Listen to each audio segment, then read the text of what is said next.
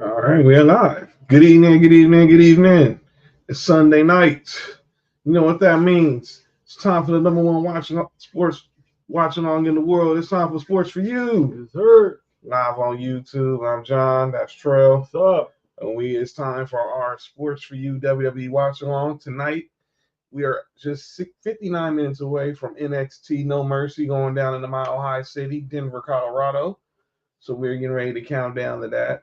The final 60 minutes as we're seeing the scene of the Mile High City right now, aka Broncos country. Let's go. And yeah, and obviously tonight it's NXT country tonight. So we got a lot we're gonna talk about in this first hour, leading up to No Mercy, which starts promptly at the top of the next hour on streaming on Peacock. We're gonna recap yesterday's Bash in Berlin Premium Live event, plus give our previews and predictions for tonight's show. Look ahead to the weekend wrestling that's coming up in WWE with Raw and NXT and SmackDown at the end of the show, and then we're gonna do a special wrestling version of calling out names to end the show. If you watch Sports for You, you know we do calling out. Y'all know what calling out names is, so we're gonna do that at the end of the show because there are some couple of things that need to be called out in the wrestling world that we'll talk about. Trell, our third watch along. How we feeling? First one for NXT though. How we feeling? Yeah, I'm feeling good. I'm feeling excited for this one. It's a shout out to Bella. Bella, This, like you said, this is our first NXT watch along, so I'm anxious to see what they got going on today as far as the third brand of this company. And they're the men who are main eventing tonight's show, walking into the building. NXT champion Ethan Page just walked in wearing the pink jacket. And there's the man that everyone believes in Joe Hendry. Obviously, that's going to be the main event tonight with a little wrinkle that we found out Tuesday. Trick Williams is going to be the special guest referee for this match. And, you know, he has a somewhat of a vested interest because Trick Williams was not pinned at Heatwave when he lost the title, the NXT Championship to Ethan Page. I was looking at the card as they're showing it on TV. Basically, my boy got next. Yes. He said he got next. I was watching, they're showing all the card on Peacock right now or on the WWE social platforms if you're watching the Countdown show as well. Kalani Jordan is going to defend the NXT Women's North American title versus Wendy Chu. The NXT Men's North American title, Oba Femi going to defend against the Don of NXT, Tony D'Angelo. Obviously, the Don's got a lot on his mind. He wants to bring gold back to the family. I think he's a good one too. And here's a match that I'm really looking forward to seeing tonight: the NXT Women's Championship match tonight between Roxanne Perez and probably one of the fastest rising stars in NXT right now, and Miss Jada Parker. And then we got a rematch for the NXT Tag Titles as Chase U will take on Nathan Frazer and Axiom. Busy weekend for Chase U. How about this? Yeah, shout out to Riley Osborne for pulling up the TNA and showing up and showing out on Friday at Emergence. He didn't get the W, but he put on the show for the brand. That's for sure. And this match is going to be full of emotion when Wesley goes one-on-one with the new TNA X Division champion, Zachary Wentz. Yeah, especially Wesley said he couldn't win nothing on his own. Look at him now. Yeah, he walked into the building tonight, basically told Wesley, hold my beer. But how are we feeling about let's just dive into it. Yesterday morning, a certain brand had a PLE in Germany. It was lit at Bash in Berlin. Uh-huh. It wasn't a big time card lineup, but it wasn't a lackluster one up either. Right. Overall, I thought it was a good transition card to get us from SummerSlam to Bad Blood. So it was basically an appetizer for the next big event. Right. So I enjoyed that pay-per-view. I give that pay-per-view overall, I give it probably like a solid 8.5 out of 10 for what it was. Yeah, I think a lot of people were saying I saw our boy Kenzie hitting. It was like seemed like it was more predictable. But I think there's nothing wrong with it being predictable because I think obviously Bash in Berlin was really there for the WWE University to go back to Germany, make another imprint internationally. Yeah. And this is pretty much the bridge between SummerSlam and Bad Blood. So now we have SummerSlam, and now this is going to be where we get the real the real bridge for Bad Blood. And I agree. it's going, and I can't wait. Obviously, Bad Blood. By the way, there was some big news about Bad Blood that is being reported. It hasn't been confirmed by anyone, but it's being reported that Bad Blood will have a special start time. If you notice, they've saying 6:30 Eastern. So there have been reports that Bad Blood will start an hour earlier than usual. It won't be at its normal 7 Eastern, 4 Pacific time slot streaming on Peacock, but it will be at possibly 6 Eastern, 3 Pacific because of a USC event that's going down that same night. And obviously TKO owning both the WWE and UFC does not want conflicting events with their streaming and pay-per-view sell. So yeah, they don't want to have a program war under the same umbrella. So they pretty much told Nick Khan, like, hey, we don't need to bump you up a little bit, player, because UFC primetime on Saturday is usually our domain. So when it's head to head like this, it's the big time pay-per-view. You guys will have to start a little bit earlier than us. So it's all business and it's all the same umbrella. So everybody's eating, and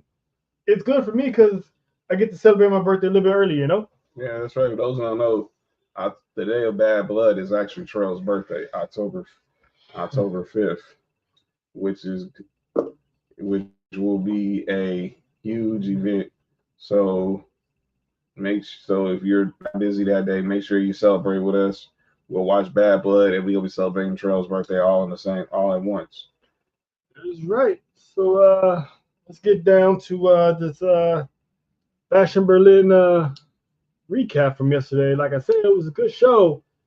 Like 13,149 people jam-packed that arena, which is for them the largest grossing gate they ever had in any event, whether it's concert, sports. So, and man, those European crowds, man, you can tell those are the football or soccer, if you will, fans, because man, sometimes they put the U.S. to shame in fandom because man, they went wild. They went wild yesterday, bro. Yeah, look, and I think people don't understand when you look at the crowds at an international PLE, they are pretty much the crowds you see if you go overseas to a Premier League game. The sing-alongs, the cheers, the everything they're doing, that stuff that they do in European culture all the time, it makes the crowd it makes the crowd and the event even better to watch on TV if you're not in the building. Obviously, you saw it backlash when it was in France when AJ Styles came up and the crowd was cheering and the camera started shaking.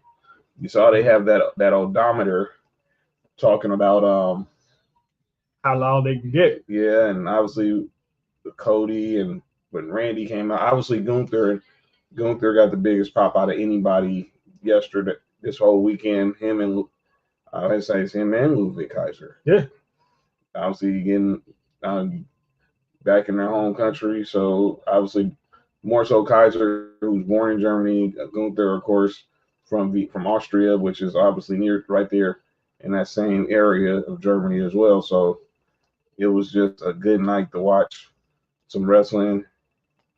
Yeah, that's true.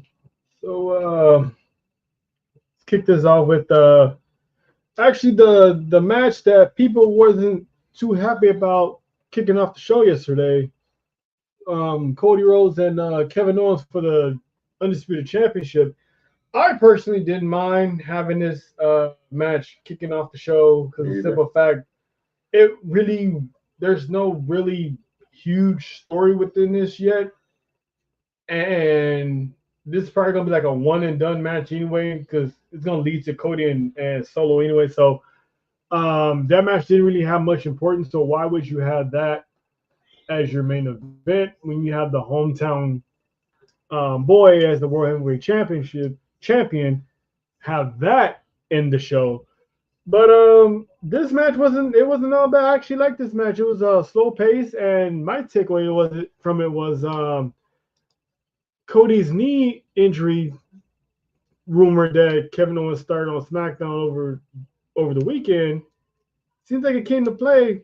came into play, but I noticed that Kevin Owens was showing a little bit of restraint. He did a lot. Taking care of that, and it pretty much was the reason why he lost, because he had the shot to take his knee out, do the old Kevin Owens, but he just didn't do it. Right now they're showing on TV, Kaylani Jordan did a sit down yesterday with Sarah Schreiber ahead of her match tonight with Wendy Chu. Logan James in the chat says 50% chance this will happen to Wesley challenge Zachary Wentz for the TNA X Division Championship in No Mercy.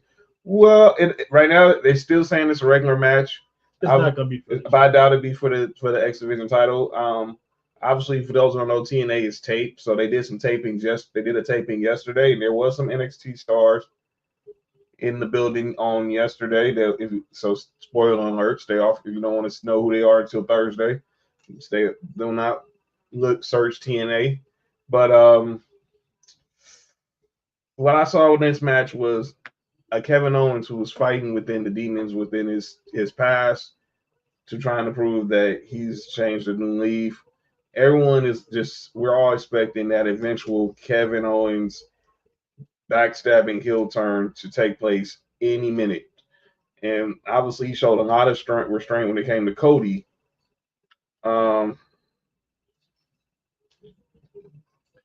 Showed a lot of restraint when it came to Cody, but I know he really wants to be a champion. He hasn't been a champion in 7 years. 7 years. Yeah.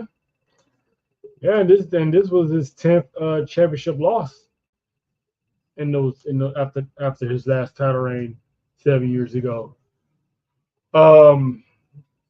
It's like everyone was assuming that Kevin Owens was gonna turn heel, but I feel like that would have been like the easy way out. Because if you listen to him when he was going down, all the other people he turned his back on, someone had it coming, whatever. You never really seen Cody Rhodes and Kevin Owens, have that type of friendship character-wise. So, and I'm still holding out the theory that it's going to be Randy Orton eventually down the line that's going to turn heel and challenge for the championship. So it doesn't make sense to have Kevin Owens and Randy Orton as heels. And this would have been too high predictable for him to turn heel, even though they tried to plant seeds or trying to do a little story around pretend he's going to hit him on 2 weeks ago. But right. I personally think it was the right decision not to have him turn heel, because it's too early.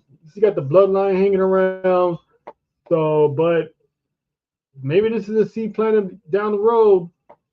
Who knows?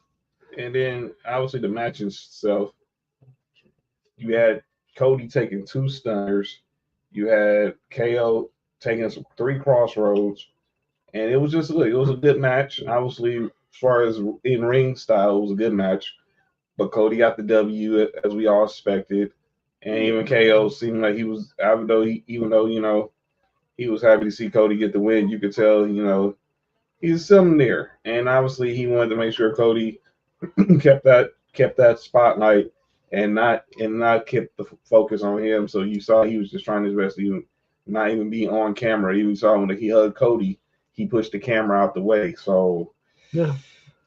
There's still more to this, and obviously we know Kevin Owens' history, but anything's bound to happen. So we just got to keep our eyes to see what's going to happen when we go to SmackDown Friday, because obviously Kevin Owens is going to definitely have somebody's going to hit that nerve when it comes to KO, whether it be an A-Town Down Under or somebody of that nature. They're going to make sure they keep reminding Kevin Owens how much of a jerk he really that they think he is, and they're not buying this whole act of him trying to turn over a new leaf because of his friendship with Cody. Right. Let's go to the second match. We'll quick on this briefly because it was a match I think we all knew, kind of figured was going to be the outcome, and I'm glad it was. Yeah. And that was, now we have 2-time women's tag team champions in Jade Cargill and Bianca Belair. I'm gonna give the Unholy Union some credit, using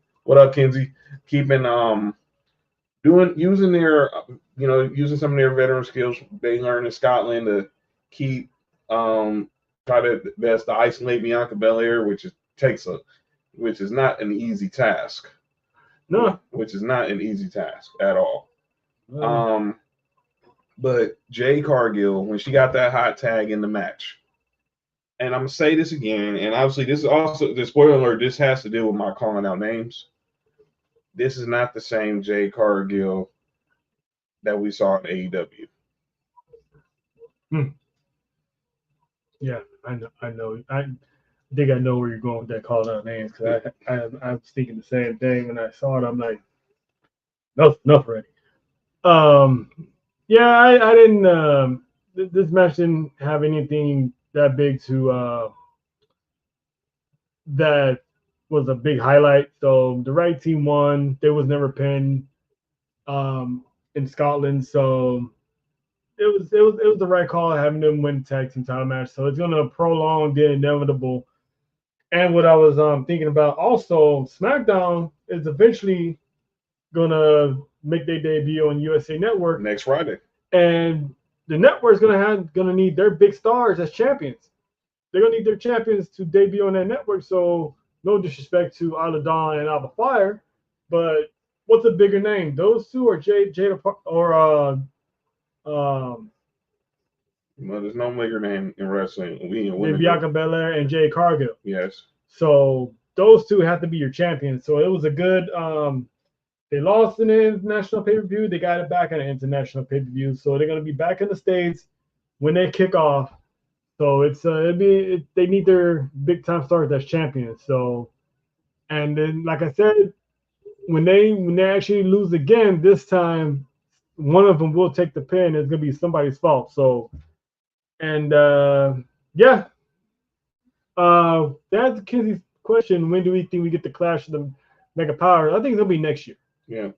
It's gonna be next year because, in my opinion, that the inevitable is gonna happen at WrestleMania, or unless they have a match beforehand, they have WrestleMania as the payoff. But I would have them as champions for a while and then start that dissension later on in the year into the new year, especially at the Royal Rumble. Mm-hmm. Have one of them eliminate the others or something like that. That'll get the ball rolling. Then they'll lose the tag titles maybe on the episode of SmackDown or Elimination Chamber, and you can go from there. But them going one-on-one, it's definitely gonna be next year, Kenzie. Yeah, and obviously it's gonna be interesting to see obviously when it happens, because this is obviously these two have been compared to forever within the last 4 years since obviously Bianca got called up from NXT. Jade Cargill came on the scene at AEW, and obviously we want to compare one strong black woman to another strong black woman, which obviously to me is lazy thinking. But I get why people do it because they're both phenomenally gifted at what they do. I'm not gonna lie, I was thinking that too. Like eventually it's gonna happen, and obviously now Jade Cargill. I mean, we all got the news. We were all shocked by that news in the middle of the night that Jade Cargill was leaving. I wasn't. What happened in the middle? Not that she was leaving. It was like, dang, it broke like while everybody was asleep. You wake up in the morning and Jade Cargill was in Orlando at the PC. So we all knew she's destined for greatness. And like I said, I'll allude to it more calling out names. She's a different Jade Cargill than she was in AEW. And that is a lot to deal with both Shawn Michaels and Triple H. And obviously everyone down at the PC. And I'll explain why I'm calling out names, but they'll have a celebration tomorrow. We'll talk more about that when we at the end of the show. Then let's go to match number 3. To piggyback on that, I did when Jade Cargill debuted in AEW, I did say to myself, eventually she's gonna land on the other side. Mm-hmm. So it was good that she went there first. She built her brand over there. She got her name big over there. She had that undefeated Goldberg-like streak that lasted a long ass time, which that's pretty much all they had for her over there, because obviously you don't have good creative over there. So I did find out that it was pretty much last minute I found out that her contract was ending, and when she lost the championship, it was literally her last night. Yeah. And then she pulled up 2 days later at the PC. I'm like, yep, it's going down. When that night happened, she after she loses the title the Chris Statlander. She goes away for like 3 months, and then that's when the rumblings start. And then she pulls up at Dynamite, squashes the Renegade Twins, takes out Chris Statlander, holds the TBS title, and then the report came out that she's gonna face Chris Statlander for the TBS title on Rampage. Be reminded, Rampage is taped, so people are already gonna know the spoilers are out there. And obviously, Dynamite happens that Wednesday, and Rampage happens is taped immediately after. And then the news just broke that late Wednesday night, early Thursday morning, well Tuesday night, whatever. But the news broke, and Jade Cargill was in WWE. Matter of fact, it broke that Wednesday because it broke like you said, it broke the day that the match happened, which was actually a Wednesday, because she pulled up to the PC that same day. Because I remember I was watching the bump, and they had the news all over WWE social media, and it was just crazy. But I'm happy for her, and obviously her and Bianca are going to continue. I think this run's going to help try to elevate the tag team division, especially with a certain team that they seem to can't get rid of.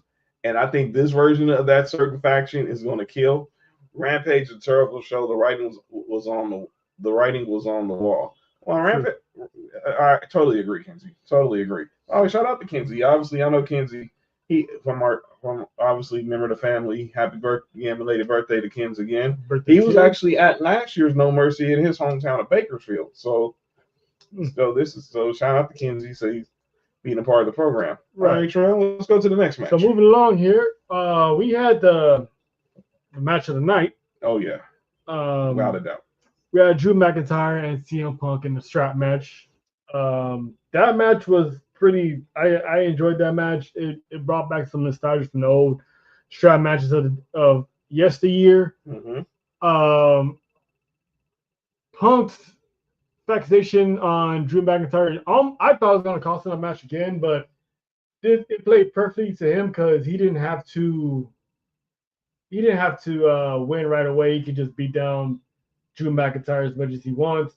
The man gave Drew McIntyre 4 GTSs, damn near on each post he landed on. He stopped, gives him a GTS, touched another post, stopped, give him a GTS. So it was actually pretty cool. He finally got the W on his second match, his second one-on-one match back in the company, and he finally got his quote-unquote $2 bracelet back.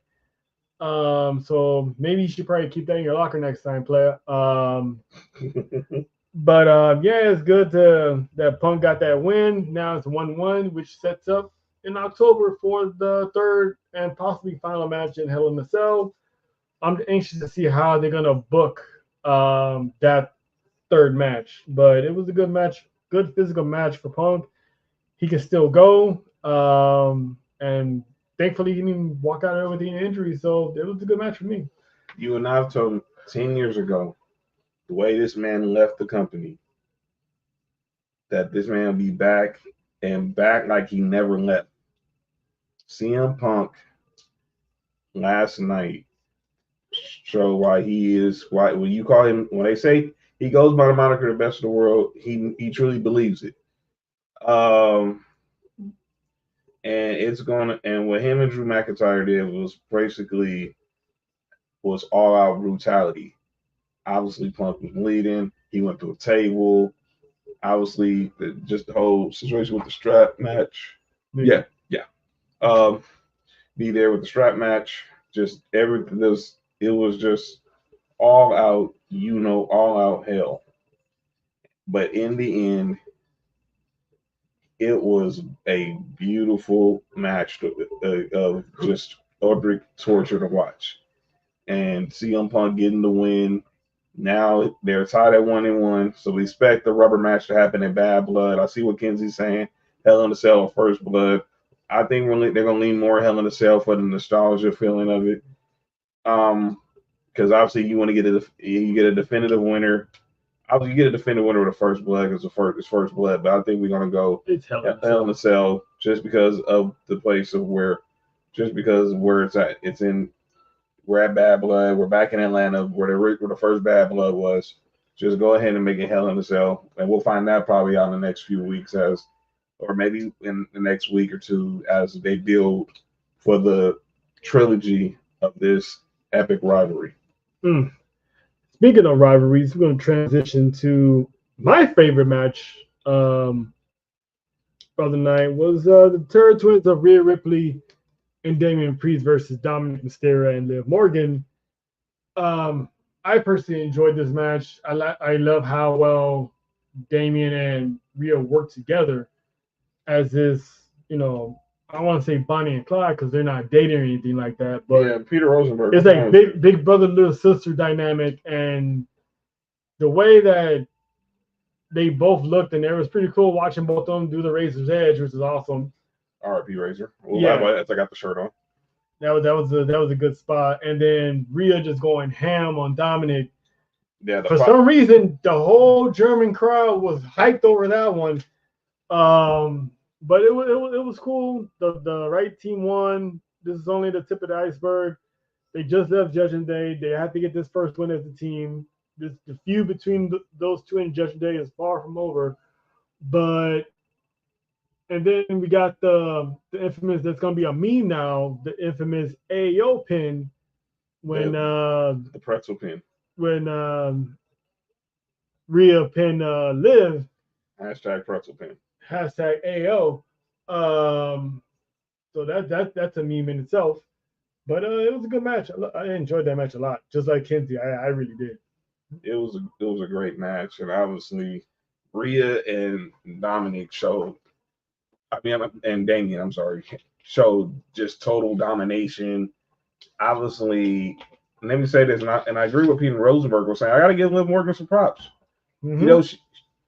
I know a lot of people are wondering, like, where's this version of Liv Morgan going as far as with the championship? But the way she's being booked with this Judgment Day, she's just some of the best work she's had in her career, probably since the Riot Squad days.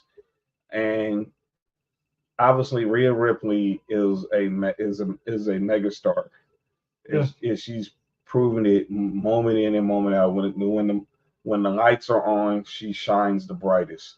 And her and Damian Priest, this dynamic, because it's not just obviously in the ring. They're really like brother and sister outside the ring. Obviously, one person is missing from that equation because obviously he's no longer with the company. But they are really like family. And obviously, when you think of what they've been through, obviously it's been identical with their careers. Is obviously it all starts with obviously they seem like they were on their way to being they win championships when they first get called up to the main roster, and you just expect that okay, this is going to be what's next, that they're going to be what's next, and then obviously you can tell they kind of lost a little steam and kind of started losing that push, and obviously they needed something to get them going, and Edge comes with this idea with the Judgment Day to help showcase underutilized talent, and obviously they were the first two are the Judgment Day, and obviously Finn Balor was one of those underutilized talents as well, but so when he came in the group, it came at the sacrifice of Edge, and unfortunately we all see now where this is going, and Damian Priest obviously he couldn't let his reign as world champion hold him down, and and because a lot of people think it was a one and doneer, but he's proven that look, this is what he's built for. He's built to be a WWE superstar, and look what he's been doing ever since. Yeah, he'll be champion again. Yeah, obviously he's a former United States champion. He's been a 2-time tag team champion. He's a North American champion, senior Money in the Bank, and then now he's a former world heavyweight champion. So I do expect he will have his moment again. He will have his moment again, and it's going to be worth, and it will be worth a while. So, but them two last night are just going to be, it's going to be insane. Obviously, this sets up for bad blood with them because obviously Liv getting pinned by Rhea also shows that now they can get they run it back for the women's world title. I know everyone wants to see a match with Rhea versus Dominic, and Obviously, Dominic said he's down for, he's not scared to face Rhea Ripley in the match. But then Rhea quote treated him and said, "Bring it." Yeah, those two, not Rhea, Liv and Dom. I'm actually proud of Dominic because coming from where he started to now, he's doing his best work on his own, and he's working his way up to being like one of the best heels in the business. Liv, this is her best work ever. Her first run was lackluster, but now given this whole new psycho Barbie attitude, and it's like she's like that toxic girl next door that your homeboys say you're not to date, but at the same time it's like, hey, I'm not mad at you. Mm-hmm. Like I said, it's like her best work she's ever done ever, and the fact that she's doing the best heel work and lined up with the Judgment Day, it's bringing out that personality in her that I actually enjoy seeing. So props to her and props to Dom for making that match pretty good, because they had their own offense in there, and Liv Morgan's been pretty physical in the past couple of months, so I can really appreciate that. So transitioning on here to like the last match of the night, the main event, which I forgot who said it, but if you inspire to be a pro wrestler, go back and watch that match, because it pretty much is it's a lesson wrestling 101 on how to sell the story, how to tell the story, and how to dictate the pace of this match, because it was physical and methodical the entire time. You were watching two guys, masters of their craft, one being a legend and that we grew up on. Yes. And then the other one a legend is a future certified legend in his own right. So watching these two guys go one-on-one, it was a clinic. It was a wrestling clinic from both guys. It was no one was outshining the other. No one was carrying the match. They both looked good doing it, and it made their match better than the one that they had King of the Ring. So I appreciate matches like those, and clearly the right person won. Randy Orton wasn't winning. He wasn't becoming 15-time champ. So I was happy for Gunther, and I was actually happy for Ludwig Kaiser because he had a Paul Heyman moment yesterday. I was expecting to be there, but I thought he's gonna run interference. I didn't know that was a smooth segue. I didn't know he was gonna be like, "Excuse me, Samantha, no disrespect, but I got this." So he had a Paul Heyman moment. It was one smooth segue for Samantha. We thought she was gonna do her thing as she normally does when she's ring announcing. And here comes this hand. You see just this long arm with a black suit. And I'm like, what the heck? And then I turn around and it's Kaiser in his home country of Germany getting a chance to do something that he had never thought he would be able to do. And that is make this famous announcement in his home country, in their home country. They've been ride or die boys for the last 15 years, and now they're both at their peak right now. If you think about just the week they had, being in Germany all week for the Build the Bash in Berlin, Kaiser then answers LA Knight's open challenge for the United States Championship on SmackDown, and basically he's looking like the face because obviously LA Knight is on enemy territory, and then you get this night. And then you get what happened last night. So it was a great match. And how many people could say their first two title defenses, they put both opponents to sleep. And it was convincing. And then Randy Orton extending his hand to Gunther, like, this is your time, dog. You can. It was the other way around. Technically, right. You're right. Yeah. Well, actually, Randy accepting. Yeah. Gunther. And no, Kinsey. Orton and Edge at Mania was not a clinic. It wasn't. They built that up to be something that it wasn't, and knew it wasn't going to be nothing. So, but no, that wasn't even a clinic, not even close. But yeah, you never seen Gunther shake anyone's hand, show anyone respect. He always says that's the sacred man, and he'll wipe the floor with his feet and walk off. This one, he actually faced someone that gave him that same energy, that gave him that same work. So for him, he was like, "Oh, you actually made me sweat for this. You actually made me put in the work to win." Because Orton was in multiple positions to win that match, especially with that RKO out of nowhere. So for them to have that mutual respect, now Randy's gonna go back to SmackDown, or maybe this is one of the trades where he stays on Raw. We'll see starting Monday. Mm-hmm. And looks like we got a guest line and waiting, John. All right, joining us. He is this. There's a group that I've joined for Sports4U and myself. It's called the Wrestling Society. They're on Facebook. And joining us is one of the leaders of this group out of Knoxville, Tennessee. He's the CEO of the Wrestling Society, Herman. But everyone knows him as Professor Bear. Professor, what up? What's going on, gentlemen? What's going on, sir? Good. Hold on. Time out. We gotta put some housekeeping issues real quick. Yeah. Because see, I was watching and I was like, man, how dare them? They're gonna let me come on the show and have some LSU on. What kind of mess? Oh! See, I wouldn't even go. See, you going there? Nah. But here's my thing. You told me you're from Knoxville, Tennessee. Do you live in Knoxville currently? Born and raised. Okay. How the heck are you in Knoxville, Tennessee, in formation, wearing an Alabama shirt? Because my family. Quick story. All my family comes from Alabama. I was born here, and as a kid, trying to rep Tennessee around my family was you got sliced up. Sliced up.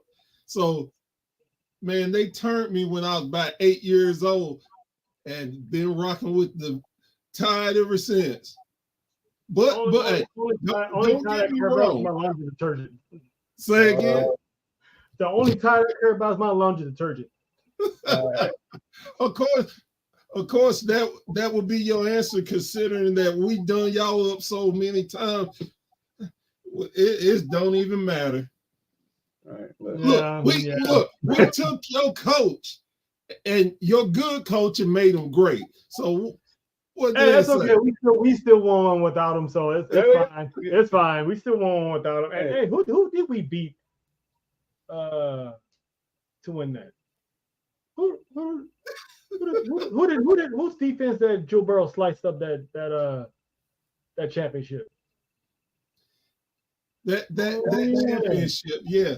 That game. Yeah. Hey, how about the game we whooped y'all? Y'all cried so much they put us in the championship, and we whooped you again. Hey, speaking of championship, y'all weren't even supposed to be in the playoffs anyway, just because y'all beat Georgia. But that's another story for somebody else.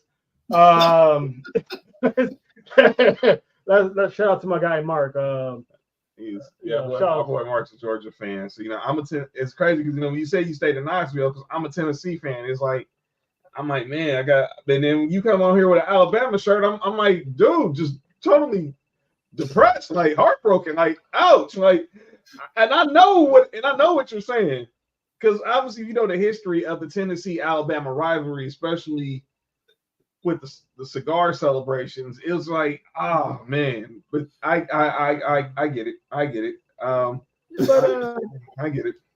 Enough of the SEC stuff for the day. We can get into that at another time here. Professor, what did you make of Bash in Berlin yesterday? To be totally truthful, it was a B pay-per-view.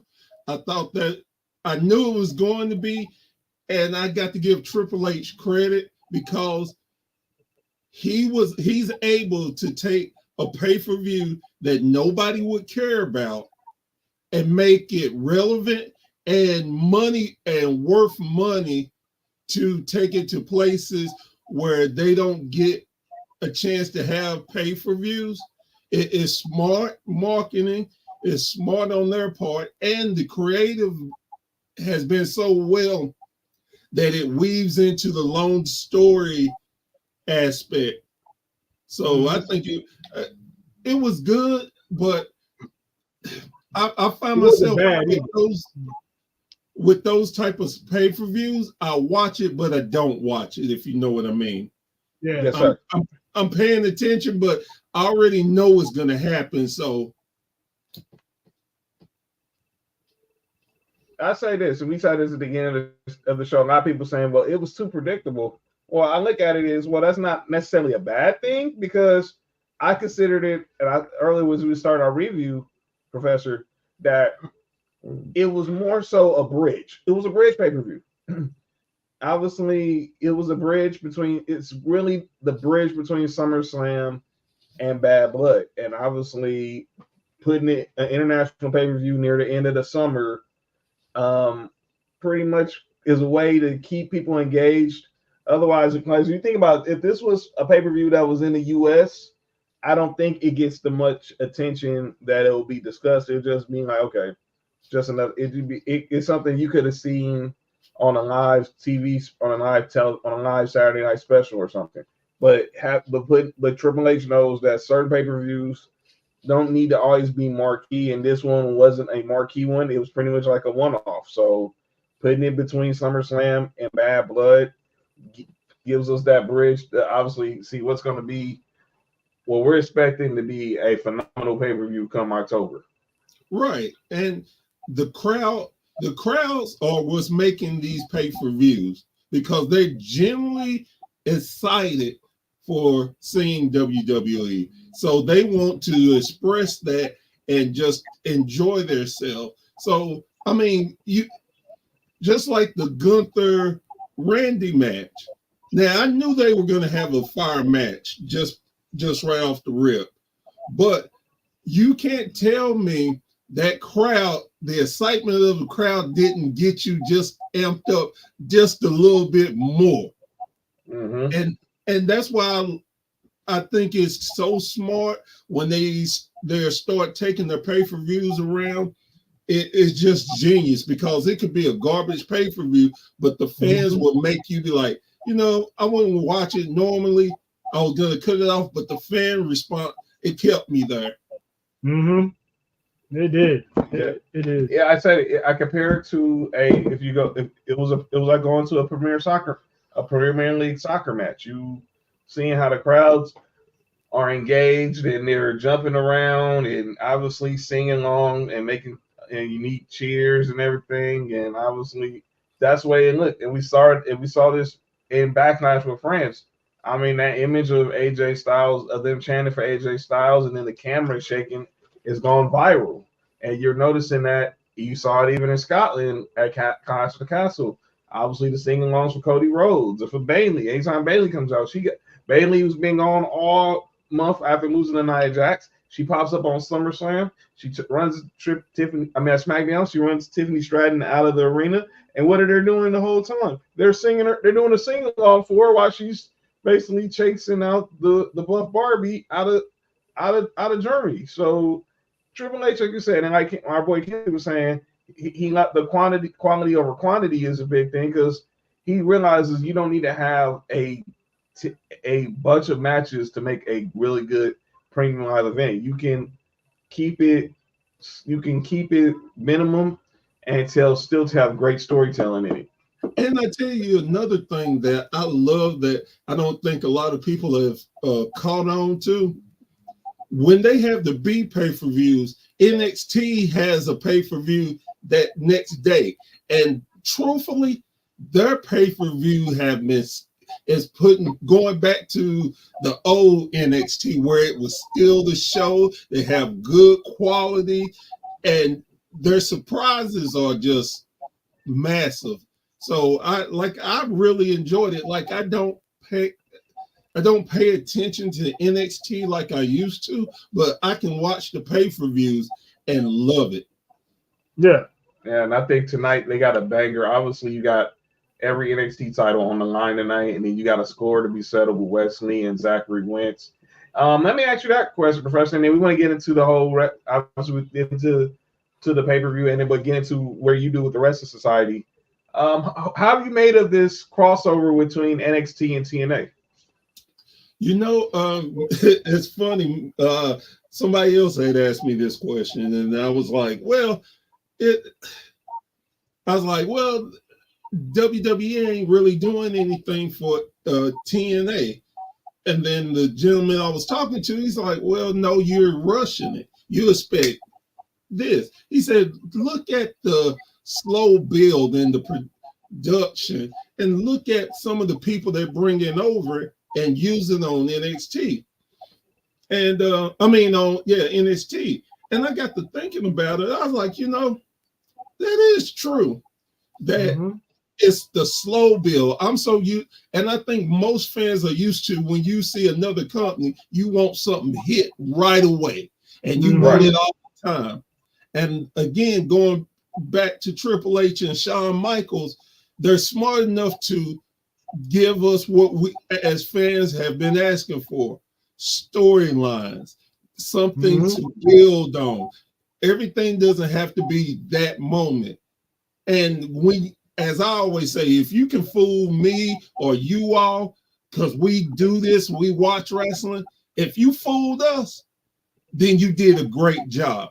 Yeah, absolutely. I agree with that. Because, like you said, they're not just having anyone show up on NXT. They're having they're using TNA's top talent on NXT to put them over, like Jordynne Grace. They gave her exposure. They also gave the Rascals some exposure, and they're in the storyline with Wesley. Then you add in Rosemary, who made an appearance, and then of course their feature star in Joe Hendry. They're helping TNA get that guy even more over than what he is, because now you got athletes on social media singing his songs. You got people everywhere singing this guy's songs. So they're helping out TNA a whole lot more than what we realized. And their pay-per-view buys and attendance has actually went up since that merger. So it's I always said it's helping TNA a whole lot more while giving WWE a chance to scout, people that they might want to bring in when their contract is over. So it's like legally poaching, contract poaching, if I may say. So legal tampering. So they're pretty much they helping each other out here, getting them over. And hey, if things don't work out, you already have a rapport with us. Our fan base already know you guys. So, Right. And look, I tell you something about Joe Hendry.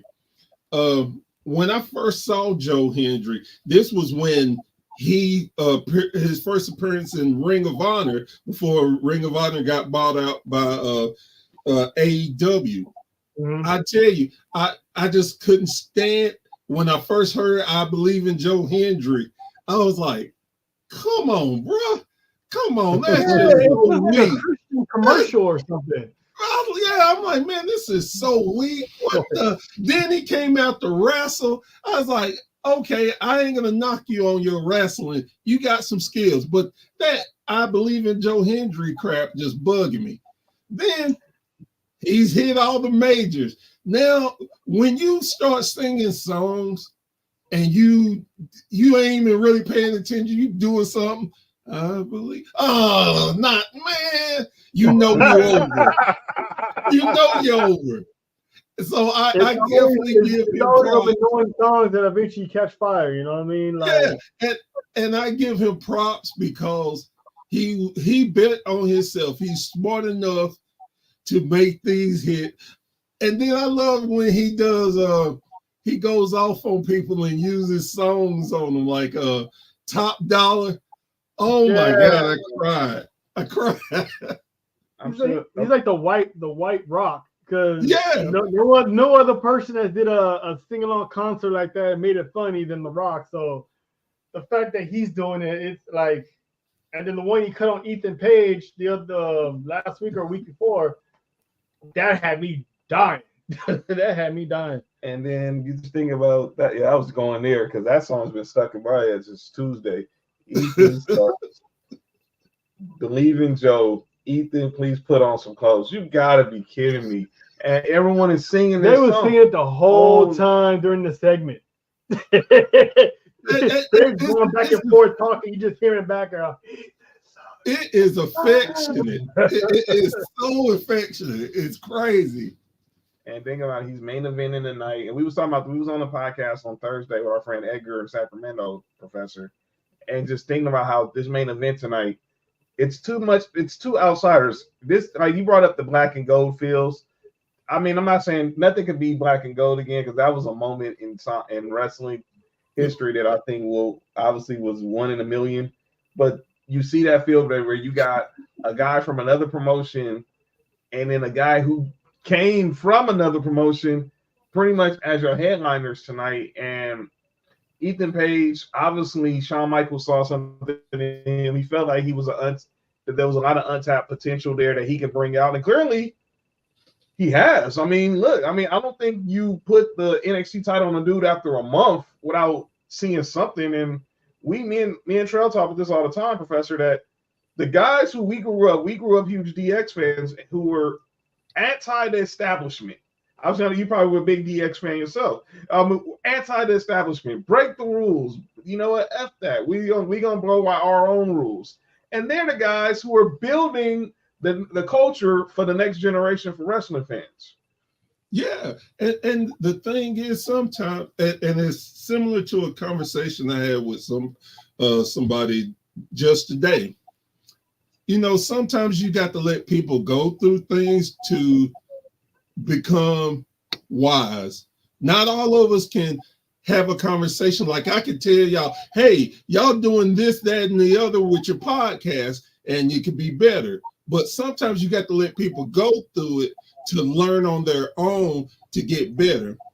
The one thing when Shawn Michaels got on my nerves, Triple H got on my nerves. But the one thing I love about Triple H, he's a traditionalist.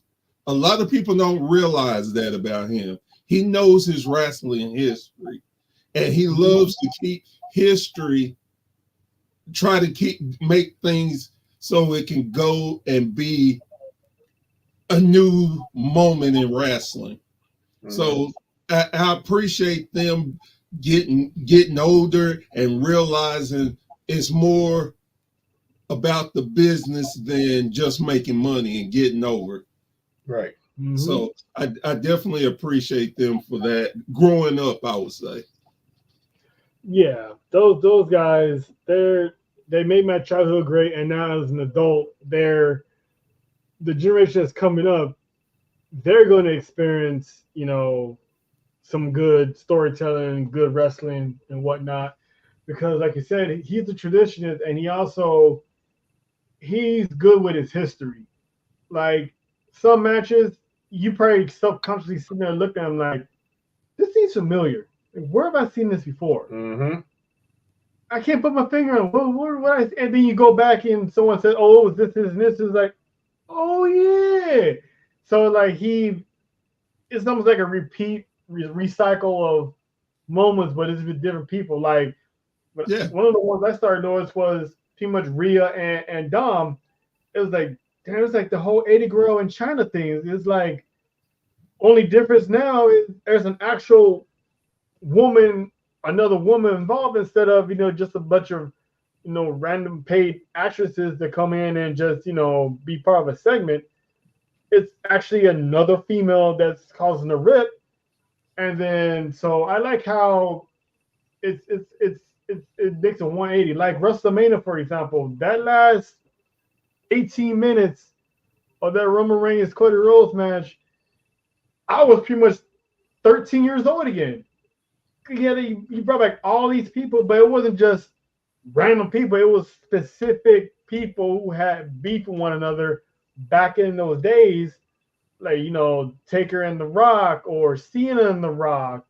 And then you had, like, you know, the Uso brothers. So it's like all these rivalries all at the same time, mixed in with the old, mixed in with the new.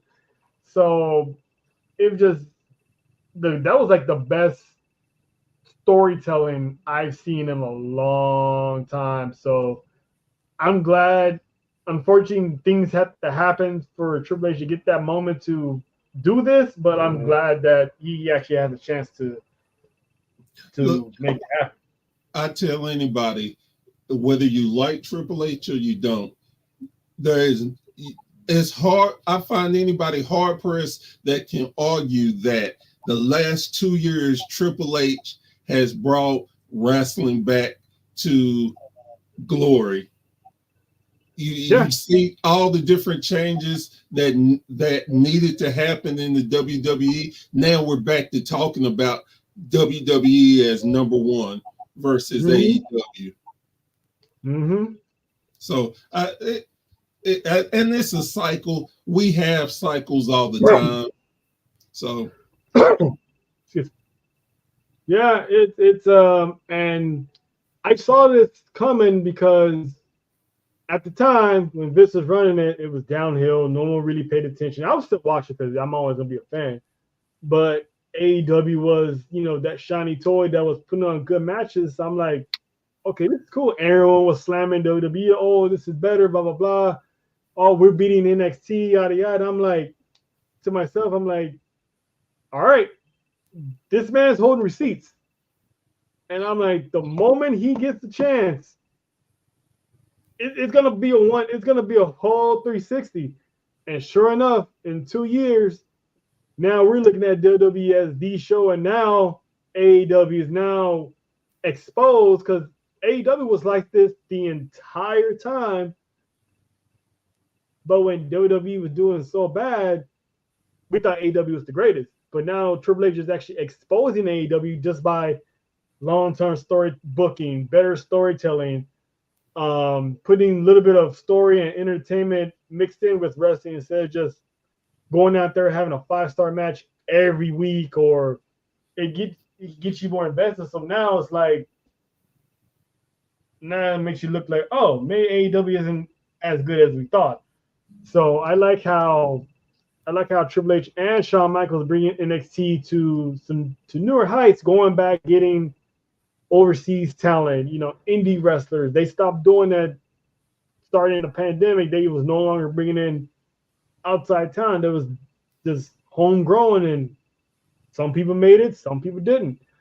So now it's like you're doing the mixture of both, and now you're bringing in people from another active company that's striving right now. So it's a good time to be a fan of wrestling, that's for sure.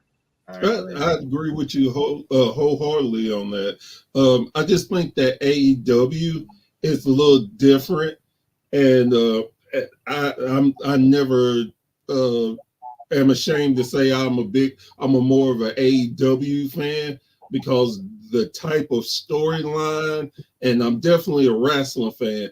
So I like theirs a little better than WWE, but my biggest thing is, and I tell anybody this, be happy we got this competition. Wrestling is best when we have 2 or more major companies going at it, because when there's no one, it's boring. We will pick it apart. Be happy that we're back in this genre. Stop crapping on, oh, they have only 2 people in the building. Oh, their ratings are I don't care about the ratings. I don't care how many fans are there. If you put on good matches, I'm with it. Yeah. And now I'm watching TNA also. So my whole week from Monday through Friday is wrestling. And it used to be just Monday, sometimes Tuesday, and Friday. It's wrestling on every. So I do wrestling so much. I'll be looking at the independent wrestling, scouting that. Man, some days I got to take a wrestling break. And it's a good thing you went there, because I want to segue to what you do, obviously, with the Wrestling Society. Tell us how this group of wrestling fans came into this society, where you're promoting podcasts and independent wrestlers and independent wrestling events, and obviously being a group of wrestling fans. How did this come about, and how long have y'all been at it? Okay, well, it started with I'm a co-CEO. The original CEO, his name is Brady Owens. And I think it was 2018, he had a dream that he wanted to put together stuff for wrestling. As wrestling fan, when he was younger, you had to go to different channels. If you want something, you had to go look on the internet and you had to search different things. So he's like, man, we could do something better. And he wanted a podcast. So in 2018, he tried, he failed. So he stopped for a little while. Then he realized he needed a team. He couldn't do it on his own. So he put an ad on Facebook looking for people who wanted to jump on and co-host the podcast. Well, luckily enough, I saw it, and I wasn't going to answer it, to be truthful. And I went, sat down with my wife. Me and her were talking. I said, babe, I saw this guy doing podcasts and stuff. She was like, oh, you need to be all on that. I said, man, I said, nobody ain't gonna want to listen to me. She's like, baby, you'll debate anybody. If God came down right now, you would say, Lord, I truly don't mean to show no disrespect, but you wrong, and blah, blah, blah, and debate with the Lord. So she's like, go do it. So I went, sent in a little interview clip, and he hit me up an hour later, and we've been rocking ever since. So basically, we started as a podcast, and one day we were talking, and we wanted to do more. And I think it started with our 2K promotion. We talking about people doing the 2Ks and making it have a real feel to it. We're like, man, we could do better than them. We can do some real storylines and blah, blah, blah. So we put that together. And we had our first pay-per-view, put it out. Man, we were shocked. We had 100 people look at it. We couldn't believe it. So then we were doing it weekly, and we started noticing our numbers going up. And then we're getting people from overseas watching it. We're tripping out. So we put it out, and I think our biggest number was almost 20,000 that looked at our pay-per-view. So then he got to think, he's like, man, we should do a podcast. An app, so people can go together and see everything and don't have to go all over the place. So we got together, talked to some podcasters, some indie promotions. We had material, we put it together, and then we started the app in, I think it was March. And it's so much different stuff on that app. And man, we just been going big time. And one of the best things about this app is free. You ain't paying nothing to get all this wrestling content. And I'm like you, I'm telling you the story, but I'm trying to keep my eye on when the match starts. You're good. You're good. We're on the same accord. So yeah, we built from there. And while we got that going and stuff, then Brady decided he wanted a website. So we did a website. It's called the WrestlingSociety.com. And you go on there, we got a podcast room where we promote different podcasts. You'll see a bunch of different podcasts. You click on it, it takes you to their page, and you get to hear their stuff and to enjoy them. It's because wrestling is so unique. Different people have different views, want to have different takes. So that's really, and the best part to me is every week we have an independent wrestler of the week. We want to give shine to these wrestlers, to let people know there are good wrestlers outside of WWE, AEW, and all the other big names. And everybody, and you can vote. You can vote on who you want as an independent wrestler. Believe you me, I see it every day. All right, so I got a question. And I know Trail got. I know you just probably just blew Trail's mind with everything you said about. Cause I'm gonna ask this because especially with the indies, because a lot of people. I try to explain this to my daughter's mother. She's a wrestling fan, and I try to explain to her a lot because she sees what she sees with WWE and maybe AEW a little bit. She doesn't watch like NXT or any NXT or anything. And I explained to her a lot of shows. They're more so closer to what AEW and NXT has than what did you see on Monday nights and Friday nights. Obviously, we got people. There's independent wrestling shows. I've never been to one per se, but I know like they've had them here all over LA for years. All the small promotions you wouldn't know about, but if you're a real wrestling fan, you would know. Why is it important to highlight independent wrestling? It is so important because the people that you see on the indies, you may see in 5-10 years on the big show. They could be your world heavyweight champion, women's world heavyweight champion, tag team champion. They are the next level of people to continue our sport that we know and love.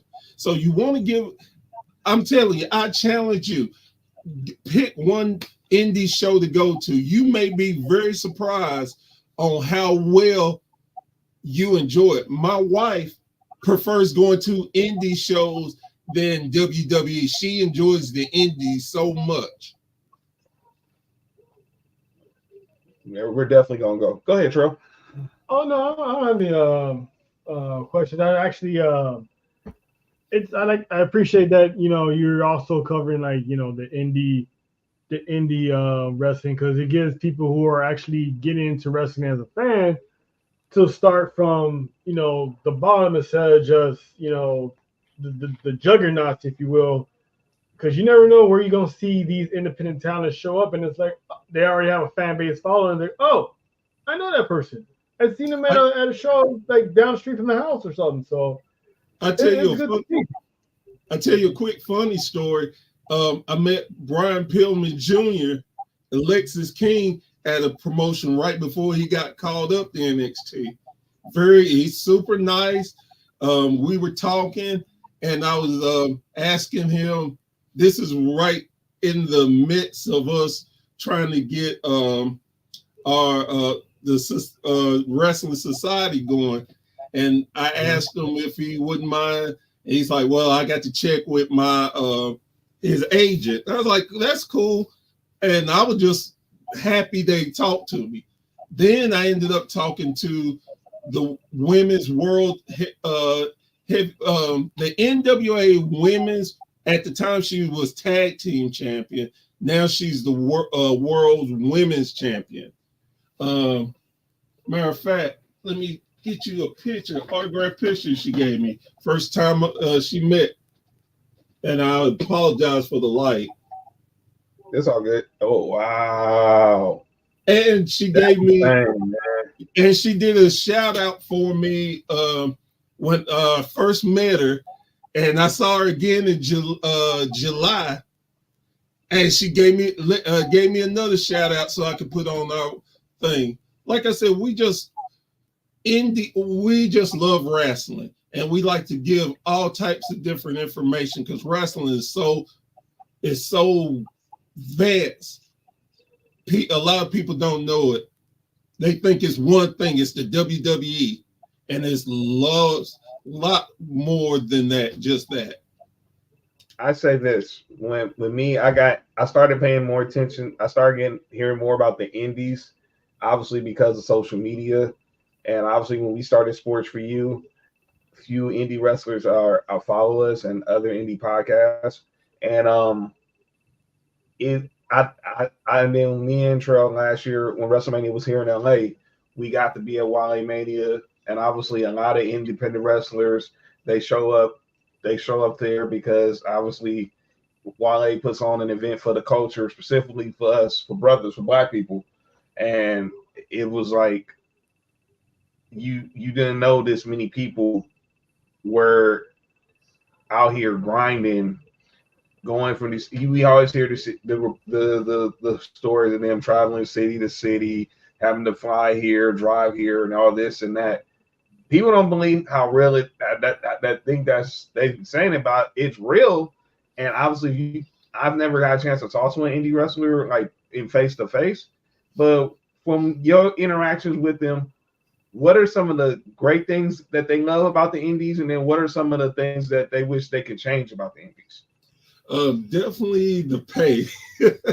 I mean, I tell you, when you hear indie guys say they only made $50, they're not lying. They don't make a lot because the promotion is not getting a lot. When you don't have a lot of fans, plus you have to pay for certain things. So you're trying to get ahead, but a lot of times you're breaking even. So I think that is one thing they would definitely change. They love the atmosphere with working different crowds so you can gain your craft, learn better.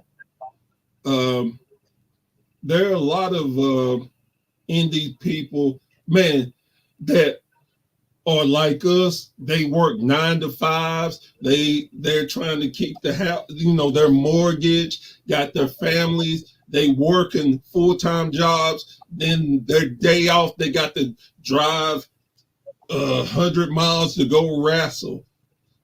So they're about that grind, and everybody has that dream to be in the majors one day, being able to make that money where their whole family is taken care of.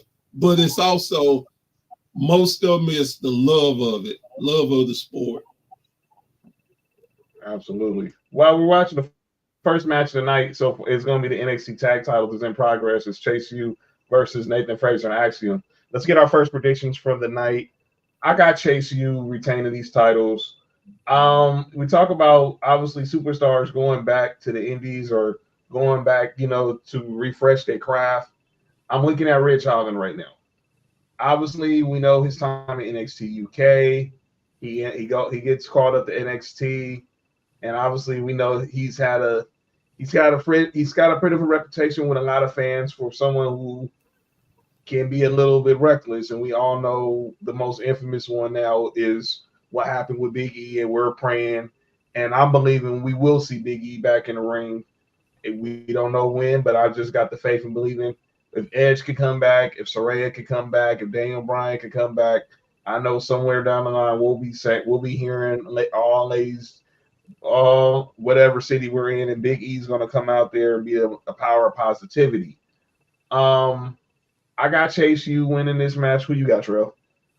All right. So, there was a near fall on that one right there by Nathan Frazer. I got Chase U. This run right now, that's probably set up for future Ridge Holland heel turn at the moment, but I like how Chase U wasn't really winning matches, then Ridge Holland came in and they pretty much kind of went his way, and now they're I think Chase U's like what, 2-time, 3-time champions now? This is their second reign. The first one was Chase and Duke Hudson. Yeah. So looks like they're about to do a Spanish fly. Axiom. I tell you what, that is amazing that they can do Spanish flies like that. Yeah. And sometimes like in just the flow of the motion, you just there it goes. Chase. Okay, Andre Chase showing out today. Oh, 1, 2. You can't tell me this dude doesn't remind you of Dean Douglas. I thought to be honest, I thought Andre Chase was kind of boring out of the group. Like I seen him wrestle, and it's like, yeah, I'm not really impressed, but somehow he's a tag champion. But now it's like, all right, now he's putting out some moves that I didn't see before. I'm like, all right, this bookworm actually got something going here, and I actually hating on his shoes right now, but that's besides the point. But all right, I might have to give me a Chase U shirt one day because I got them personally winning this match. Professor, who you got winning this one? Yeah, I think Chase U. I've been waiting on the split from Axiom and Nation Frazier. Both sides got a split feel. Something's gonna happen, but Frazier has been doing so much lately. You just got to. I think they're gonna definitely end up splitting.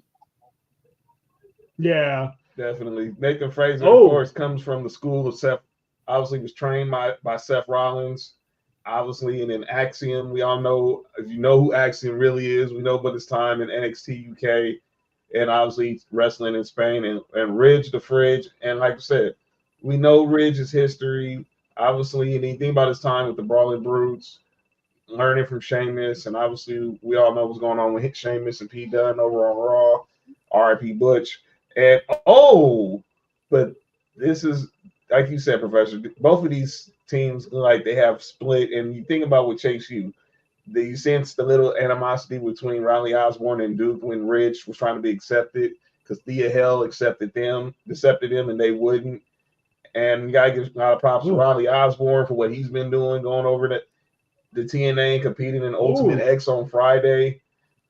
I can see, I think Chase U gets this W, but man, I got a feeling that I think Nathan Frazier is gonna snap, because he obviously, knowing who his mentor is, he learned from one of the best, and obviously you look at his, he's not Seth Rollins. I'm not even gonna do that to the kid, but you could tell he learned a lot from Seth Rollins. Obviously, the way he dresses, the way the high octane, obviously his prime Seth before the. Was like Seth probably in NXT before the injuries, and as he got older. But what? Whoa! Oh no! Was it nice doomsday device? I realize that I'm a little ahead of y'all. That's why I didn't say it. It's all good, Professor. We're all on the court. It's all great. Right. But let me say this about Rich Holland. Everybody, as far as I'm concerned, they can get off of his jock because it was an accident, and Big E forgave him. If he can forgive him, why in the world can't anybody else? Don't be a Bret Hart hating Goldberg. Oh, that is true. Oh my God, that is true. Watch all of a sudden Nick will just walk into the chat right now. Oh man, that is true. And again, I love Bret. I love Bret, but man, sometimes you got to let it go. Yeah, it's not good for your health. And look, I love Bret too. I grew up a Bret fan. I grew up a Bret fan as a kid, but I watched the Goldberg biography, and Eric Bischoff said it many times throughout it. You knew who you were in the ring with, and a lot of people knew that Goldberg, obviously, what his reputation was.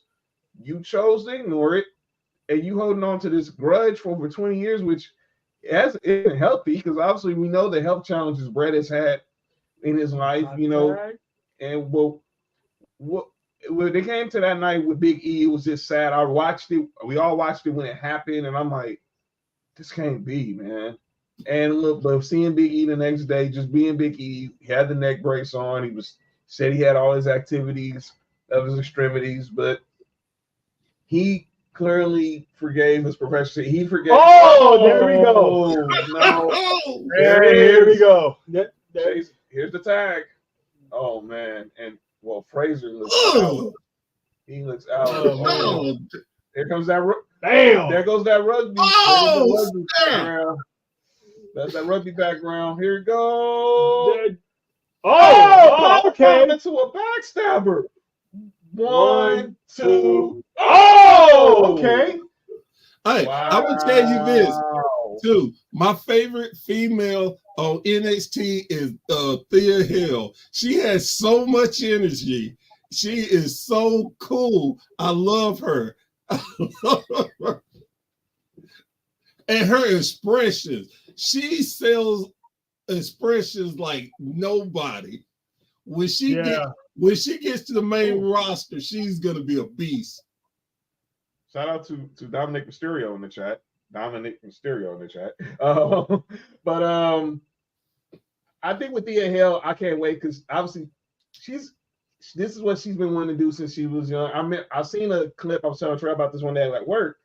We fans of the Pat McAfee show, and she's from the Pittsburgh area, like McAfee was. I think she actually went to the same high school as Pat McAfee. So Pat McAfee went back to speak at his old school, and he was interviewing a lot of the students in high school. I think she was a senior at that time, and and I guess she was asking, what advice do you have for people who want to pursue their dream? Like, go do what you got to do. Do what you do. Pursue your dreams. Don't let no one stop you. And I just remember seeing this little short blonde hair girl. Oh! They just hot potato this championship? Hey, that's why I had the look on my face like, oh, snap. So it must be that's going to be the breakup side. Yep. Ridge going to take somebody's head off. Oh, my God. We're 0 for 1 tonight so far. Nathan Fraser and Axiom regained the tag team titles, proving that they're the better tag team in NXT. And pretty much Ridge Holland and Andre Chase were just a one-hit wonder. Pretty much. But back to Thea Hale. She was sitting there, and a lot of people don't know she had a run in AEW as a jobber, but she finally got that. It was Thunder Rosa who got her connected with someone in NXT, and that's how she ended up in NXT. And I love how they played off, the whole college football draft, national signing day bit where obviously they had the hats here and she chose Chase U, and you got Chase U basically watching in the locker, watching as they feel like they signed the next great student, next great WWE superstar. And this is just, oh wow. This is total. I did not expect this. Oh, he about to go off. I feel it. Yep. Boy, that's brutal. Ridge the fridge. What? Oh man. Oh, Ridge. We knew it. So we had the wrong team doing the breakup. Oh! I mean, you were right. It was like each team had the potential. It was just which one was it going to be? Yep. And now, oh my God. I mean, I'm not really surprised at this one because they've been against them since the start. So it was like, all right, he's in Chase U. Yeah, okay. Oh my goodness. I just knew they was going to give him a longer reign before he snapped. That's what I assumed.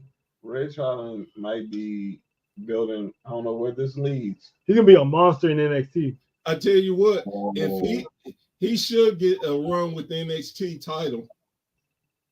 I think he can be the guy. I know. We don't know what happens tonight. But who's the babyface he's gonna beat though? But no, here's the thing: what happens tonight? I think you're on the right path with championships. I think it's the North American Championship. I say he won't. He can bypass it because of how long he's been doing it. That's just my opinion. Right. And I think Obi Fett, he's gonna be a face. He already a monster. He's just about at that point where they're gonna cheer him no matter what. Wow. Yeah. It just right now he's just gonna go on this Chase U run, gonna take them all out one by one. Wow. I'll probably maybe I would say take over in November or end of the year. They get the title shot. Well, the next PLE for NXT is Halloween Havoc. No, he's not gonna get no title shot then. I would say if he does get a title shot, it'd probably be either the end of the year or maybe the beginning of the year or something, because he needs to go on a good run, a good heel monster run before he gets considered as a champion. So this is they just written off Chase because they're bringing out the stretcher. Yeah. Well, and I was gonna say you got 3 members of Chase U. He's got to dog. Mm-hmm. So wow. So there goes. So he's gonna go through Osborne, then he's gonna go through. Then Duke has. Duke's gonna be that big test, and he's gonna get past Duke, and then then he's gonna get past Andre Chase when he gets that match. yeah, And then we'll go from there. And then I think we see what happens now with Thea Hale. Can she finally? Because I think tonight, I think we got to keep a good eye on what's going on tonight with with the women's North American title match. Well, and you know what? I forgot about the women's North America. That'd be a great title for Thea to get. Yeah. Yeah. She I think she'll definitely get over as the women's North American champion. Professor, gotta ask. Obviously, what has been your thoughts of the return of the OTC? I mean, is there any other? Tell this man, Professor. Tell. Let me explain something to you. There is only one anointed, the big dog, the original. And no matter how much they want to do whatever around, they're not going to stop Roman Reigns. And they got a couple more surprises as far as people they're bringing in. It's not going to matter because the tribal chief will come out on top. Mm-hmm. Yep, exactly. And we still got returns within the bloodline to happen as well. So it's this Civil War I'm looking forward to in November. But to talk about NXT for a second, I don't know if you watched TNA's emergence with the arrival of one John Bradshaw Layfield. That was insane. I didn't check it out, but I saw it online. It was a surprise, but it wasn't because he showed up with I can't remember Dolph's name now, but they showed they showed up in Mexico at their big pay-per-view. So I'm not surprised. And he showed up on what is it? GCW. Yeah. So I'm not surprised because as much as Bradshaw can get is just out and out a big bully, he loves wrestling. So yeah, I actually he's pretty much all but confirmed my theory on what's going to happen later on this year because he actually took to social media to explain, what happened. He was like, I don't have an itch to wrestle. I'm not coming out of retirement to fight. I'm pretty much recruiting for Triple H. So my theory is that eventually we're going to get some type of TNA invasion on NXT soil. And I think this is going to bleed into Survivor Series when you have Team NXT, basically Team WWE, but NXT versus Team TNA. So you're saying that's going to be Worlds Collide? So I think they're setting up something where pretty much JBL showed up and said, "Hey, Triple H want to talk. Are you down for a discussion?" He's like, "Yeah." So that's what I think. What's going to happen is, there's going to be some wheeling and dealing, and we're going to have, Nick Damon set up his team versus whoever the NXT champion is and their team.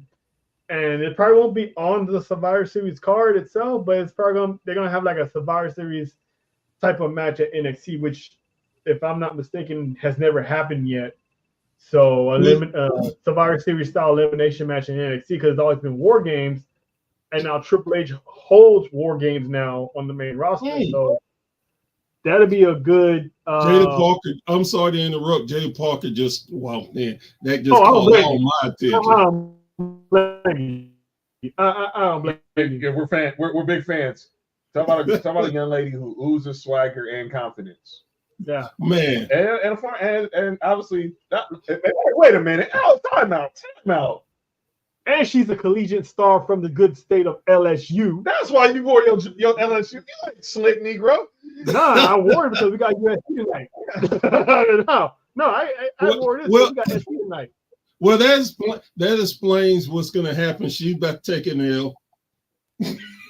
Now, did you see the interaction between her and Roxanne Perez when Roxanne Perez crashed her sit down with Sarah Schreiber, and she told I saw that slap. Yeah, I saw that slap. I was like, I'm gonna slap the teeth at you, man. She said, "Oh yeah." Before she, that's that shut your mouth when grown folks are talking slap when you was a kid. That's when the cameras stop. You like, man, if you ever touch me like that again, I'll kill you. Yeah.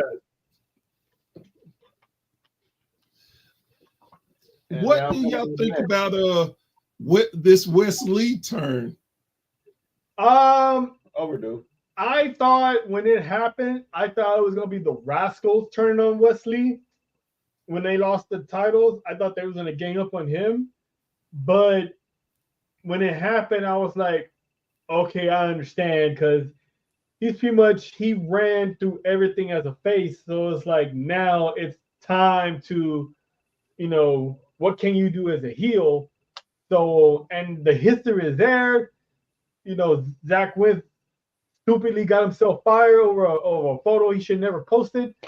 So that pretty much he could have lost his job at that time because they only saw him as the tag team wrestler.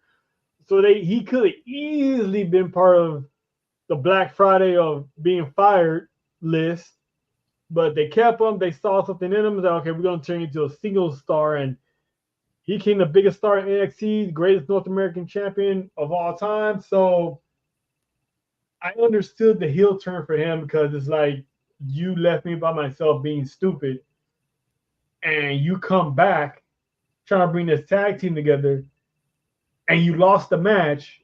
So it's like, I'm tired of carrying you all the damn time. So I like how I got, even though Zachary Wentz just recently won a title, I got Wesley winning this match, obviously. I do too.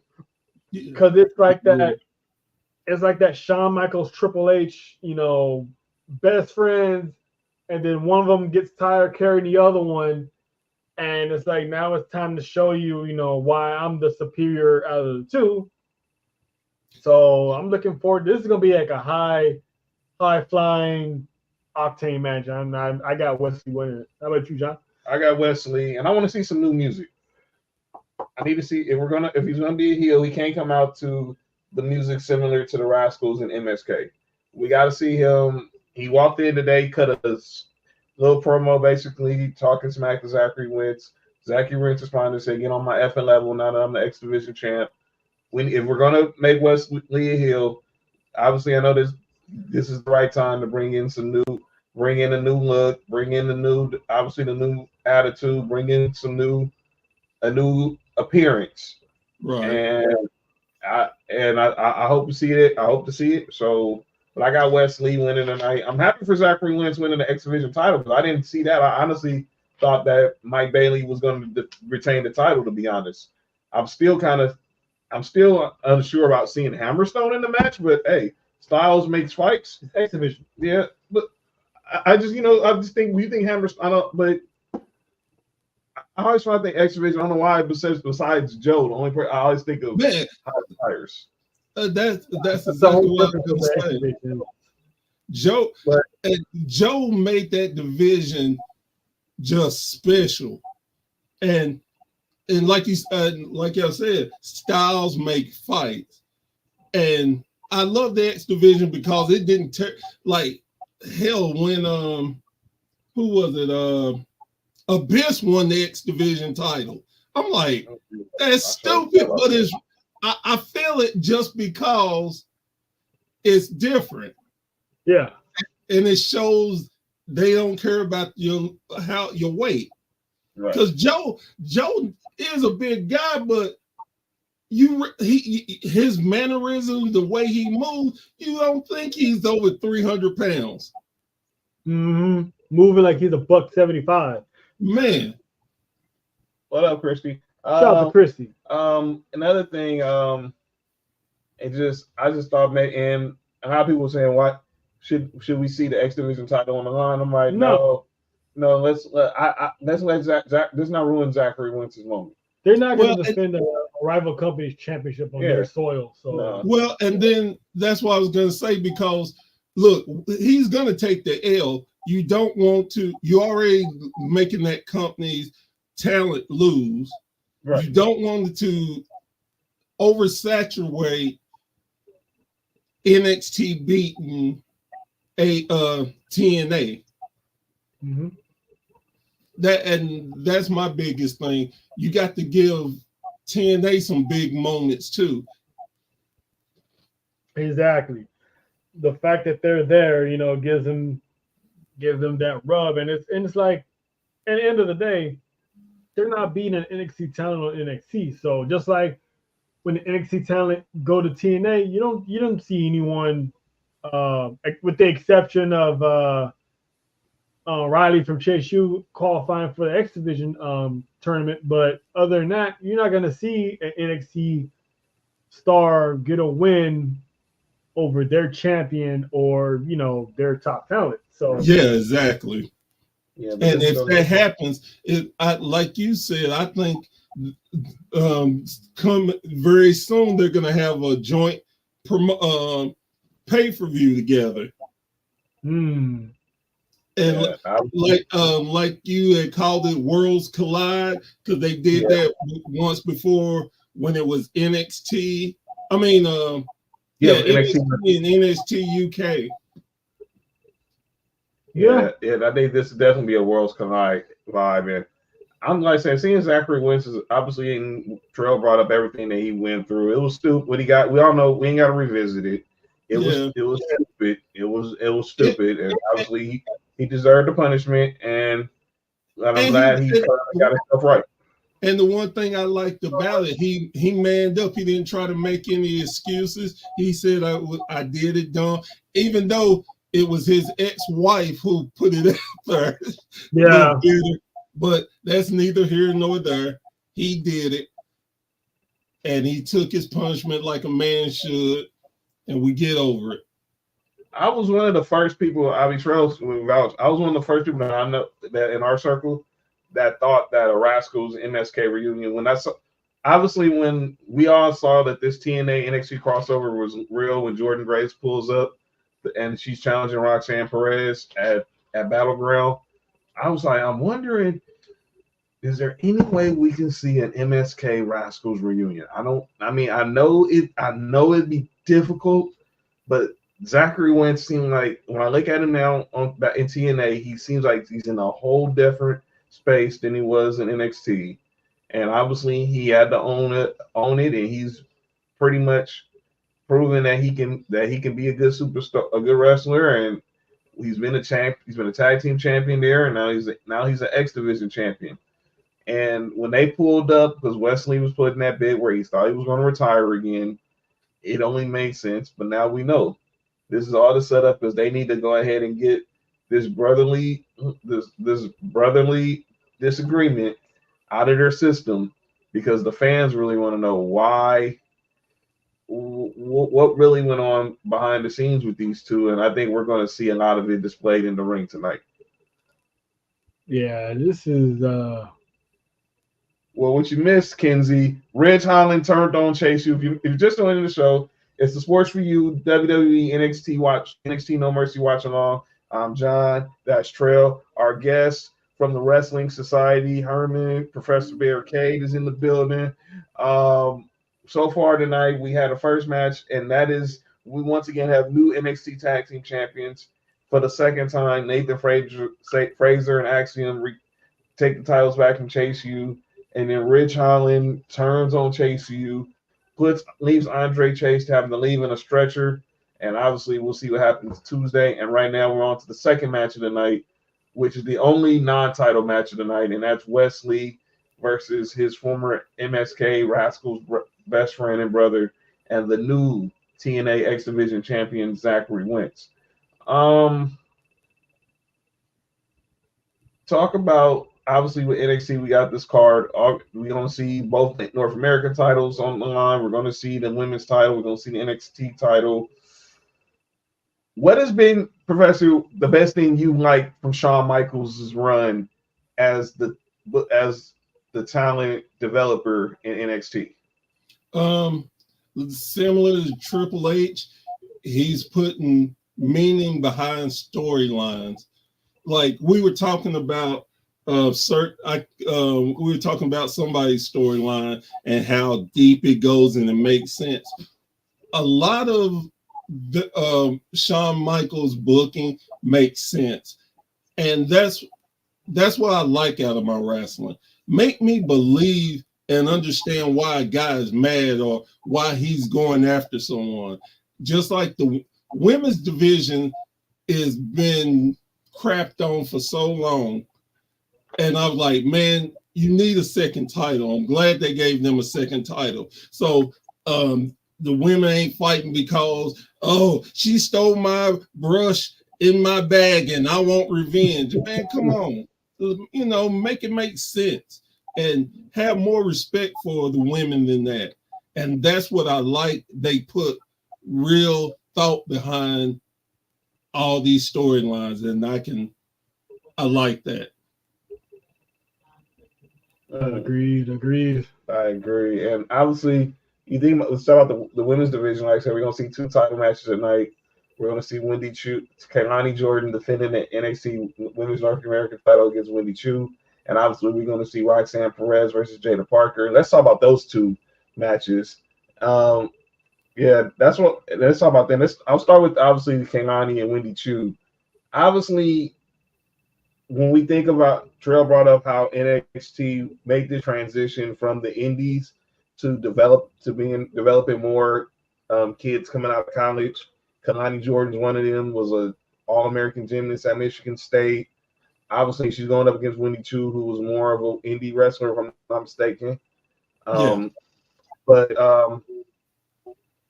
And how have you felt, and I give this to both of you guys, I'll start with Professor, then we'll go to Trail, that, like, we've seen how this NIL program that Triple H and Shawn Michaels, that Triple H has developed for going to recruit these college athletes who probably won't make it in the pros or be an Olympian or whatever. They came to NXT and they've gotten to be in the PC, and we've seen some gems, and she's one of them. Because honestly, I was shocked she won the women's North American title, but I was happy because if you talk to her significant other, he talks about how much work she puts in, and he was more happy for her winning than obviously anything he's done, and he's probably going to be one of the next faces of the company. And for those who don't know what I'm talking about, I'm referring to Carmelo Hayes. I'll start with you, Professor. What have you made of the Next in Line program? Honestly, I like it for this fact.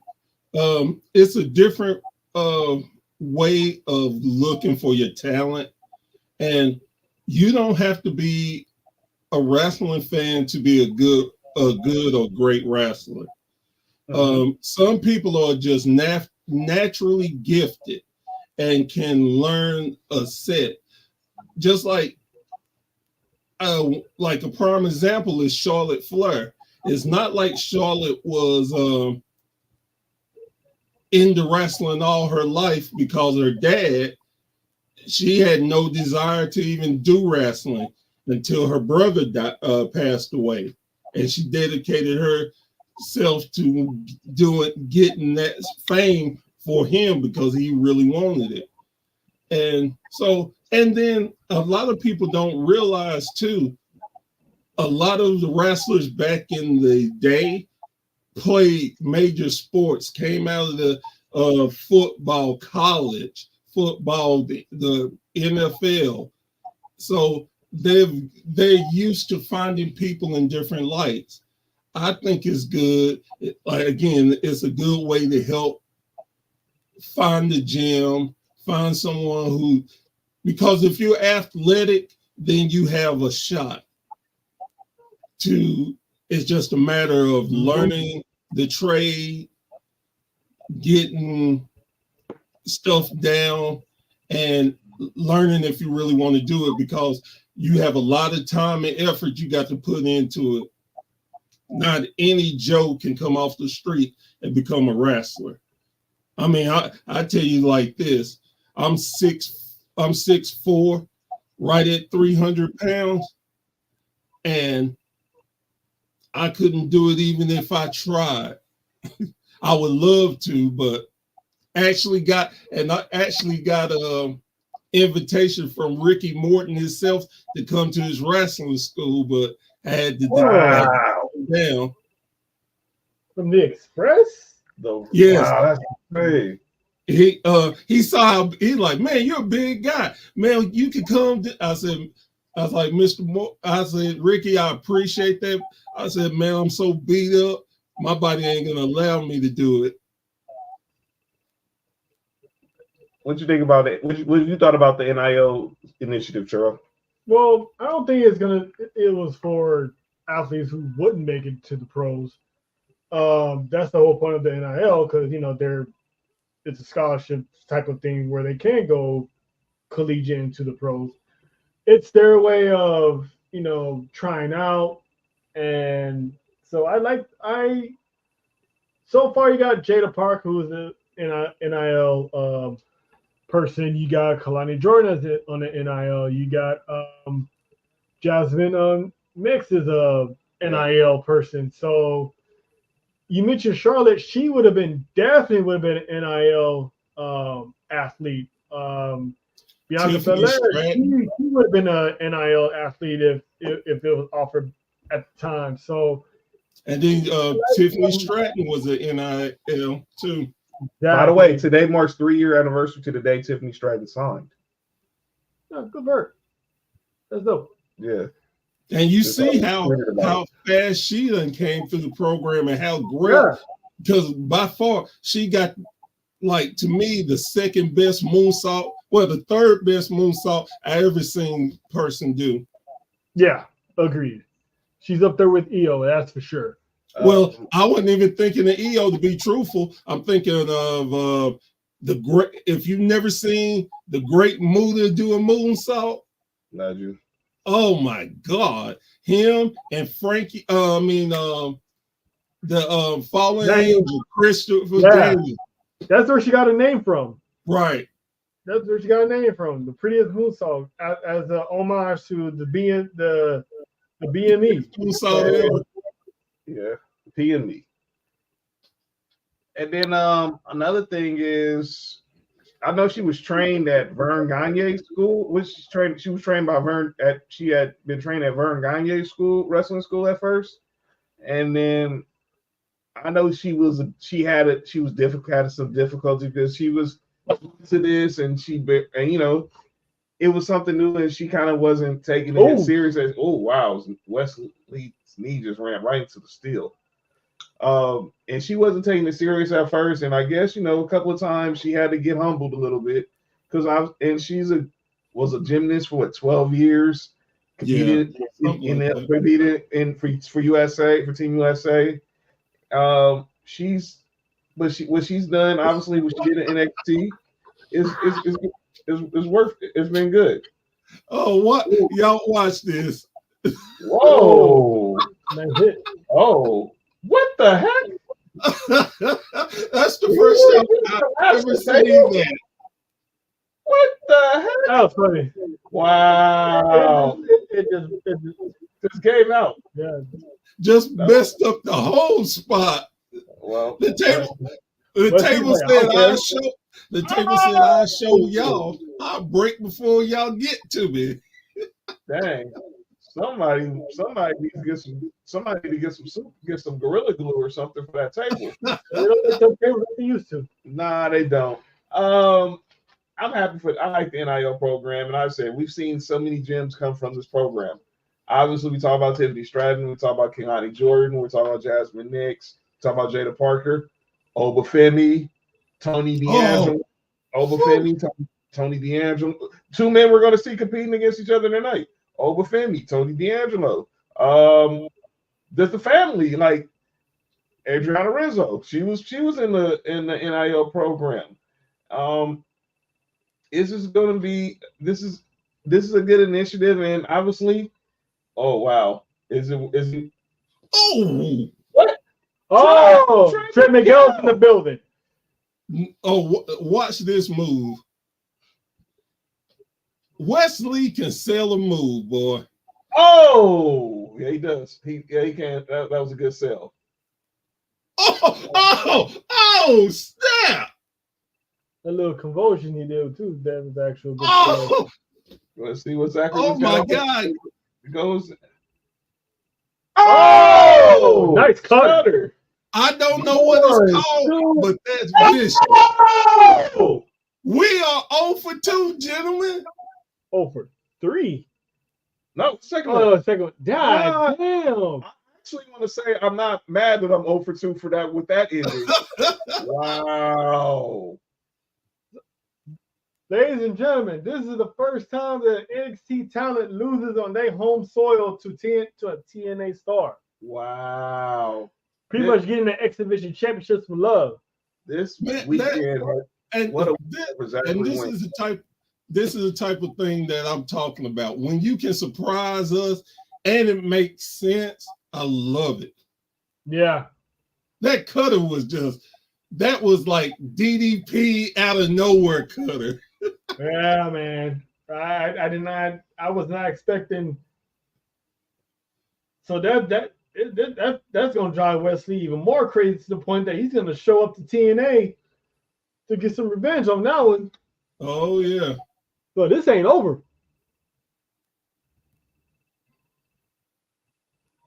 That's a shocker right there. I did not expect that to happen on their building. But again, it makes sense. It keeps TNA strong. It helps keep the feud going. That's good. Good stuff. Good stuff right there.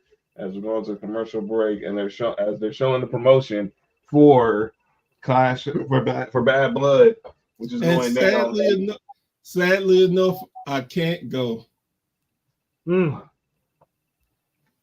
is that? Just had back surgery, and I ain't gonna be able to travel for a while. Oh man, how's that going? How's the recovery been on that, Professor? It's been going well. Thank you for asking. My co-CEO, he just promoted me to that a week after I got out the hospital, and he told me, he said, I don't know anybody who comes out the hospital just having surgery and waking up at 1, 2, and 3 in the morning trying to promote and get on podcasts. He's like, nobody else would do something crazy like that. A dedication, sir. That is to the crowd, man. That's it, man. I love wrestling, and I want to get this out as much as possible. And man, and truly, I love talking to knowledgeable people about wrestling and just have fun. I'm so with you. The same thing we do, like when I do my sports podcast, I do on Tuesdays and Fridays.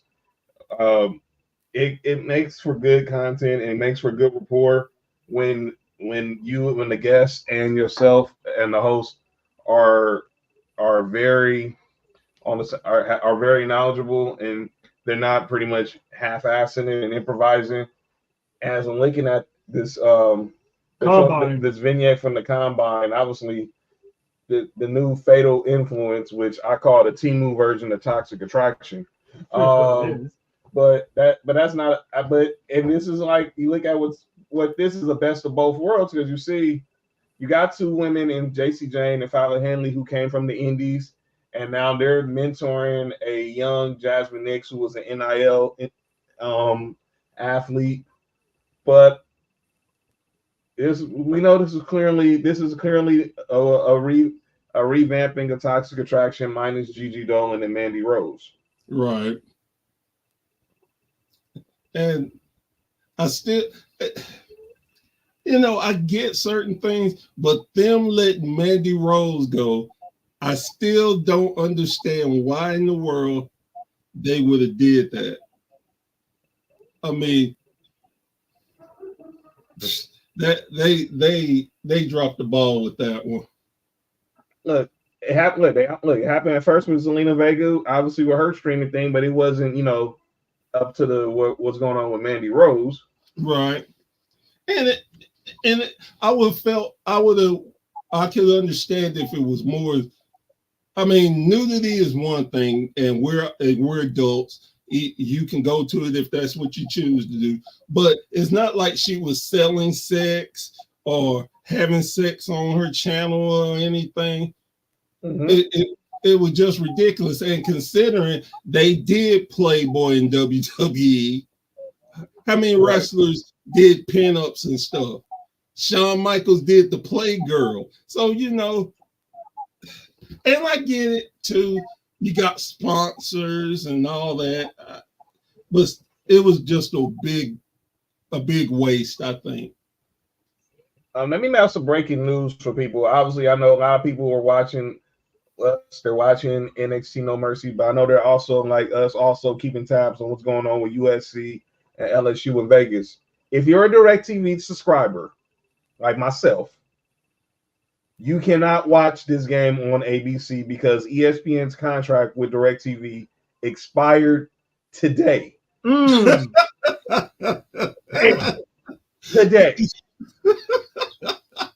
So this happened. Now, y'all recall this happened. They went through the same crap last year, I think, with Spectrum, where the first Thursday night of the season, I think it was Florida and Utah. It was Utah, I think Florida playing each other. And that game was dark on ESPN for all Spectrum customers. Tonight, if you have DirecTV, unless you have a Roku or a Fire Stick or something, or you are not watching USC versus LSU in Vegas. Some of these bars got TV also. Exactly. Most of these establishments have DirecTV. My sister is gonna go off because that's all she's been talking about today, watching this game. And my mom has DirecTV. But I would say this real quick. I used to work at Dish.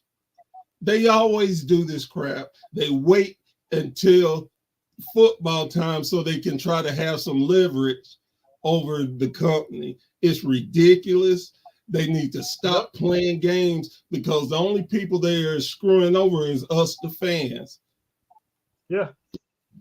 The consumers, yeah. Total brain crap. How did ESPN let this happen again for the second straight year? Come on, man. That's how business. I mean, you get the most out of people when it's at that time. It's like, you want your sports or you don't. Exactly. I tell you what. All right. What do y'all think about Wendy Chu? This version has been very intriguing. Obviously, you think about what she's got to go through some things, obviously, in NXT. Remember, obviously, the whole Mei Ling situation where she was, this twisted, dark personality that was leading Xia Li, and that was leading Xia Li. I forgot what the dude name was, but he's nowhere in NXT no more. And then she obviously started this Wendy Chu thing where she's sleeping everywhere. And wait, she was her? Yes, Wendy Chu was me. Oh.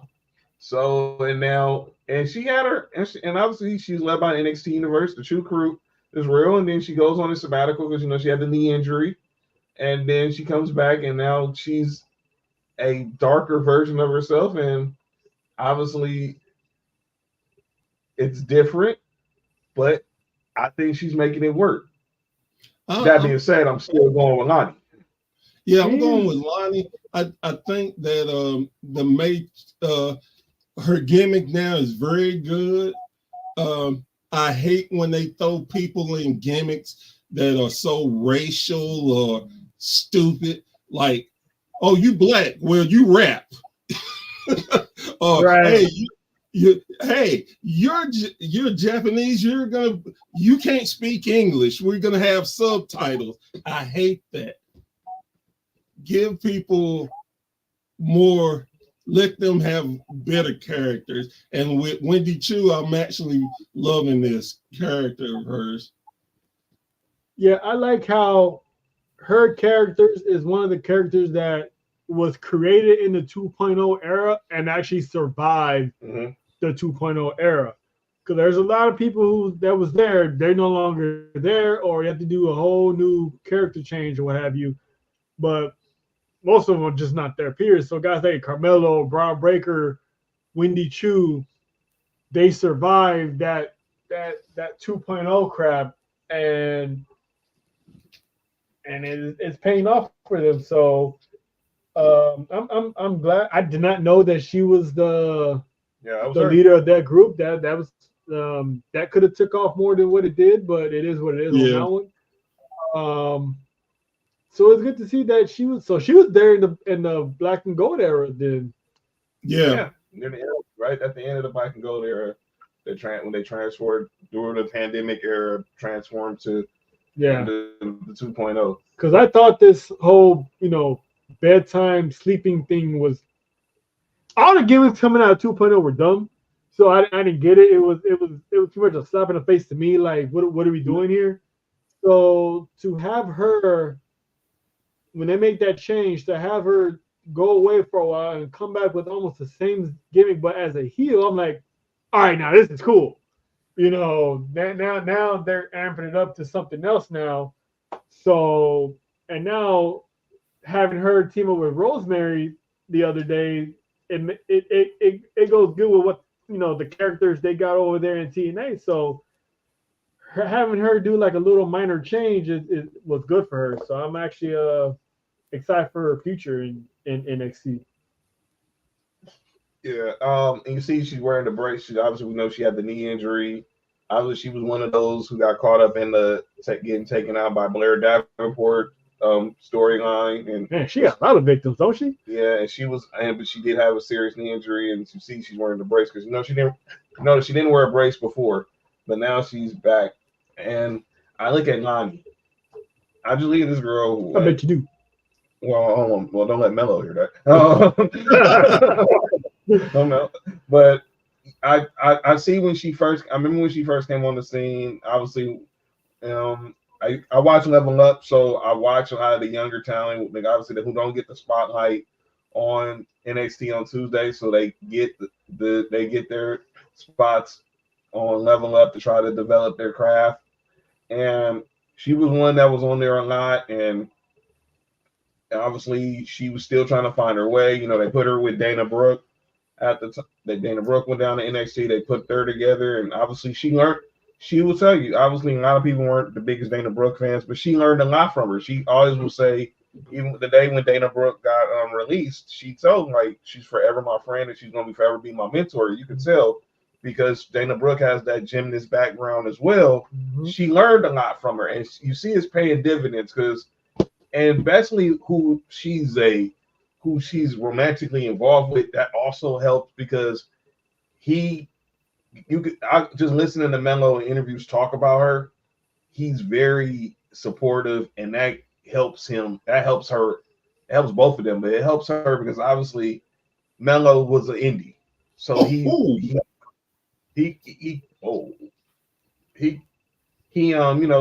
snap. He basically paid his dues on the indie circuit coming out of Boston. Oh no, that's scary. And she obviously was new to the business, and she's developed pretty well. And like I said, I was shocked she won the North American title, but I'm like, drop kick. But I was happy she won because she's very talented. She's very talented. If the WWE main roster ever get a mid-card championship, she has that, and you never know. One day we'll be talking to her maybe as a future women's champion one day, but she's definitely proven that right now this run has been cool for her, and eventually it's going to be better. I think, like y'all were saying earlier, not everyone's first run is always going to be the best. And usually when that second run comes, because you obviously know the business and you get to learn the landscape of things, it turns out a whole lot better. Not everyone's going to come out the gate and hit a grand slam. Sometimes you might have to go back to AAA and develop your craft. Yeah, very much so. And then a lot of times too, you got to remember, which is any of these big ones, man, it's not just you. You got a bunch of people, and you might only get one shot to show them what you made of.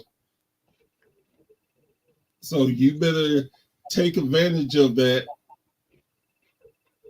I like how NXT is that third brand where you can now, trade stars, have NXT pop up on the main roster here and there, and then the main roster challengers who are struggling, instead of putting them in catering or put them on the fire list, you can send them down to NXT, have them have like a little character redevelopment down there. So it's not just for the younger up and coming talent. It's also, mid carders who haven't found success, haven't done anything. You can send them down there and have them, like a reemergence. Like look at Baron Corbin and Apollo Crews. Mm-hmm. So those guys. So it's like you can always have a second chance in a career. And Ballard. Yeah. Yep. Yeah. And man, Finn, not that he needed that second run like that, but he got it and he knocked a home run with it. Yeah, because he wasn't being used properly. He was in catering as well. So they're like, just send him down there. Went back down there, became the Prince again, and next thing you know, back to the main roster again. And look at him now. You boys in the building. And I'm big on making fun of catering, but I tell you this much, that the guys and girls who sit in catering, they make quite a bit of money sitting on their butt, but they rather do the craft they love than be in catering. I mean, prime example of that is Ricochet. Ricochet was like, nah, bro, I'm tired of this. I can go to TNA. At least I get seen and can do the wrestling I want to do.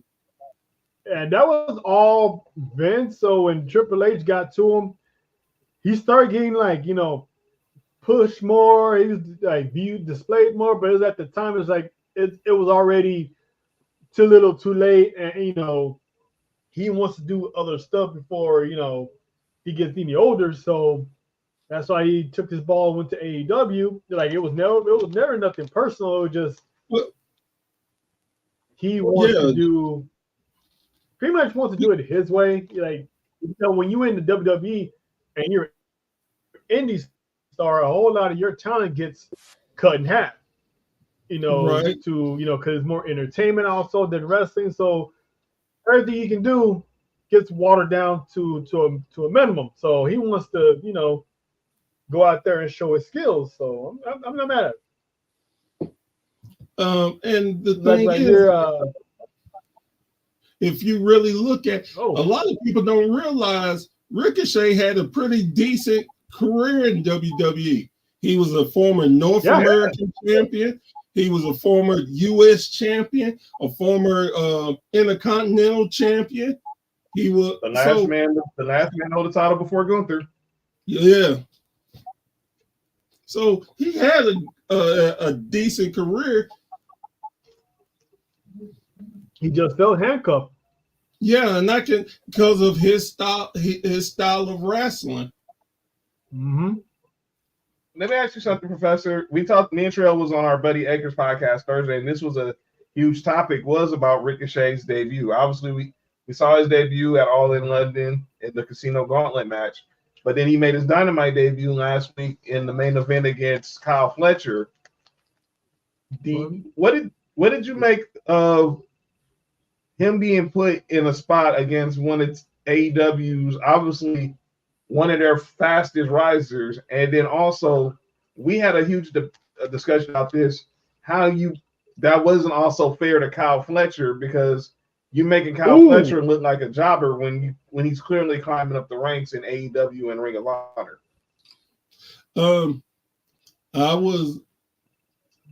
I hate to say this word because it's not real. I guess the best way I can put it is I was disappointed with it.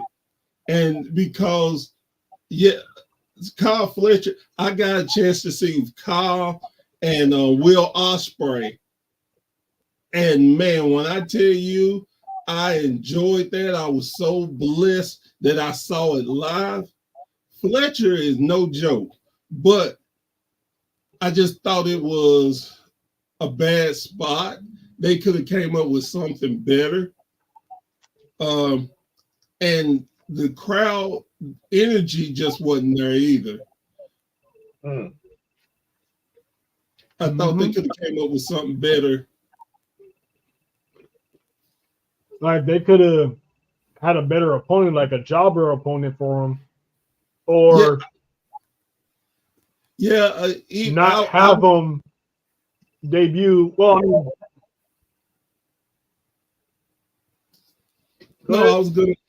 I was gonna say I think I would have preferred the jobber because, like you said, Fletcher is definitely coming up. He's taken a lot of losses and stuff, but it just didn't feel right for me, and I can't put my finger on it. They could have came up with something better, I thought. So they made it. Maybe it has something to do with them making it the main event where it shouldn't have been the main event. That could be in it. That could have been it. Because I'm like, why is that? A main event. You could have had like someone come out, do a promo, maybe issue an open challenge, or say they're, they deserve this time, that time. Then you have Ricochet come out, surprise, like, oh snap, there he is, something like that. Yeah. But, win in like 5 minutes or so, not the whole 20-minute time limit or whatever. What up, Phil? Chi-Town in the building. What up, Phil? No Chill with Phil podcast, wrestling community in Chi-Town in the building. Shout out. So they could have did like that a whole lot better than what it was. So it was kind of lackluster to me. That's the word. That's the perfect word, lackluster. But I'm glad, he's happy. So hopefully he doesn't wind up, in their catering in a month or two. Hopefully, they have him. Because that's one thing about when AEW gets new people, they're hot for a minute, but then within 6 months, you're looking at them at a Where's Waldo poster trying to find where they are. Well, that's what happens when you have so much talent and only so little time. If they would make Ring of Honor separate it properly, then they could get a lot more. Wait a minute.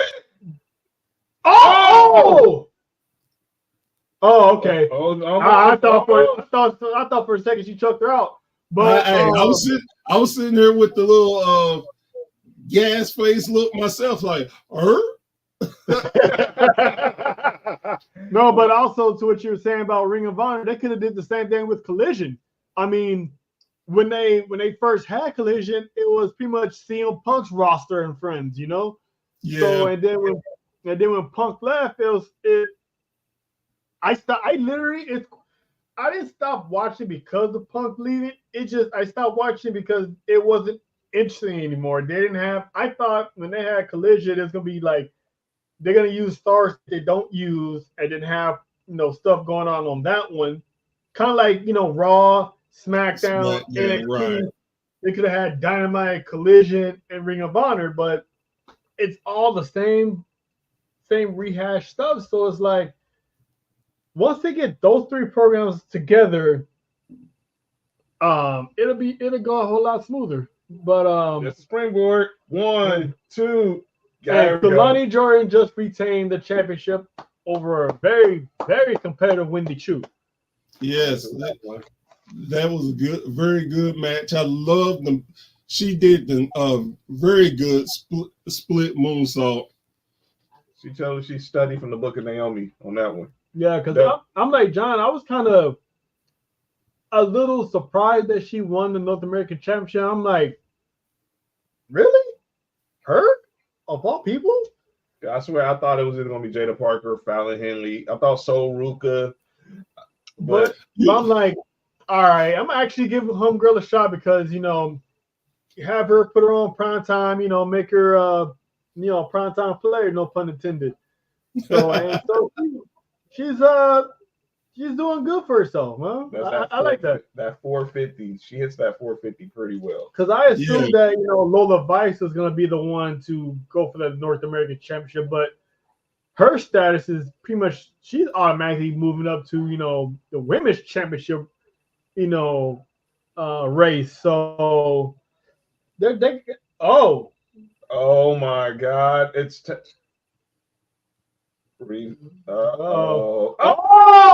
payback. Payback. Actually, with the Dragon Sleeper on his foot. Wow. She just slithered in and put her to sleep. That's payback for when Winnie Chu attacked her a few weeks ago. And she got a Winnie Chu doll. Wow. I like this dynamic between those two. I thought there was going to be like a tag team or something, but it just one crazy meets another crazy. Yeah. Wow, that's interesting. Wow. Tatum Paxley. She's another one who had to find her way. Had to find her way too. Obviously, they tried. You know, they tried her with being like the second female in the Diamond Mine, and obviously that didn't really work. And obviously went with this creepy role that she's been playing, where she was like obsessed with Lyra Valkyria. Yeah, and now. Clearly, she's obsessed with gold. She wants to be a champ. She's obsessed with gold and want to be a champion. So we'll see what happens there. By the way, there's the site for the first SmackDown on the USA Network, the Climate Pledge Arena in Seattle, the Pacific Northwest. And that's going to be interesting to see. And that's next week, right? Oh, now we got speaking of prime time. I'm athlete right here. You know what I'm saying? You know, baby mama, you know what I'm saying? She is taken to this business like a fish out of water, and she is not drowned one bit.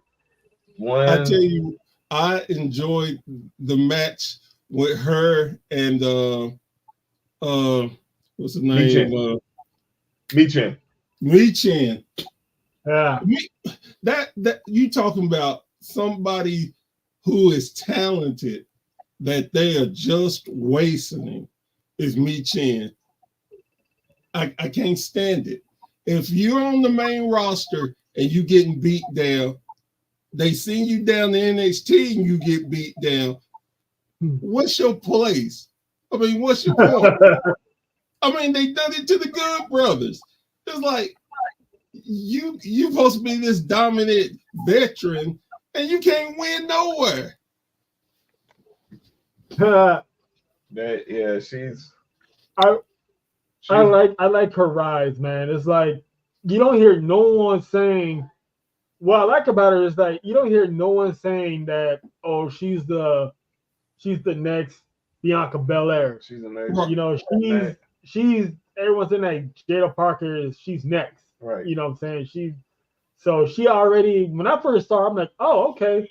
She kind of reminds me of Bianca, but this is a totally different person, totally different attitude. Same swag, because let's face it, light-skinned sisters are always going to have that kind of swagger anyway. So especially if you're an athlete. So, right. But when she was in that, when she came up with OTM, she became that little diamond in the rough right there. So I'm like, they got somebody. Got some Twitter action. Wolfgang just tweeted. I'm sure Nathan and Axiom will try to duck us during their reign too. Now, Hank and Tank think they should be first crack at Gallus. Hey, but do the right thing and put the Gallus boys in there with the new champs. And if she does it, it will be shorter title reign. It'll be a shorter title reign than Chase U. Wow. So Gallus is calling their shot for the tag titles. But yeah, I agree with y'all saying about Jada Parker, right? She has it.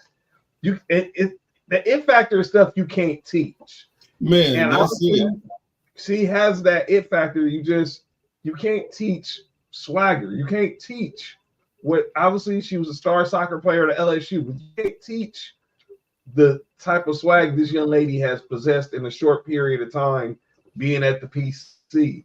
And she has really been a jewel to watch. And I can't wait to see her in this, obviously the biggest spot in her young career, obviously against someone like Roxanne Perez, who's already main roster ready. And tonight is going to be a night where obviously I expect Roxanne Perez to get the W, but man, I think we're going to see Jada Parker rise to the occasion. I tell you one thing though. Like there's one comparison I will make between her and Bianca. No, she's not Bianca, but I guarantee she's gonna have that Bianca Belair type run.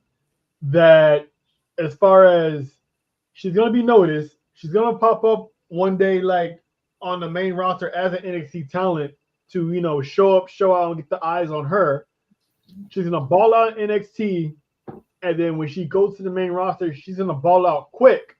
So she's going to have the same run that Bianca did, where the moment she was given that shine in NXT, she was like either she was a sole survivor or she was one of the survivors in that Survivor Series when it was NXT versus Raw versus SmackDown. She was on that winning team.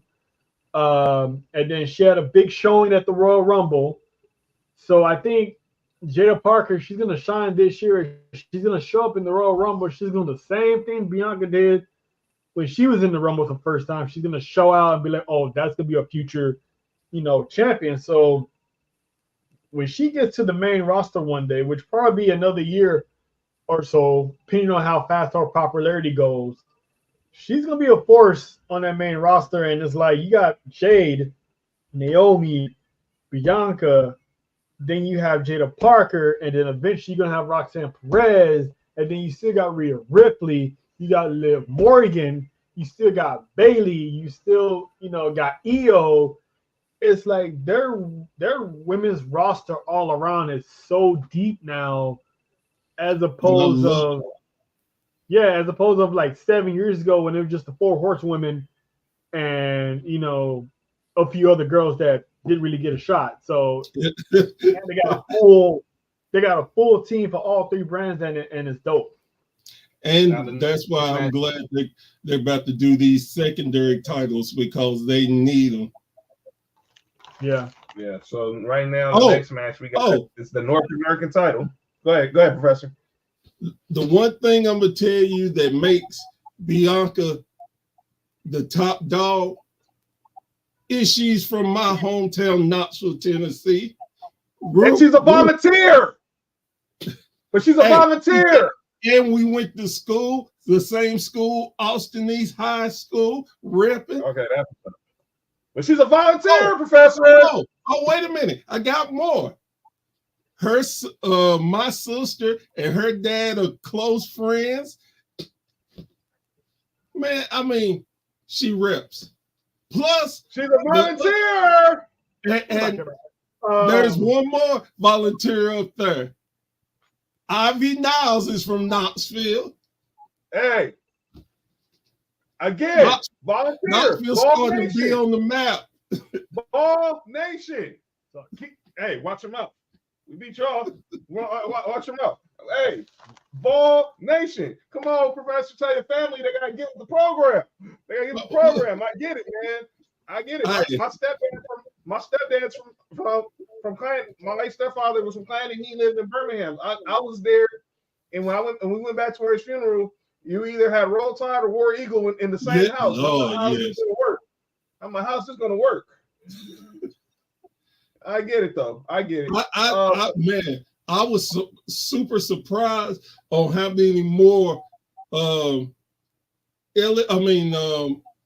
War Eagles was there than Alabama. I was shocked.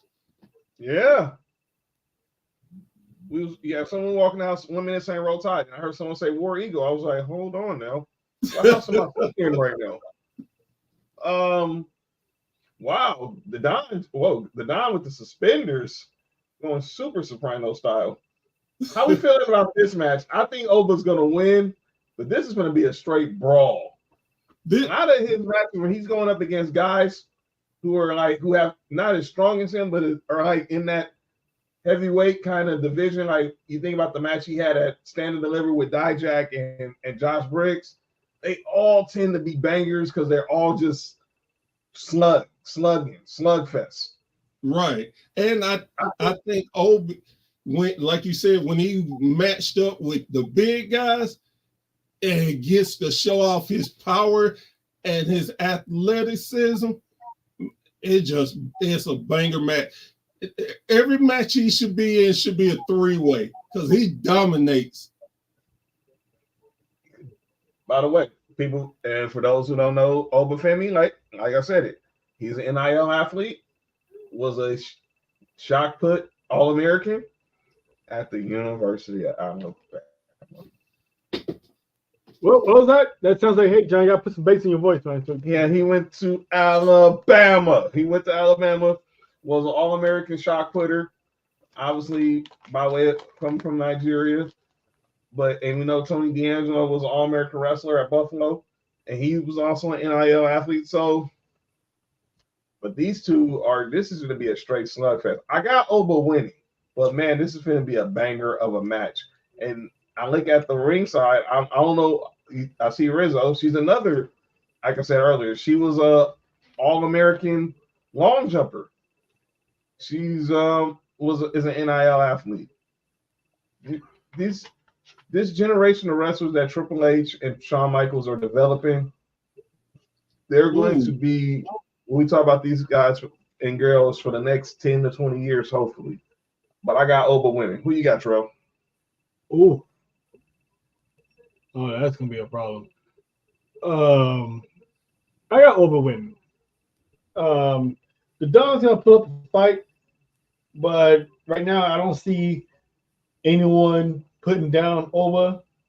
I don't think anyone's gonna, meet his match yet, unless certain someone from, Boots Nation. But I'm not gonna get into that.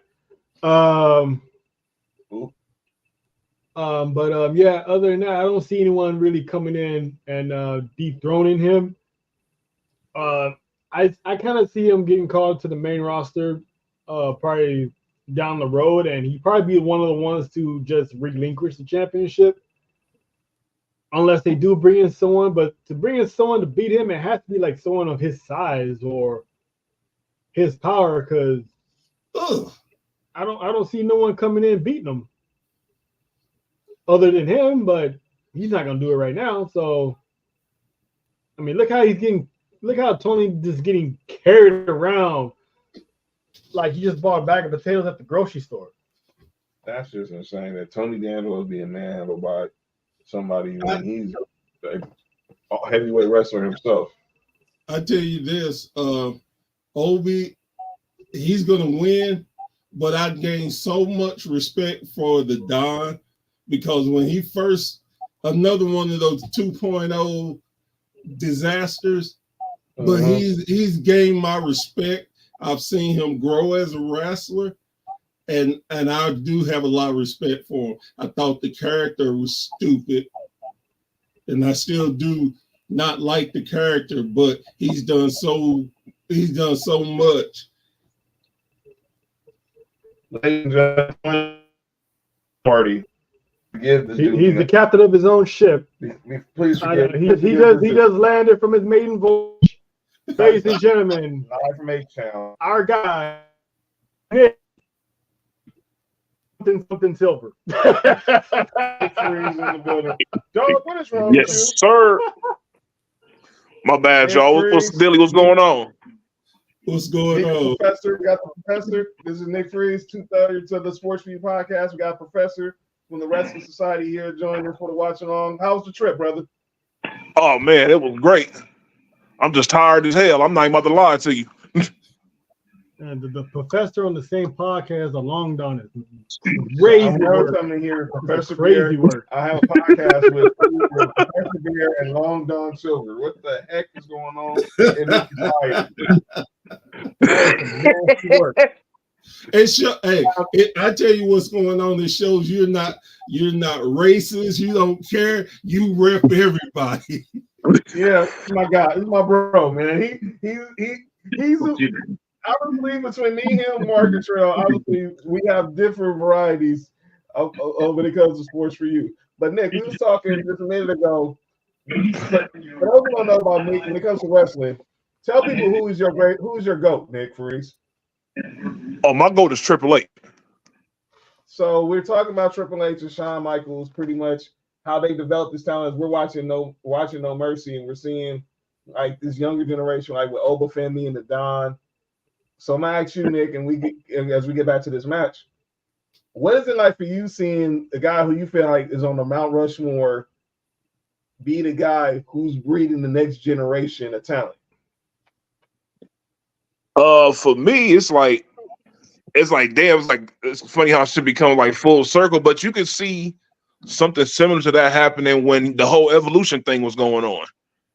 You know, you can see it like Triple H like helping bring people on. Like, you know, I always said people consider Randy Orton the best heel of all time. I was like, well, he learned everything from Triple H. Yep. That's a good question. I'm gonna go there. Professor, who do you think is the greatest heel of all time? Man, there's only one. It's the Nature Boy, Ric Flair. And I understand why you love Triple H, but he got that from the Nature Boy. He's the greatest player in the game.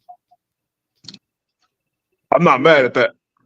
Me neither, but the stuff Triple H did, I mean, Ric Flair, he'll sleep with your wife, but Triple H, he'll put a sledgehammer to your wife. Yeah, for real.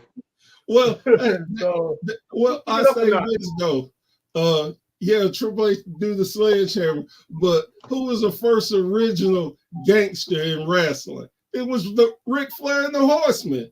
They'd jump you outside your crib, jump you outside the boss house. They didn't care. Yeah, it's many you bring that up, and obviously we lost someone who was a part, not a Four Horsemen, but someone that had a huge part in the history of the Four Horsemen, and that was obviously the late great Psycho Sid. Obviously, depending on your generation, some of you know him as Sid Vicious, some of you know him as Sid Justice. Obviously, you know him as Psycho Sid, arguably one of the greatest big men wrestlers of all time. Someone who I thought was just, when he came back to WWE as Psycho Sid, that's when I really I knew him as Sid Justice as a kid, but I always loved Psycho Sid. The best Sid to me was always Psycho Sid.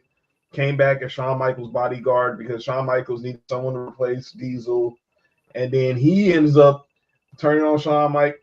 Him and Shawn Michaels ended up splitting. Go figure. And then he beat Shawn Michaels in Madison Square Garden and become WWE champion. And his main event or WrestleMania with The Undertaker. I'll start with you, Terrell. What are your fondest memories of the career of the late great Psycho Sid? That moment when he beat Shawn Michaels in Madison Square Garden, I was like, oh snap! Like Duke actually went in there and the crowd was cheering for him. I'm like, wait, what the hell is going on? So when he wound up losing it again to Shawn Michaels at the Royal Rumble, I was mad about that because I was actually living in San Antonio at the time. So the pay-per-view itself was blacked out. And the only way you can go was to actually, buy a ticket or win on the radio station. I didn't win those tickets, so I wound up missing it. But that feud was pretty cool because Sid, he was like an athletic guy for someone that size, Paul. So the matches he had with Diesel, the matches he had with The Undertaker, that was pretty. I enjoyed Sid as a character during the Attitude Era because he was dope. He was like one of that crazy maniac type of dude that powerbomb anyone, including your granddaddy, if you wanted to. So. Oh, wait a minute. Damn. Obafemi has a tire iron. Just took a tire iron from Luca Crucifino. Stacks just intercepted it. Oh, that's gonna hurt. That's still stuff. Hold on, player. What about you, Nick? You mad any memories of Psycho said? You know, I remember him as Sid Vicious. So, you know, that's the era I remember him from. You know, but when he was I watched his matches, you know, I always liked this character because he always gave, like you said, entertaining matches. But you know, I wasn't, you know, I ain't gonna lie, I wasn't really the biggest Sid Vicious fan because he used to do shit to piss me off all the time. but that means he did his job right. Exactly. Right. You know, but I always respected his skills in the ring though, because he definitely was, like you said, the athletic guy and just doing all this old unnecessary shit. Like you're like, how in the hell are you Paul's this damn big and you're able to move around like a damn cruiserweight? Like this is crazy. Mm-hmm. Professor, what you think about the life and career of Sid? I remember before Sid was Sid Vicious or anything. I remember him when he was Lord Humongous and wore the hockey mask. Oh damn! And this goes back to I think it was like 89 when him and Shane Douglas were tag team champions at a promotion that was near my house we used to watch. Then when he came to WCW, and like you said, he was part of the Skyscrapers. Believe it or not, he teamed up with the Undertaker at one time. Mm-hmm.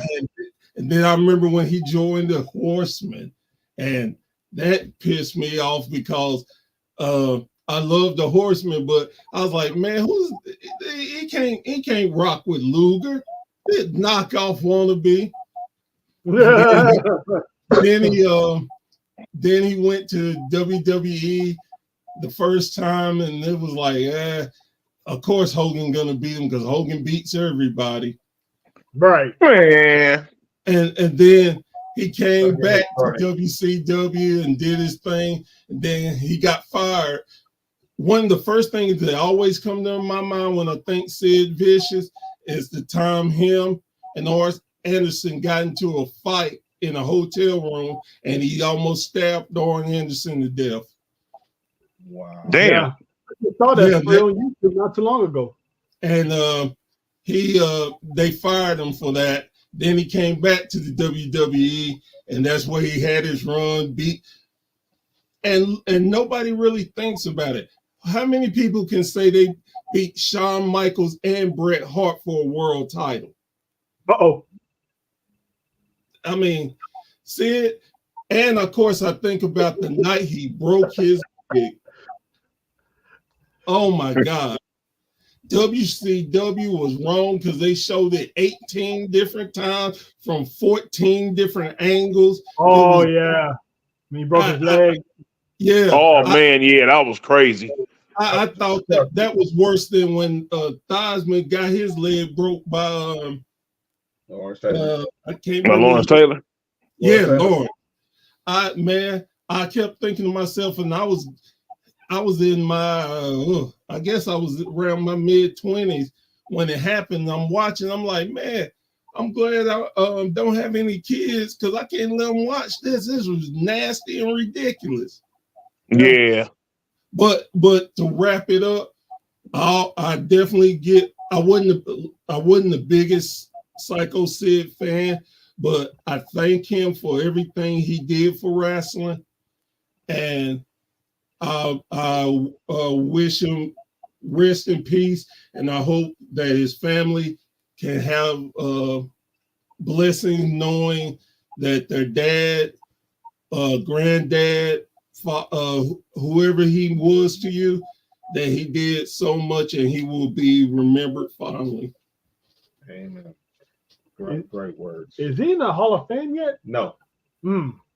And he talked about that recently in an interview that was resurfaced, because obviously he thinks that he's probably could be in consideration real soon. I think he is now. And obviously we didn't know how serious his health challenges were. We knew he passed from cancer, but from leukemia, but then it was also reported that he was dealing with some heart issues. He had some congestive heart failure. So that played in a part with obviously that and that was years before his diagnosis with leukemia. But Sid Vicious, Sid Justice, Psycho Sid Edie was one of the most talented big men in WWE history, WCW history, and may his soul rest in peace. And speaking of big men, as we all predicted, the Oba family retained the North American title over Tony D'Angelo. And now we look ahead to another big man tomorrow night who's going to try to earn his spot for the Intercontinental title. But we'll talk about that later on at the end of the show. We got the next match coming up. We're going to obviously a match that is going to be that we've been all looking forward to. I think this might be the match of this is going to probably, outside the main event, will be the match of the night. We're going to get Roxanne Perez versus Jada Parker coming up next. Versus who now? It's versus Roxanne Perez versus Jada Parker for the NXT. Lord have mercy. We talked about Jada Parker earlier, but let's talk about Roxanne Perez. Oh. Obviously, she literally is a prodigy. She's been wanting to do this ever since she was a kid. Obviously, growing up, going to Booker T's wrestling school, reality wrestling in Houston, and obviously she started out in Ring of Honor. She had a run in TNA, and obviously she finally ends up getting signed by WWE, ends up in NXT. And I remember she tells a story that Mickie James told her, "I don't want to see you back here. You got your opportunity. I don't want to see you back here." And clearly she's made good on that opportunity. Breakout tournament winner, Iron Survivor winner, and now a two-time NXT champion, former tag team champion. And let's go. So what? My bad. I'm watching the USC game. Yeah. You I forgot you don't have direct. Oh, good. You don't have direct TV.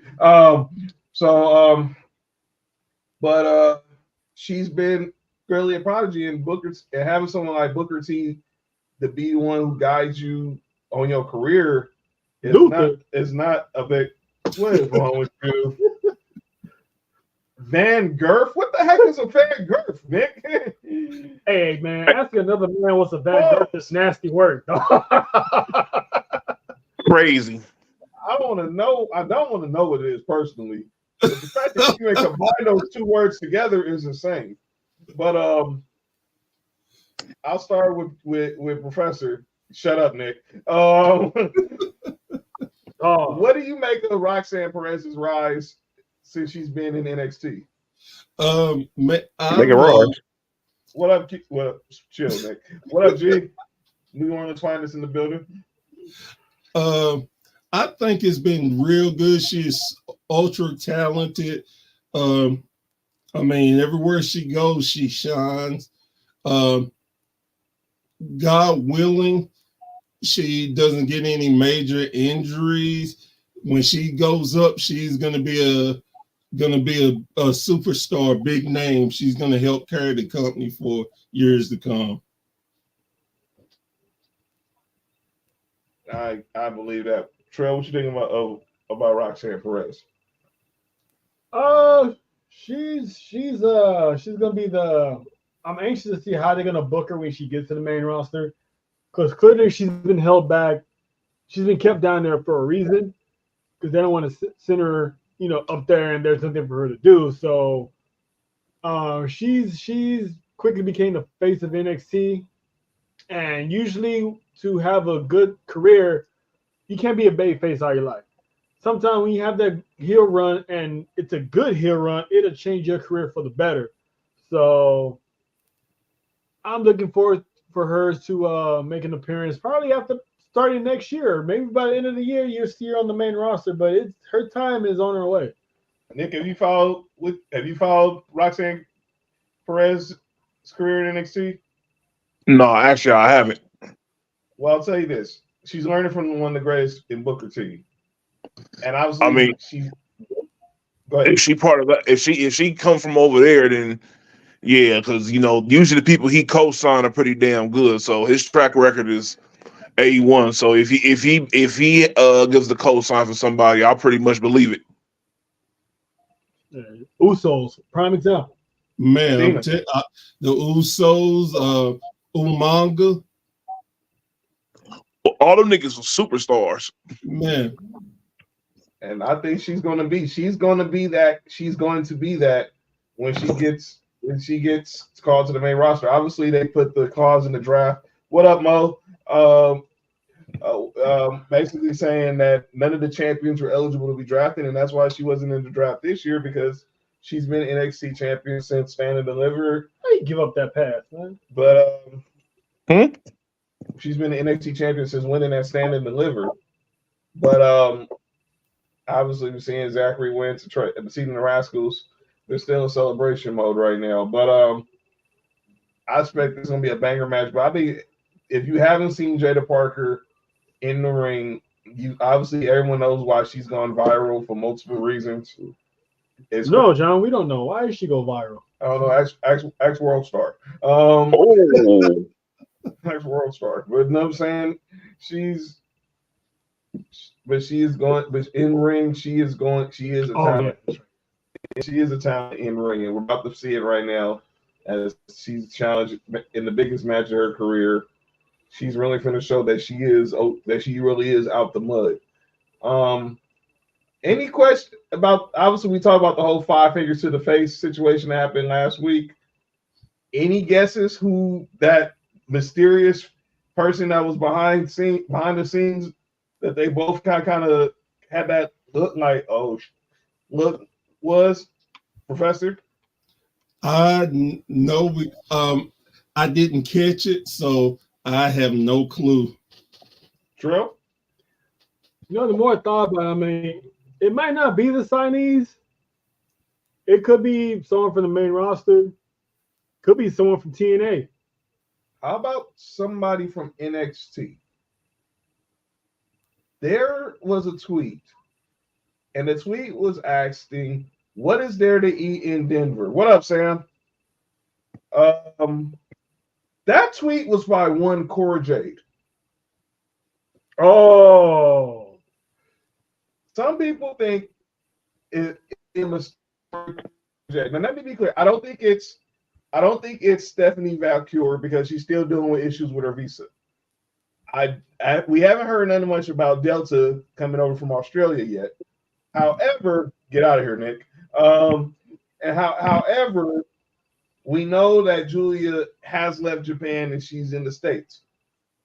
So if it's not Cora Jade, if it's any of the signings, it's got to be Julia, because she's gonna be the first one here, just based off geographical issues. Technicality. I don't know if she's gonna be, but we'll see. We're about to find out, because that look Roxanne Perez had on her face was like she saw a ghost. Our boy G, aka New Orleans Finest, says Roxanne Perez is meant for the main roster from what I've seen. Jada Parker has the edge, needs work in the ring. I agree. We agree. I agree with that too. She's gonna take time, but like I said earlier, she's got that it factor. You look at this young girl, the swagger, the confidence, the way she cuts a promo. She's already there. She just now has to perfect her skills in the ring. I mean, she's got the swagger. She has the personality. Now let's see what she do. Here she comes. Yeah. Now, I'm going to tell you, I'm going to be stupid disappointed if Trick Williams comes out with his song and Book don't freestyle like he normally do. That's the only reason why I watch NXT, to hear Booker T get on that trick track and go off. Yeah. What? Man, she just came out the gate just talking her shit. Boy, I'm telling you, she got that look like you coming home late and didn't tell her you was gonna be out. Yeah, she definitely has that toxic. She got that look like who them girls you was rolling with the other day. That don't look like your mama. She definitely got it. She got it. She got it. God damn. And look at her. She said it's her time. It's her time. Yeah. And I give Roxanne props because, man, she, as Sheamus would say, she put on bangers. Yes. That's when she does that. That shit is dope. That's her signature right there. Trust me. When she gets in the main roster, that's gonna be the female version of the Yeet. She can dip anytime. You know what I'm saying? And here comes the prodigy. Wait, never mind. You all right, man? Nah, I'm good. You all right, John? Yeah, I'm good. I'm good. No, I want to make sure. Come on, man. Fuck this dude. By the way, Nick, how you feeling about SC tonight against LSU? By the way, can I tell you? Hey, Nick, I gotta tell you something. Yo, Professor, tell Nick where you from. I'm from Knoxville, Tennessee. Well, who's your squad? Alabama, baby.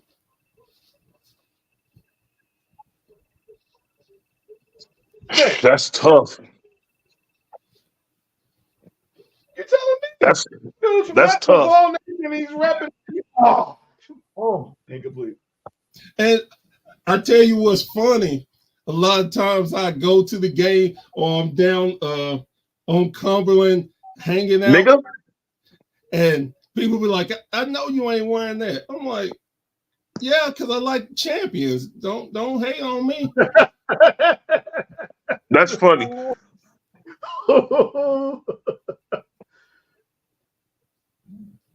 That's a touchdown. That's crazy, man. I can't believe this, but you're a good guy.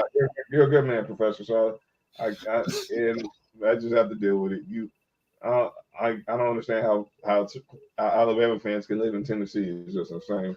You would be surprised on how many Alabama fans roll in Tennessee.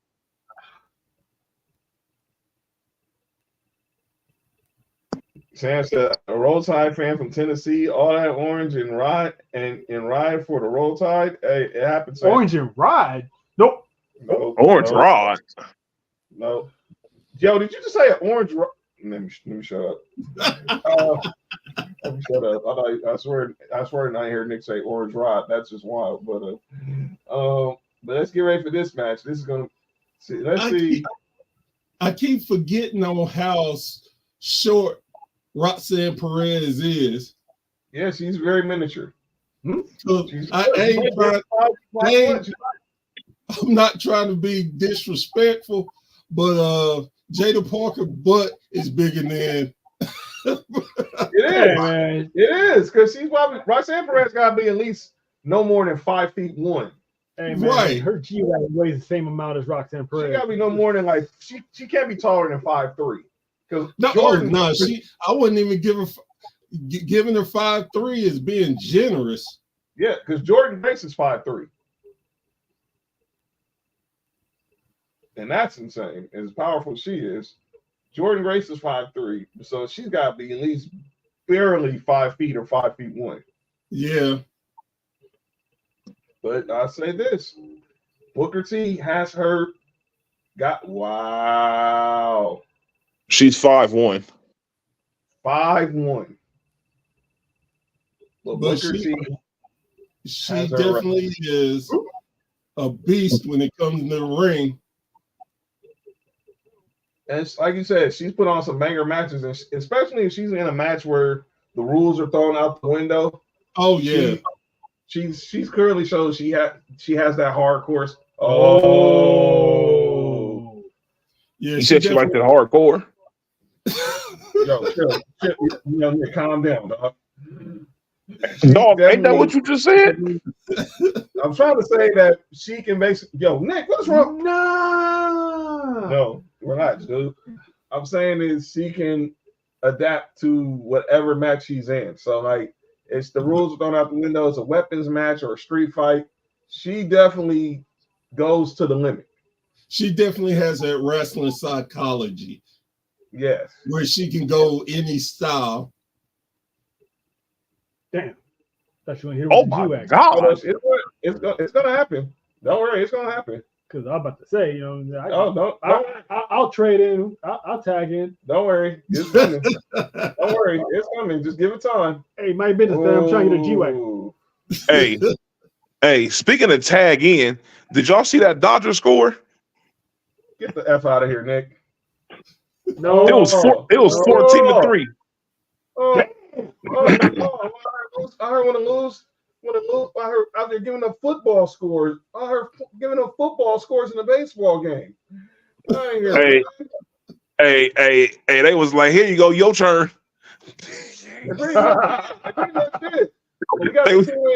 Oh boy. I mean, you gotta admit she's taller and she weighs more than her, so she has to catch her. But the way she was like, okay. It's like watching two NBA basketballs just dribble with no hands.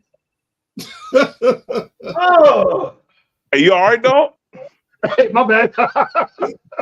so wrong with this dude, man. Oh man. Oh, I'm just saying, man. Hey, man, a few years, y'all understand. She knows why she. Hey, you need to relax, Trail.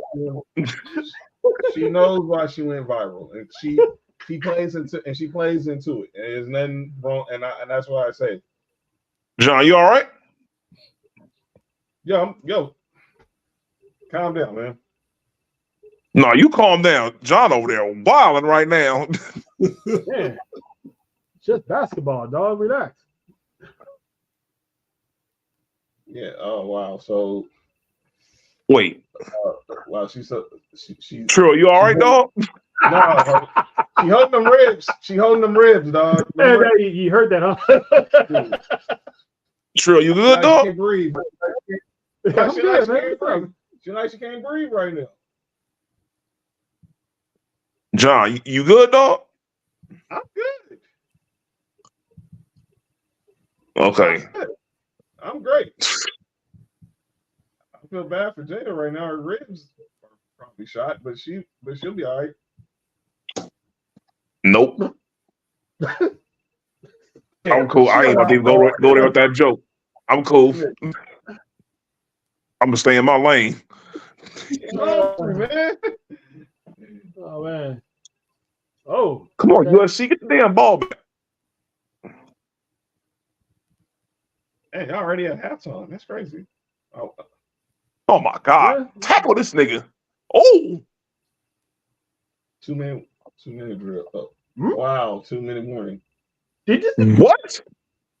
I said, y'all calm down, dude.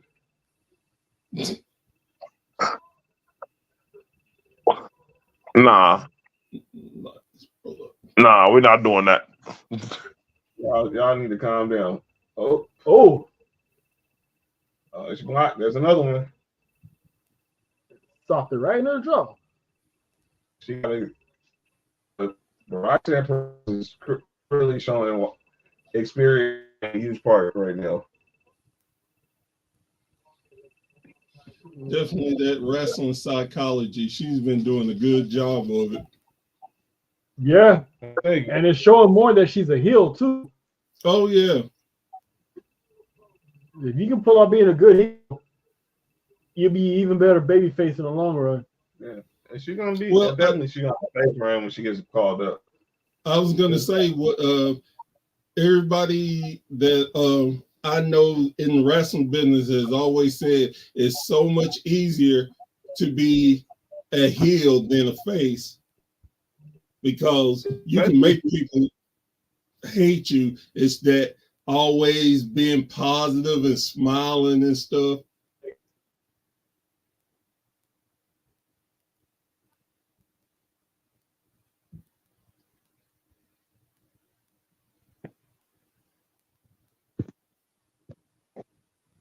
They're not gonna basically tune you out.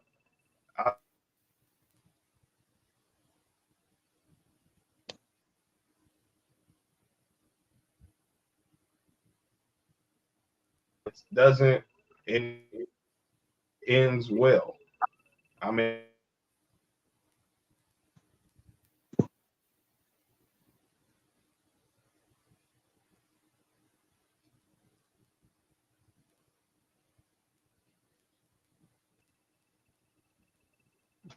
This match is. it just we lost Nick, but I think he'll be back in a second. This match is like a back and forth match. Here, Oh, Jada Parker is it's- holding her own, man. Oh, I yeah. said like I said, we're gonna see the best of Jada Parker. She might not win. She might not come out with the W, but she's gonna come out a winner because you're in the ring with the face of the division on the big stage, and you're holding your own. This is a coming out party for her. Because you think about Ooh, I definitely agree with you there. so you look at all the people Roxanne Perez is Roxanne Perez, obviously, it was Lyra Valkyria. Obviously, Jordan Grace. No, Well, she ain't. Oh, Oh! oh, and she did the sign. Uh-oh. I mean, that was kind of cool, but you know you get your ass whooped for that, right? Right. Dang. Uh-oh. She's definitely. She's getting. Oh, Oh, she should have said you fucked up. That's when you come home and you should have been home 4 hours ago. Oh, sitting on powerbomb.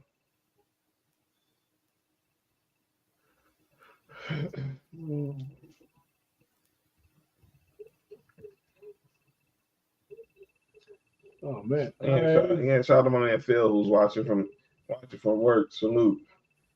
Shout out to She. By the way, She says he might pull up after the show, so we'll see.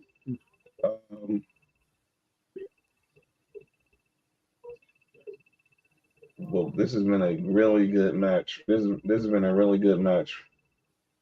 oh man. Let me, while I'm thinking about it, I wanted to thank y'all because y'all are the first podcast that I've done that's on the West Coast. So I appreciate y'all giving me that love. I really do.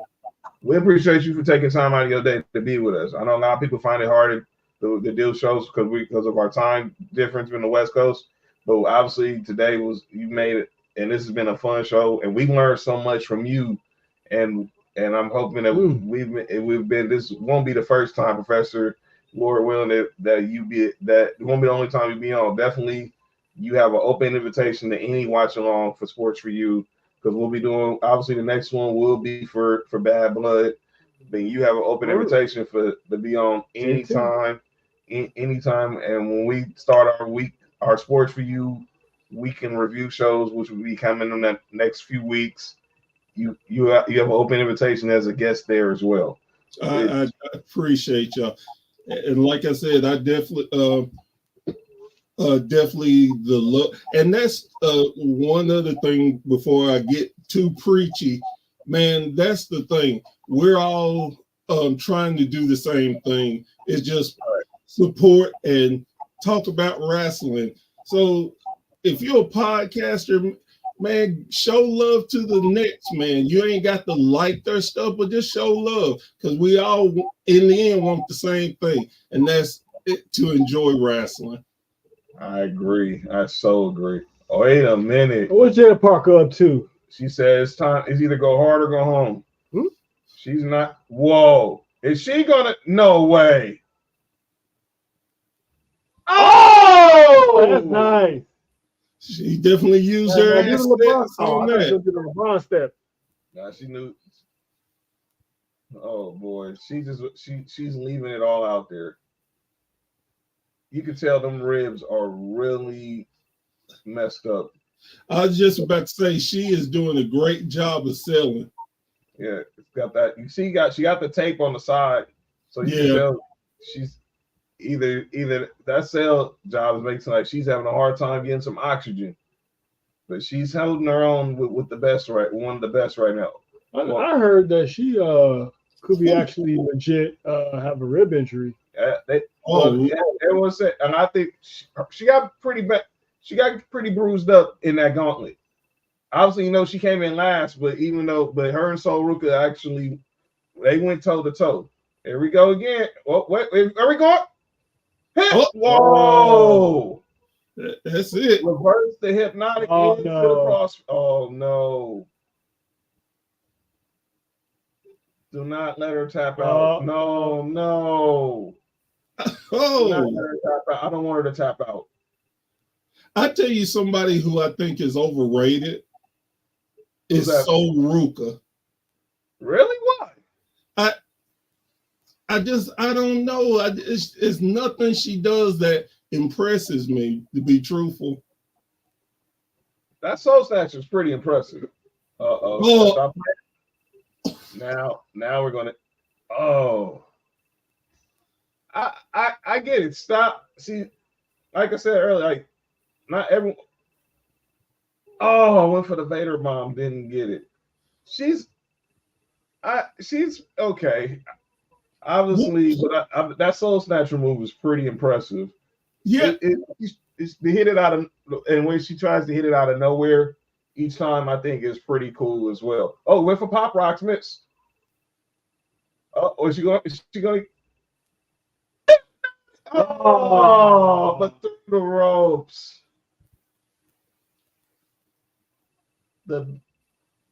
Wow.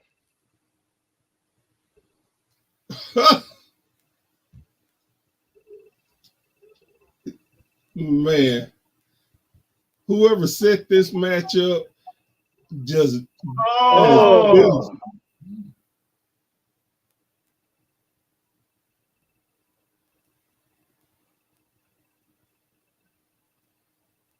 that looked like that hurt for real too. Wait a minute. Oh, Pop Rocks on the barricade. She's still moving.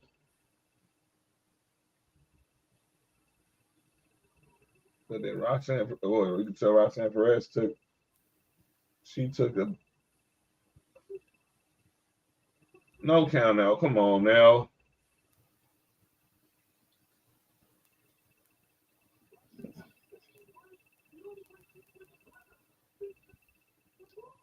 They both got. Oh, that's it. 1, 2, 3.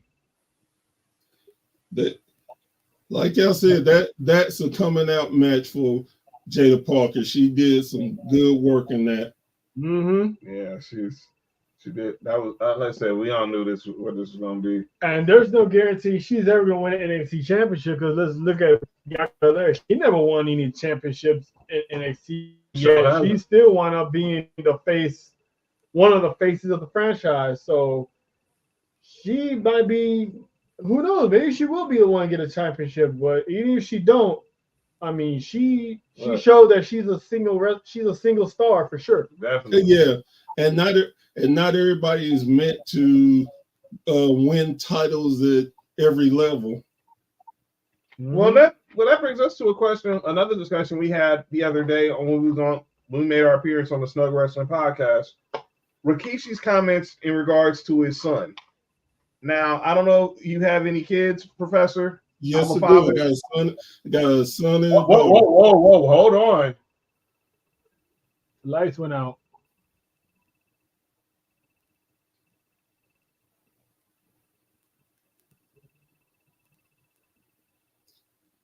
Yep. Who is it? Sure as hell ain't Cora Jade. It just got super dark. I definitely ain't gonna spoil it for you. Oh my, she's here. Julia is here. That's who's lurking in the back, but she got slapped. I had a feeling it was gonna be one of the signees. I definitely felt it was Julia because it was easy because we already knew she was here on the way here. Oh boy! And that's the one that's gonna take the title off of Roxanne Perez. She's probably gonna duck and dodge her, but eventually she's gonna lose to her. Oh man, this is awesome. Oh my God, Julia is in NXT. This Japan. They just about the same height. Oh boy. Yep. And on a bigger level than Roxanne Perez. Roxanne Perez is hugging that title like a baby, like a newborn baby.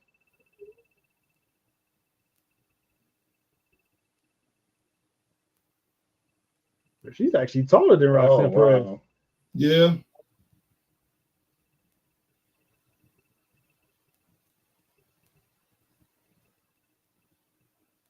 Julia, we haven't seen something like this since the black and gold era, man. Julia has officially arrived. And that's something I kind of predicted beforehand, that because it was either her or Stephanie Vercora is going to go. One of those is going to go for the women's championship. The other one's going to go for the women's North American championship. So, I knew it was going to be Julia because they had set up a while ago saying they were going to meet at one of the pay-per-views when she got done over in Japan. Yeah. So that because I already knew Roxanne's going to lose to one of them. So we're in like September. So I'm guessing probably if they don't do this match now, it's probably going to be end of the year. But if not, then she's probably going to lose in October at the next pay-per-view. Halloween Havoc. Yep. By the way, we got some breaking news. The Rascals have issued a challenge to Nathan Frazer and Axiom for a match for the NXT Tag Team titles. That was we have the volume now, obviously for FCC regulations, but that was backstage. You saw Sarah Schreiber talking to the Rascals. They've issued a challenge to Nathan Frazer and Axiom for the NXT Tag Team title. So, and it's going to be an Impact or it's going to be on NXT? We'll see. But we saw Gallus. They've thrown their names in the hat as well. Wouldn't that be crazy if they win the NXT Tag Team Champions? Contracted TNA wrestlers win the NXT championships. That's what I was telling John a few times a couple weeks ago about Joe Hendry. Like if they pull the trigger and have this guy win, it's gonna be something. It's definitely gonna be something. You were asking me if I had kids. Yes, you have. Are you a father? Obviously, you said you're married, so you have. So like I said, I'm a daughter. You have kids. How old are your kids? I got two. My son is 20. He'll be 26 on the 22nd, and my daughter is 24. So I bring this up because I don't tell a person how to feel and what they're thinking when it comes to in regards to their kids. Because I don't want no one telling me the same with my daughter. But as a wrestling fan and a podcaster and a content creator, I said this on Thursday and I'm stand by. I need Rikishi to shut up. I'm saying that Jey Uso can leave and go to AEW. That's just irresponsible. Because that's not gonna happen. He doesn't. And because that's why I want to bring, because you just said not everyone's destined for gold. We do believe Jey Uso is going to get gold. But look what he's doing without gold. He wasn't this over as far as obviously with the bloodline, yes. But he has never been this over. Ever. Being number 1 and 2 and 8. Wow. Told you. But we got a friend that's at the bar trying to watch the SC game, and she just came to realization there's no ESPN. So the bar she's at, they're trying to pirate it somewhere. Oh damn! For those who know, the game is actually on ABC, but and ESPN. Well, it's only on ABC. But ESPN and Disney own ABC. No, it's ABC and ESPN Plus. Well, that's what I mean. I mean, not TV ESPN. Yeah. I know it's streaming on ESPN Plus, but Disney, the ESPN and the Disney company own ABC, so they're in a contract dispute over broadcasting this game. But Jey Uso, look, I expect him to get a title, but can we chill out with Rikishi was saying? That was just totally. I can tell you this. Rikishi is just talking to keep controversy up. That he knows better. And let me be real when I say this. I love the Usos. Love them to death. Jay ain't that great singles. I'm just being real. He's not. And he ain't gonna win no single titles. He's about to get back into this bloodline thing. Jay, the only thing Jay got is he can yeet. I mean, and like I said, I love them. They're one of the greatest tag. They'll go down in the top 5 tag teams of all time. But Jay is not the singles wrestler. If my back wasn't hurting, I could get over yeeking. I'm just saying. And I was telling John, if they had their chance of, if they was gonna go that route, they had their chance already to do so. If they really wanted to, they could have had him, because the reports I heard was he was originally supposed to beat Gunther in that title match they had on Monday Night Raw, but at the last minute they changed it and just had Gunther continue that reign to WrestleMania. Hold on, we got some breaking news. Tuesday night NXT, we'll talk about this in the show. Hank and Tank, the Rascals, Gallus, triple threat #1 contenders match for the NXT tag team titles. Oral Mensa is going to go one-on-one with Lexis King. Shout out to Lash Legend and Miss Jackson. Especially Miss Jackson. But anyway. She's about that action. And Trick Williams goes one-on-one with Pete Dunne. Again. Touchdown. Anyway, what was it saying? We're talking about Uso. What was it saying though? We were talking about obviously. Oh yeah, they chose to keep, Gunther. the title on Gunther to WrestleMania, which was more special.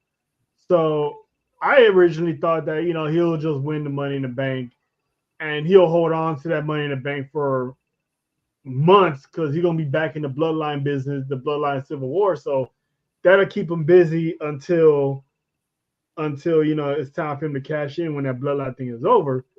But also, to your credit, to what you were saying, I'm pretty sure someone is probably back there like, yeah, he has like the fanfare, he's top 5 merch, top 3 in merch, blah blah blah. But maybe they don't see him as a singles champion. Or maybe they do. It's just the timing right now isn't good, because you got, Gunther as the World Heavyweight Champion. You got the United States Championship on the wraps right now at LA Knight. You got the IC title right now on the wraps. So it's like, where's there left for Jay to do?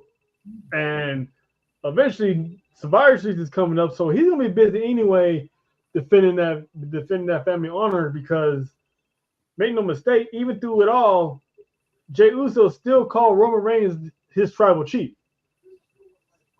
So he's been on multiple times saying that. So eventually they're gonna get the band back together, and and we're just gonna worry about that then. But yeah, he should have been champion already if it was gonna happen.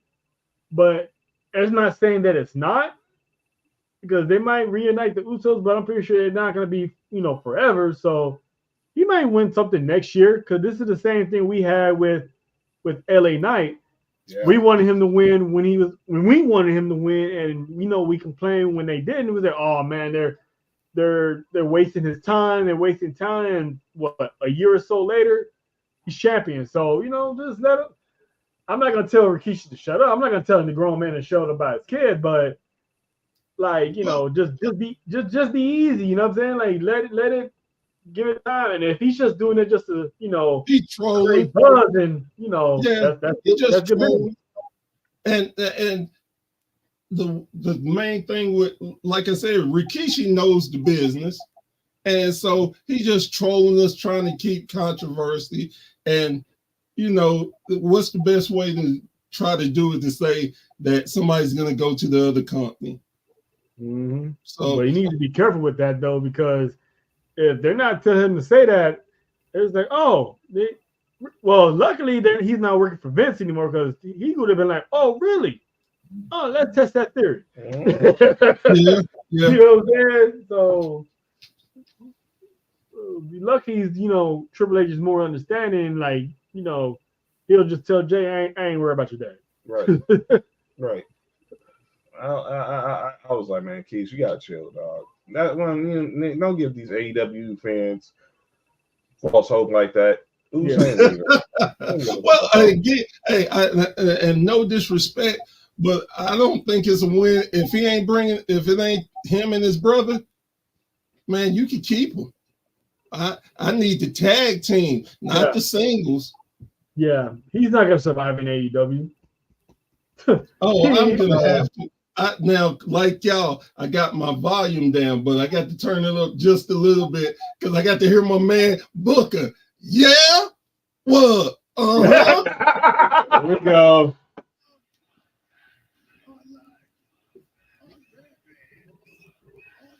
I want this version so I can download it. He's doing it too. But hey, I used to think Booker was the worst commentary ever. But I tell you what won me over. When he was in TNA and they were beating up some people. Oh, yeah. We beat him down. We beat him down. And don't bring that up around Xavier Woods, dog. Hey, shit. He dying. Oh, Xavier Woods. Oh, he kicked him down. No, he's stumbling on Xavier Woods. Oh. Man, boy, the crap they were putting out with Main Event Mafia, boy.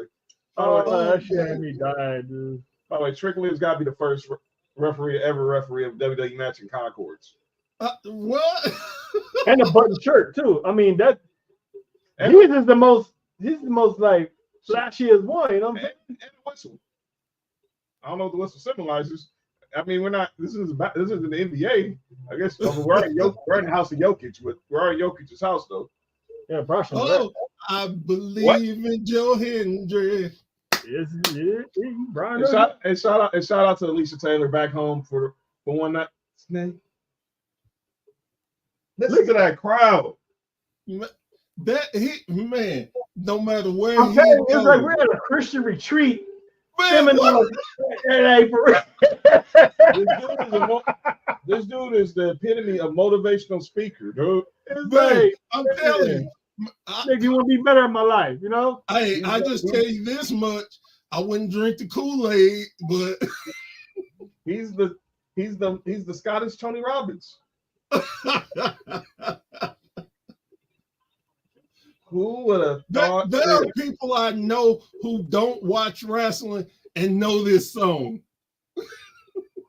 Hey, you heard him talk about it. You have NFL players singing in a training camp. And it was one of my guys. I saw that. It was one of my guys. He was like, I don't know about y'all, but you say his name. I'm like, nah, they got to put them all. Sheen, what up? Yo, what up? Pull up a chair, Sheen. We'll put up here. We got a man. Our boy Sheen is in the building right in time for the main event. Come on over, Sheen. Scoot over, Drew. All right, we're gonna get Sheen in here. Hold on. There we go. Sheen's in the building. There we go. Right in time for the main event. Hey, that's when that lets you know. Rhea came back. That lets you know he's a star because he pops up only when it's time for the main event. But right now we got all ego. It's time. You came right in time for the big match. Yeah, I saw everything else, except the ending to the Roxanne Perez. You'll trust me. That's all over social media. We're seeing Julia now is officially in NXT, and she's gonna obviously be the one who ends Roxanne Perez's reign. Yeah, because like I know like people were speculating between like Her and Stephanie. Stephanie Valcour, and then I heard some dumb ones talking about Cora Jade. I'm just like, Well, let me say that because what was Corey J tweeted something about was a good place to eat in Denver. Now she just retweeted herself saying, "I was asking for the next time, but thanks a lot for the trend, everybody." Sure. Yeah, girl. yeah, well, that's was told to throw people off the set. That's what you would say. Yeah, that's what we call that swerve. Yeah. Man, and you know what? It's fun. I love when wrestlers do that. Just to mess with us, like, man, ABC.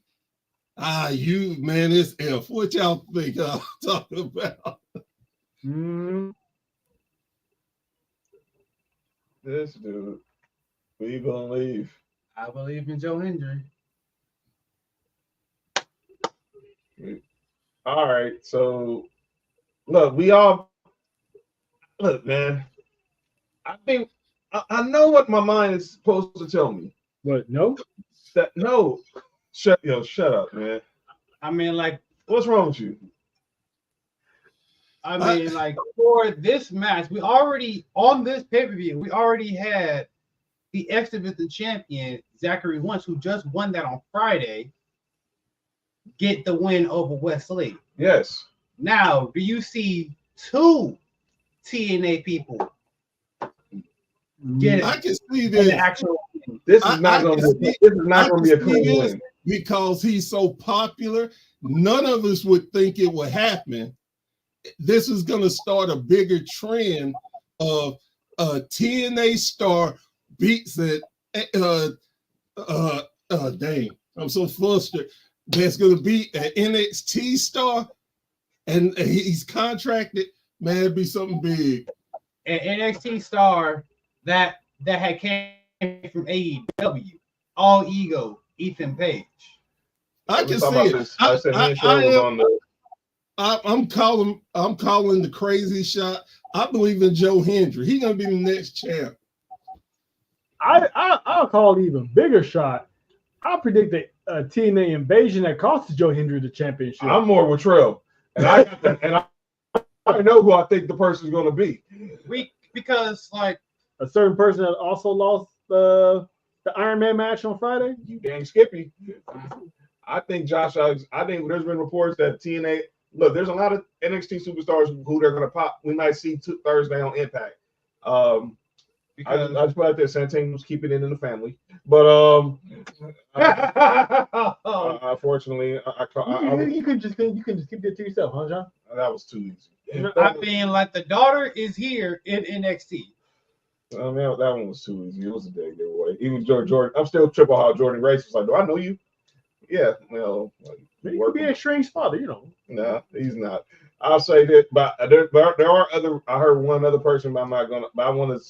I don't really. I'll wait till I see because obviously I know that person was there for other reasons personally. But I think Josh Alexander's somewhere lurking in the Mile High City. I mean, I could see that. I could also see Moose. That's exactly what I was going to say. That's exactly what I was going to say because he's been talking ever since the angle started that he wants to get involved. Nope. I'm sure I'm not doing it. I'm not taking my brain there. I need to see it first. I have to believe to see them because, like, I know, like, he's been looking at Oba Fleming. This, like, all right, let me see if we can go in the ring. Nah, that would be crazy there. Oh yeah, Oba Fleming versus Moose. Oh yeah. Well, oh man. Well, I'll believe when I see it because Moose. We've been saying Moose for at least the last 3 months ever since this fantasy booking. Ever since this collab has happened, we've been wanting to say, okay, when When is Moose pulling up? And we ain't heard nothing yet.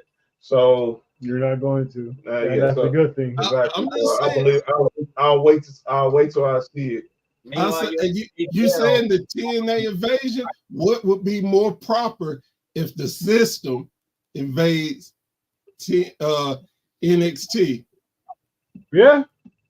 I mean, they could definitely do that, especially right now with Alicia Edwards. She got knocked out.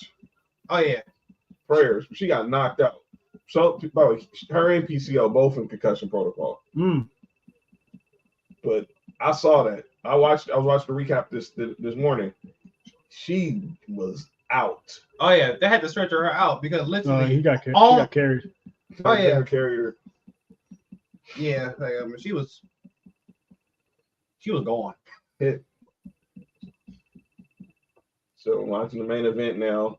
I'm still gonna go with Ethan Page. So much as I want to believe Joe Hendry's gonna do the unthinkable, and how crazy that would be to see a wrestler from another promotion take a WWE title with them back to their show and be obviously now going to be a straight mainstay on WWE programming going forward. I mean, it's happened before, but it's been forever since that's happened. Where someone from like another company actually won like the quote unquote main title. But this is WWE. We've seen it with AEW, Ring of Honor. We've seen it with Ring of Honor and companies like that. But the seeing it WWE, because everyone thought that was never possible. I thought exactly. WWF. That was like way back in the day. Never. Vince don't play that. Heck no. Oh no, that was NWA. But by the way, with Jeff Jarrett and Cornette and his new Midnight Express. Yeah. By the way, Professor, what are your expectations for this Vince McMahon documentary dropping on Netflix in a few weeks? To be truthful, they're definitely gonna have it's gonna be up there. People are gonna want to know because of everything that's going on now. I think it's gonna be my personal opinion that I'm not gonna watch it when it come out. I don't have that much care for it.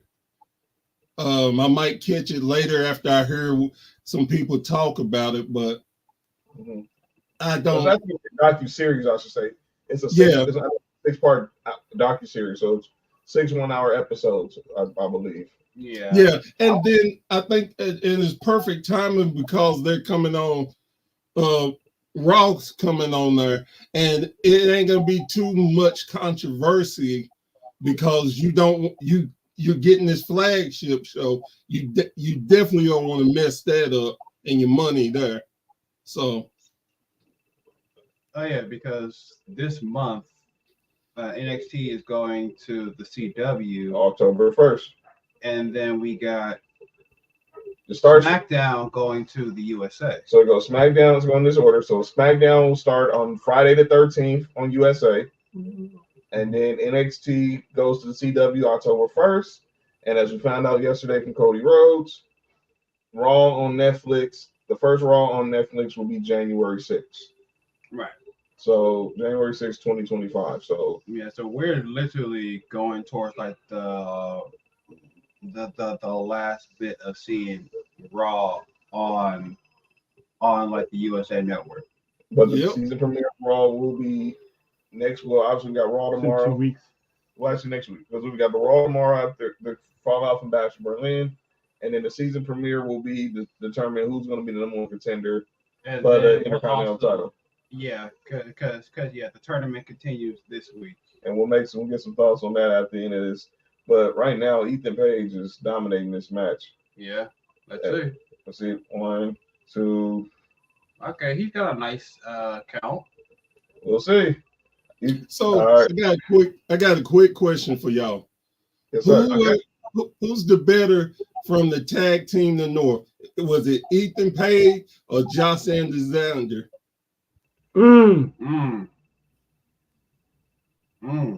Are you talking about as a team or now since they've been split? since they've been split. Who you think is as most people do now, always say, who's the Shawn Michaels and who's the Marty Jannetty? Dang, it's kind of crazy because neither one of them are Mark. Well, obviously, you would have said that Ethan Page was Marty Jannetty when he was in AEW. When he was in AEW, but now that he's had this reemergence, he's Shawn Michaels. Well, minus the injuries and the religious conversion, he's Shawn Michaels on his second run. But purely, to me, he's probably Josh Alexander probably was the Shawn Michaels of the two, and he's proven that. He didn't get the W on Friday night, but he's obviously been a guy who's been been a standard bearer for TNA in recent memory. What you think, Trell? I hate doing that, but if I had to, I'd say Josh Alexander had a better run than Ethan Page. Because the fact that when Ethan Page was in AEW, he was doing stuff for a while, but then towards the end, he was rarely seen. While Josh Alexander, with the exception of his two injuries he suffered during that time, he's been like pretty much known as the heart and soul of this version of TNA. So I would say the Walking Weapon has had the better run. But now it could be equal depending on what happens tonight and how far Ethan Page's run is going to go. But I'll still stick with Josh Alexander. I'm running to think that they're gonna have to have another. Obviously, we know this. I have to think about it now. They won't. Now that with NXT going to the CW, I would thought maybe they have an event between now and Halloween Havoc. But I just think that with the CW. But both of those first two NXT shows being on the road, that's pretty much the event in itself. That move trips me out all the time. That's like basically him doing that move in the Olympics, but he's doing it like. Oh yeah, but it's like he did like a semi-trust ball because I'm about to say that reminds me of Kofi. Yeah, the vaulting, yeah, the pole ball. There you go. Who you got winning this match? Oh shoot. It's like I really want to believe in Joe Henry because literally like we haven't seen somebody that's outside of WWE that's been just this over in all facets of wrestling. Like he's been red hot, just all over social media, all over TNA, and even in WWE. When he got eliminated, people were booing heavily when he got eliminated. But I would still have to say Ethan Page retains, but I would not be surprised if Joe Hendry goes over since he didn't go over in their match against the System.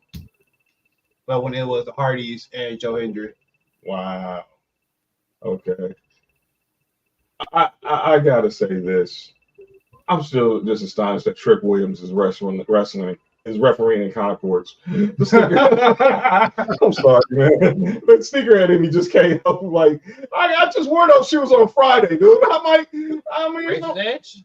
Wow. By the way, Razor's Edge that Priest and Rhea hit yesterday. That was beautiful. What if this really Trick does look like he just ran in the building. Like, man, I overslept, dog. Don't worry about it. Wait for a wrestling show. Yeah, it's like, all right, boss. I gotta get to the arena right now. See you tomorrow. It's the fact that like he's wearing not the traditional like referee shirt. I think that's like one of the main things that kind of just throws you off. The fact that like he's literally arms out, abs out, just. I'm still trying to understand what's the purpose of the whistle. I mean, I guess he could. I mean, he already rocking the 2 chains. Well, man, he's black. What other reason do you need? I don't know. I mean, he actually looks like he could work for Foot Locker. You know what's tripping me out? he's moving the way they're moving. Like he's just standing there watching the fight. Like, oh, actually, refs do that. So the fact that he's over exaggerating even more is even more funnier. Yeah, because it kind of reminds me of that one referee in a boxing match. Those boxing matches always have them think that, ooh, damn. Yeah. Ooh, Oh, the follow-away slam into the kick up. oh boy. And The Messiah, the post. the Messiah is risen. and you The- gotta give the people. He's mad. Goes into the Queen. We believe in Hendry. That's pretty funny. Oh, that one-handed choke slam. Let's see. Oh, his feet are under the rope. His feet are under. By the way, I got some breaking news. That just happened. So we saw Friday, LA Knight had his open challenge defeating Ludwig Kaiser, right? Right. The man who LA Knight took the title from is coming back for his rematch. When? Oh, dang it! Kind of knew that was going to happen sooner or later. Yeah, and here's the thing. It don't matter him. Wait, what? Where'd this ref come from? Come on. Man, that was quick. Usually it takes about a minute for another referee to Right. Well, it just depends on the ref because some of them be sprinting like hell.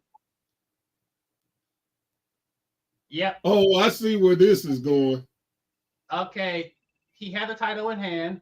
Referee's taking the title from him. Whoa! Roll up. All right. Get the title out the ring. Get the title out the ring. What? Oh no! Does that count because he touched it first? Ball? Yeah. No! Oh. He said, "Hold on, player. I'm the main guy here." No! So that's not happening like this. Trick said, Oops. Yeah, I get saw. your Josh Turkey behind out of here. I'm the referee now. Either is about to swing. And Oh, whoops. Well, that's a fine. What? oh, low blow. Oh, Eagles in. Eagles edge. 1, 2, 3. Oh wow, that was clean too, ish. I want to say that was clean Broke his chain. Yeah, you gotta love those referees that don't want to make that final count. I know, right? Yeah, like he hit him with a low blow, and then hit him with the Eagles edge.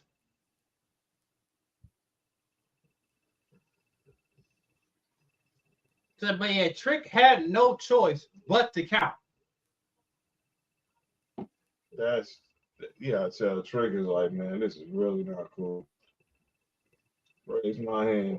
But now, once Ego turns his back, Trick is going in with Trick knee. Trick meat, that's crazy. The knee. I don't know what you thinking over there. So what's funny to me is the first count at Trick. I'm like, you looking at his ass? How you see his shoulders?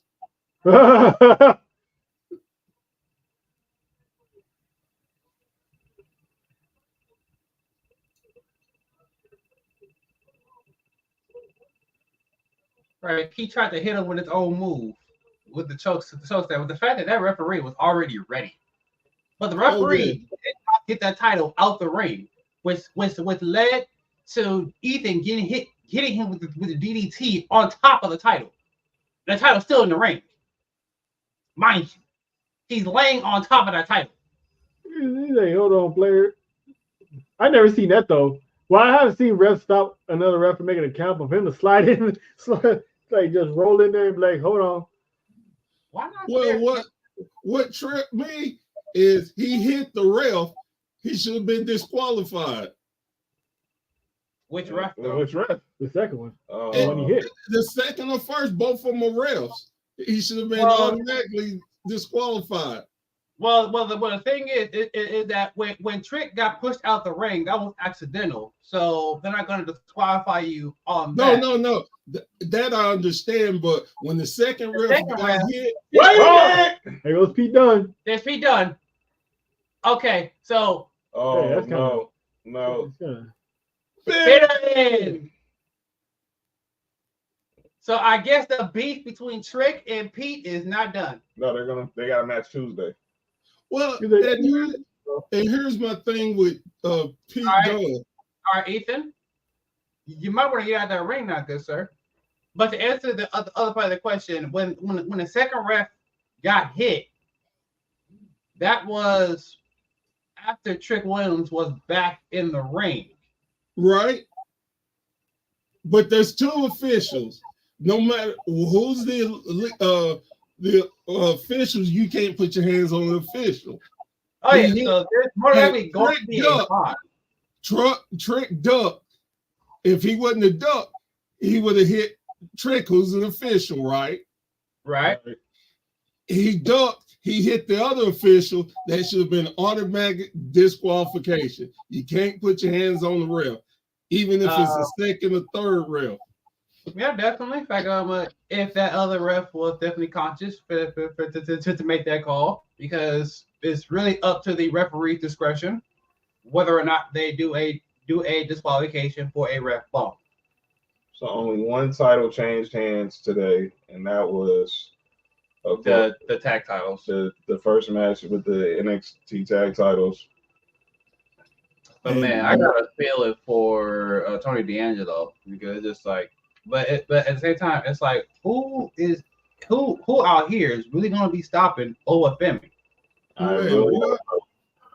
I know y'all keep bringing up that, y'all keep saying that one name, but I gotta believe it to see that he'll pull up. Yeah. Let's go ahead and just recap what we saw tonight. Obviously, only like I said. So you start off with the tag with a tag match between Chase U and Nathan Frazier and Axiom. Nathan Frazier and Axiom, it ended up getting the win. They win back the title, which they just lost let's say 2 weeks ago. Yeah. So then you have Rich Holland then turn on everybody, which made Booker T correct about not trusting Rich Holland. And then you have Thea Hale crying, and you have Andre Chase get carted out on a stretcher after being put through the table by Rich Holland. Then you go into the second match, which was the Wesley versus Zachary Wentz, the Battle of the Rascals, which are no longer the Rascals, but the NXT. Oh, that was almost a pick. So then Wesley, towards the end of the match, tries to hit him with a table. With a chair. Here comes Trey Miguel to run interference. Take the chair from him. Meanwhile, Zachary Wentz hits Wesley with a Canadian Destroyer. Gets him back in the ring. Hits a flying cutter. And the X Division champion gets the win. That was one of the best cutters I've seen in a long time. Yep. I'll say this: Zachary Wentz. Him getting that win was a shocker to me. Zachary Wentz might have has had one heck of a weekend to be X Division champion, and you come and get a win in your first singles match in WWE. You get a win over your former tag team partner. I will also say that I know Young OG, and John Paul Jones. I know he has a good cutter too, but it's a lot of waiting for his. This one is definitely more fluent. So yeah, I'll definitely say this is probably the best cutter. Then we had Kalani Jordan versus Wendy Chu for the Women's North American Championship. Wow, that was a good first down by USC. Anyway, Wow, right in the middle of the field. Okay, so you have the somewhat spooky shenanigans with Wendy Chu, just basically being like this zombie, fighting throughout the entire time we lost the professor. Okay. Basically fighting through that entire time, but Klein Jordan prevailed. She's still the champion, and then at the end of the match, we get Tatum Paxley getting her revenge on Wendy Chu by choking her out with the Dragon Sleeper, which is awesome. Right. And that's gonna be a creepy match. Right. And so then we had Oba Fleming versus Tony D'Angelo. Oh, he left? I didn't even know he left. It just got that. Yeah, in which you had that kind of injury scare where like it looked like Tony D'Angelo had he got concussed when he ran into Oba Fleming. Either concussed or just something. I think it was like a lower injury. Yeah, something like in his knee just gave out on him. But he was able to actually finish the match. Took everything within Oba Fleming's arsenal to actually take him out. But at the end of the day, Oba Fleming is still probably the most dominant North American champion that NXT has had. Yeah, I agree. That's where Keith Lee should have been at, but I digress. Yeah, definitely. Because like his matches with him and Dijak were definitely legendary. That's incomplete. Nah, he tattoos. No, third down, incomplete. He dropped it on the way down. Was that afterwards? Yeah, when he fell and he dropped it on the way down. He took like 2 steps before he put it down. We lost Professor, but we're gonna thank him. That was definitely some good content we had with him. But let's 3rd and 8. And so then we go into it was the Roxanne Perez versus Jada Parker, in which Jada put up a good fight, but at the end of the day, she couldn't get it done. Got hit with 2 pop rocks. She got hit with 2 pop rocks, one outside the ring. They both got in at the count of 9. Then you hit the second pop rocks. Then Roxanne retains. Lights go out. Here comes Guia. Damn, first and goal. She's going to kill when she gets in the ring. Obviously, we're going to see her in the ring to probably, if I had to guess, Halloween Havoc.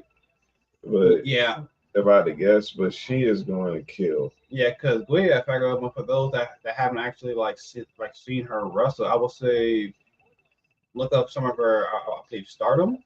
Yeah. Yeah, just look up some of her Stardom matches. Just look them up on YouTube. Yeah. And prepare to be amazed because she is actually talented. Because I know AEW was definitely going for her as well as Stephanie Val. Well, shit. Hey, AEW, Tony Khan has Stephanie in the bag. He really did. He really did. I don't know what happened in Mexico, but literally making her drop the title, drop the New Japan Strong Women's title to Mercedes. She dropped the Mercedes. To Mercedes. But at the same time, also say like the way that she just dropped everything and just said, you know what, I'm going to WWE. Like that could definitely, from a business standpoint, can definitely rub people the wrong way. Right. All right, you can turn it off, bro. Just because it's because one, there's always a process. There's a way in which you do business, and the way the way you do business is usually is that you go out by putting someone over. I think it was something else. I mean, like there could have been other things because, like, I know, because she was part of AAA, and in AAA, as like most people, some know, but some don't. is the fact that since she's not like really from Mexico, she's not. Like there's fact that when she faced a good amount of discrimination from the other wrestlers that were in that locker room. So it more than likely would have been a just a toxic workplace right then and there. But they took a chance and actually made her champion for a good amount of time. So I guess it was just one of those situations where she's the one to get out of that situation as soon as possible. All right, so Professor did reach out. His internet went down. So we want to thank us he had a great time. We want to thank Professor Bear from the Wrestling Society Network for joining us. Go to search Wrestling Society, download their app, go look for them on Facebook. They're on Facebook. If you want to learn more about what they got going on, they got an app. I think their app's actually on Roku. You guys want to see. They promote out of independent wrestling, but thanks. And Professor Bear is going to be back with us once me and Trell start our weekly wrestling recaps. Let's get to wrestling edition of Calling Out Names. For those who don't know this segment, if you watch Sports4U in the past, this segment is often imitated, it's never duplicated. Shout out to our boy Dolly. By the way, shout out to Dolly. He had the watch along on in the background during today's episode of Too Much Game. So shout out to Hey Ma, I made on that man's show again. So shout out to Dolly. You know what I'm saying? Too Much Game Pod is available right now on go follow him at Uncle Dolomite. But here's the deal. This is a segment where we usually call out someone in the sports world for something they said or did that was just totally out of pocket, and we have to call them out for it. This time we're gonna do the same thing for the wrestling world. So someone in the wrestling world did something that was just totally suspect. We gotta call them out for it. And my calling out is obviously going to be for those media people in wrestling media who were in Berlin covering the post-show news conference for Bash in Berlin, and they was interviewing the new two-time WWE Women's Tag Team Champions, Jade Cargill and Bianca Belair. You've heard, if y'all watched me say it, I said it not on today's watch along. Jade Cargill is currently not the same Jade Cargill she was in AEW. She's currently very different in WWE, and a lot of that obviously deals with her being at the PC so long, and you putting her with two very professional in Bianca Belair and Naomi. But every press conference or interview she gets questioned about what is different between here and AEW. Let me say this, and Jade Cargill respect, because she stood on business. She was like, I'm tired of answering. Let me just say this: I'm tired of answering questions about AEW. I'm here now. I'm grateful what the time was there, so I don't want to talk about that. Do not come asking these same questions. They're going to get the same freaking answer. Right. What else she going to say different about? She was there for 3 years. Had an iconic title run. It ended. Her contract ended at that same time. And now she's in WWE. They presented her better. She got better training. And they didn't throw her out there in the fire just because she's beauty and muscles. They actually used that to harness what everybody knew she had. Putting her in the PC with some of these coaches, but having her on TV, making spots start season like, okay, she's this big free agent signing that everyone wants. Clamoring for her like as she's the next one. The way they presented her. That's why we only saw her at the Royal Rumble. And then when it was time, we saw her on the biggest stage. And we've seen her consistently since. So to these people in the media who always want to bring up Jay, want to ask her about a difference with AEW, please stop. Please stop. Yeah, and it's just that's for me. It definitely one of the like pet peeves that I actually have with like AEW, because it's just like with the amount of just talented wrestlers that AEW has, the sheer amount of injuries that happen on a almost weekly basis when it comes to AEW programming. But again, wrestling, injuries are a part of the sport because we got injuries out here in WWE too. We got injuries out here in NXT too because Cora Jade, I don't think she's been cleared yet. But with AEW, besides the independent wrestling schools that some of the actual wrestlers have, because I know QT Marshall has his school, and then I know the Nightmare Family, which is run by Dustin. They have that training, but it's how often are they going over there? And then of course you have the New Japan Pro Wrestling dojo, but I think that's only out here in California. Yeah. So it's there are definitely, I think Jeff Jarrett does a wrestling school. Yeah. So it's there's definitely multiple facilities for them to actually train, but it seems a lot more spot heavy to me, as far as just them focusing on getting from one spot to the next, from one big spot to another big spot, and it's just it gets a little flashy, but it's understandable because it's a different style of wrestling, because they want to have it presented in a different way, which is fair. But their ratings are suffering for it. In fact, they want to compete with the big business, but they need to honestly find their own identity first. Where was that ball going? Just to get out of his hands. He was on the duress.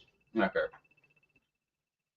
But yeah, and there's the reigning Heisman, now number 2 overall pick, and quarterback now the Washington Commanders. Brandon Daniels. Rocking the bling in Vegas. Go ahead, keep telling me. But yeah, when it comes down to just AEW, they need to, one, get themselves a solid foundation, get to a point where they can have solid booking and solid storytelling on a week-to-week basis, as well as being able to put on great matches, because literally they can put on 5-star matches all they want, and they do. But at the end of the day, you're only able to show the great numbers pay-per-views, but you're suffering in the week-to-week market. That's not a sustainable business model. You have to be able to, on a weekly basis, have good storytelling and good booking, and not just have 1 or 2 storylines. You have to have multiple storylines that are able to actually come together. Because let's be honest, the biggest storyline that they had was MJF versus Adam Cole. That was one of their biggest storylines, and that was carrying bank. But then injuries happened to both of them. And so once MJF comes back and Adam Cole looks like he's about to come back, he's back on the show again. So, when are we going to see the actual payoff of MJF versus Adam Cole? Because MJF contract, that expires in October. No, he just resigned. He resigned. He said he resigned. He came back. When he came back at what was the event we watched it at? We watched it. It was in May. The one that was in. It was Revolution. No, Double or Nothing. Oh, yeah, Double or Nothing. Yeah, yeah. Where he said that he signed a And There we go. There we go. There we go. There we go. That's a touchdown. So back to the call out names. Yeah. So I have the IWC community because they keep comparing Cody Rhodes' championship run to Roman Reigns. Oh, Go ahead. Go ahead. So Go ahead. they was complaining how Cody Rhodes was opening Bash in Berlin defending the WWE Championship. I'm like, one, there's not much going on with that storyline between Cody and Kevin Owens to result in a main event spot. Two, Triple H is also trying to make that World Heavyweight Championship just as equally important as the WWE Championship, and the champion that's holding it has to, just to have it to be the native son of Germany. Pretty much grew up, born and raised in Germany, so of course he's going to be the main eventer. Listen, Roman Reigns is Roman Reigns. Like, it took Roman Reigns 4 years to get that type of status and star power. We all know Cody Rhodes isn't Roman Reigns. He's not going to be Roman Reigns. He's openly admitted once he won the title, how is he going to follow that up? And he hopes to be half of a champion that Roman Reigns was. Quit comparing the two. Roman Reigns, I'm pretty sure there's at least one time Roman Reigns has opened up a pay-per-view defending the Universal Championship. At least once. I'm pretty sure he has. It may have been like maybe early on in his title reign, but it's like probably because I'm like I've always remembered Roman Reigns just being like the actual like main event because like like all the bloodline members. Of course, there's something big gonna go down. You're gonna need that as the main event, right? Because there's pieces to the moving puzzle. So just enjoy Cody Rhodes' reign as champion. You guys wanted him to be champion. He's champion now. Stop hating. Like, he's not gonna have reign as Roman Reigns. Right. His those two reigns are different. So let it be. We had it for those 4 years. It's over.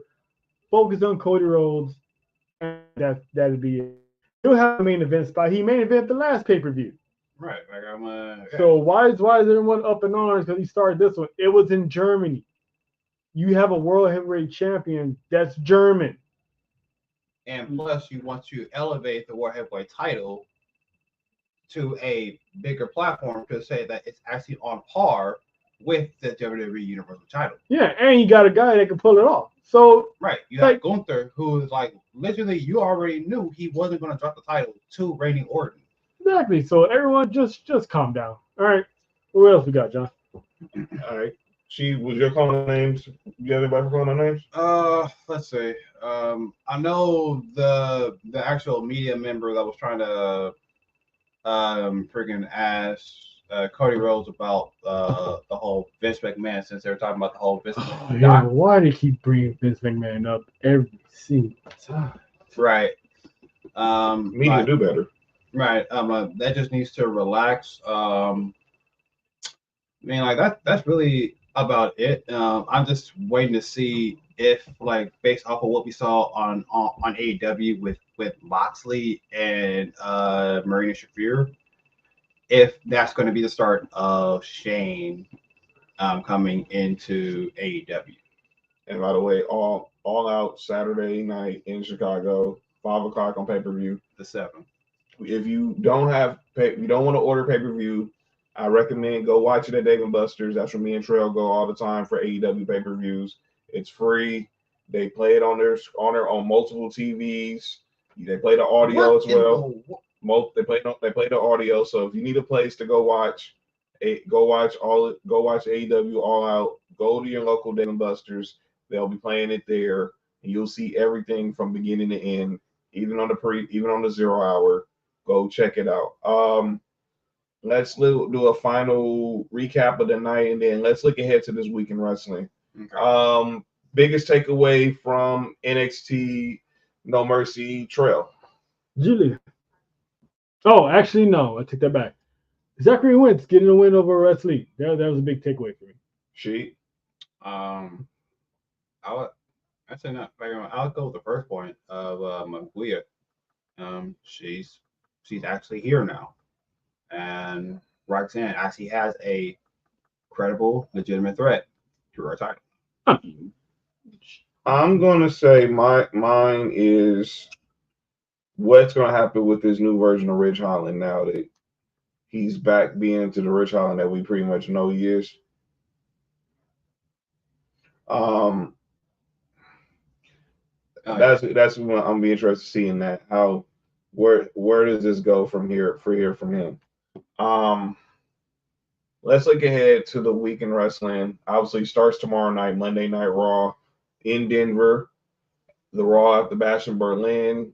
Let's look ahead to the preview tonight of what's going on. We'll expect tomorrow night in the Mile High. We will have the 2 other first round matches of the Intercontinental Championship #1 Contenders Tournament, both triple threat qualifiers. We already have Jey Uso and Pete Dunne in the Fatal 4-Way. 2 of these 6 men will earn the final 2 spots. In one match, we got Sheamus versus Big Bronson Reed versus Ludwig Kaiser. The other match. Yeah, we'll get to that match in a second, but I want to go this one. Okay. We know Sheamus' obsession with the Intercontinental title, but Bronson Reed is on fire right now. He's literally been packing people up. He packed up R-Truth. He packed up Seth Rollins. He packed up Braun Strowman. He packed up The Miz. And Ludwig Kaiser has been clearly showing that he's ready for the big stage. Especially after his match against LA Knight on SmackDown. I truly believe if I had to pick, I'm just gotta go with the hot hand right now, and I think it's Bronson Reed. What about you? What say you, brothers? I think it's gonna be Ludwig because I think it's too easy to put Bronson as a favorite because I think it's too soon to give the run that he's on to give Braun Breaker that big of a challenge already. I think Braun Strowman's gonna come back and probably like distract him and screw him over, and Luger's gonna get the win over Sheamus. Okay, so you say Ludwig cheap? Okay, I probably go with. I said, I probably go with Ludwig because like I already know there's going to be some type of shenanigan because like Bronson Reed has too many targets that are on his back from multiple individuals because like we don't know when Rollins can come back to screw him over if Bronson was to win. When will Rollins be back to actually screw him over? And like that could be a setup for bad blood right there. Okay. Okay. And then the second one, it's Ilya Dragunov, Dragon Lee, and Dirty Dominic Mysterio. Dragunov. I'm in agreement. I'm saying Dragunov. And then this past week, he's facing Gunther in all these matches on the live events in Germany. We already know what Ilya Dragunov is capable of. But man, if we can get him, look, I know who I want to see win the Fatal 4-Way, but if that doesn't happen, we get Ilya Dragunov and Braun Breaker at Bad Blood for the Intercontinental title. That's going to be insane. Because we've seen this when they were in NXT. Yes. And that was for the NXT championship. And those lit the house on fire. So I'm going with Dragunov. She's going with Dragunov. What say you, Trail? You could go with the Dark Horse, which is Dom. I kind of want to say Dom, but I think maybe Rhea and Damian might find a way to enter. Oh, who knows? They might help them win, but I think it is going to be Dragunov. But eventually Dragunov is going to take an L again because he's been taking a lot of L's on TV. So are you really going to give it to Dragunov and have him take a having taken L, or will it be Ludwig who beat? But it's like I don't know what side Braun Breaker's on. I guess right now he's still a heel, right? Yes. So It's I gonna guess be, I want to say by default it will be Dragunov, but sometimes that hasn't been very conventional. Like right now, Jada Parker is still labeled as a heel, and she just had a championship match against another heel. right, So, which can be, but she might turn into a face, though. But we'll see. yeah. But as I time, let's see what they do with her OTM stable. But See if they as turn far them as into face as or not. far as Braun Breaker goes, well, it's definitely gonna be Dom. So it's either gonna be Dom will be funny though. but then again, just because one of those two win doesn't mean they're gonna win out of the fatal four-way. So Right, because I guess you still you got could. Jey Uso, and So I guess you got would Pete put Dunne. in. You actually could put Dominic and have Dominic win, and put him in that fatal four-way. So, but Again, I like think I'm gonna go with. I just go with Ilya, but I won't be surprised if it's Dom. I mean, because again, the booking possibilities for the fatal four-way are endless when it comes to like who will earn a shot against Braun at Bad Blood, or is that Bad Blood, or is it on? The reports are it's going to be Bad Blood. So, Okay. and obviously, yeah, I do believe it's Bad Blood because Braun Breaker is from Atlanta. So his first big title defense would be in his hometown. Oh, the title defense is at Bad Blood for sure. Yeah, definitely. So Bad Blood. It's just going to be who's he going to go up against because the safe bet would be having him go up against Dragunov. The same safe bet would be Jay. I would say, but then again, like you want to start moving Jay towards the Bloodline storyline. I think it's gonna be Ilya because Jay beat Ilya in the previous tournament for something else. So I think it's gonna be reversed, and Ilya's gonna win the fatal four-way. All right. Also tomorrow night we get a mixed 6-person tag match. All American Made will take on the Alpha Academy. Obviously coming off Shad Gable losing to Uncle Howdy, so American Made is gonna look to try to get some momentum back. I expect tomorrow this will be a showcase specifically of Ivy Nile. Definitely, because it's like we've seen her in singles competition in NXT and on Raw. It's just gonna be like Maxine is going to be the odd one out when it comes. She's gonna get squashed. Yeah. She might get a couple of moves in there. Obviously, show that she's not incompetent. Is totally incompetent. Right. So but she has been putting in work. But she definitely has been putting in work. But like she's still quote unquote green compared to everybody else that's in that ring. But she's gonna. But tomorrow's gonna be a showcase for Ivy Nile. She's like the new Lana. Yeah, that's actually a good comparison. By the way, USC only 39 rushing yards shows that. That's expect our run defense. Yeah, that run defense, but also it's just like they're like dropping the ball or like doing like dumb almost turnovers. And that's a throwaway. By the way, we're gonna have also the tag team championship celebration for Jade Cargill and Bianca Belair tomorrow night on Monday Night Raw. Oh, it's gonna be on Raw? Yeah, but with that said, they will find out their number one, their next challengers because the Unholy Union is going to get another shot to try to get the titles back. Right, and like, they still got Damage Control that like they still has to deal with, and they and still got what but however KFC like the Cool Fusion Collective. But however, they're going to have to go through Damage Control. It'll be a number one contenders match where it'll be Damage Control versus Alba Fire and Isla Dawn, and the winner will get the next shot at Jade and Bianca. And also we got All the File from Bash and Berlin. Tuesday NXT we saw tonight. You're going to get a triple threat match for to see who's going to be the next to challenge Nathan Fraser and Axiom. Gallus, the Rascals, Hank and Tank will be in that match. I don't see the Rascals winning because Wesley's not gonna let that go. He's definitely. I think it's clearly. I think this match has Gallus winning all over. Yeah. Yeah, Gallus is the safe bet to go up against Axiom and Frazier. And then we're gonna see Safe catch, fool. Oral Mensa versus Lexus King.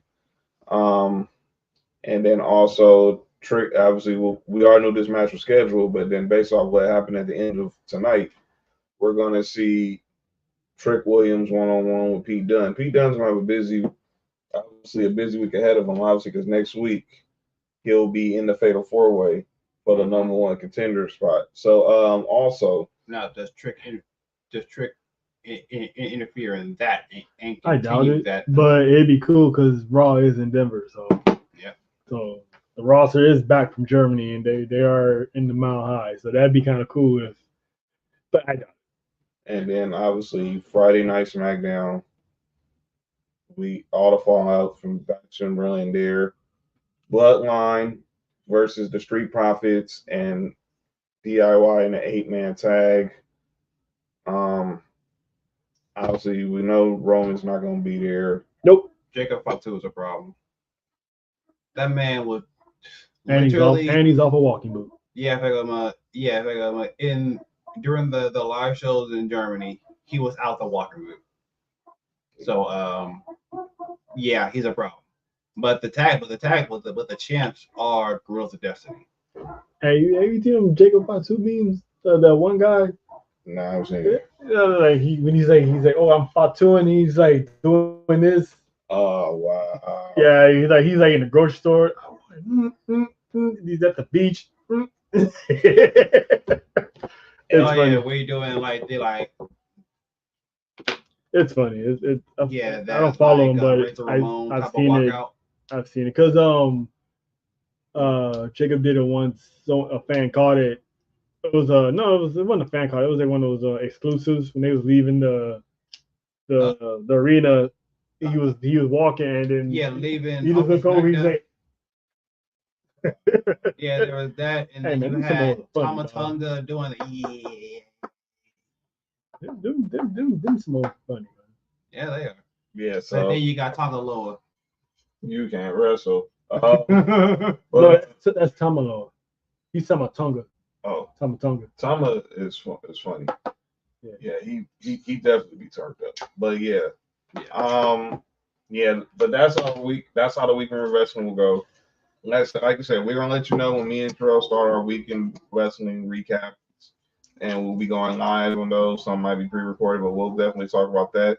Following us, thank y'all, everybody who joined us, whether you're watching on X, or on YouTube, or on Facebook.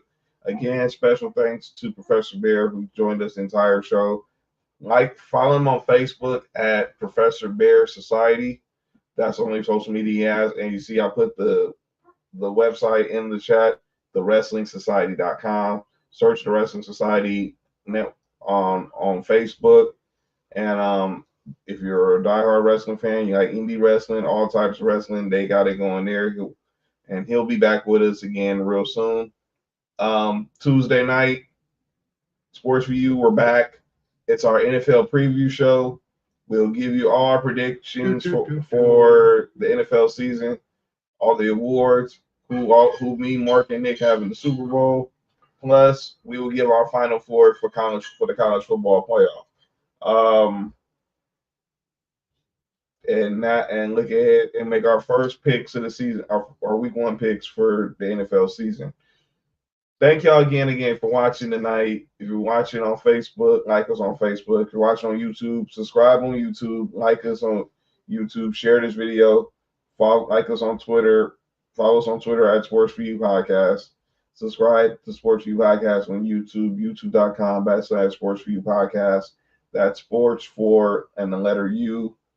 And follow us on X and Instagram at Sports4U Podcast. Follow me at John Watson 0984 on X Instagram. Follow Trail on X and Instagram at Monty_Ice.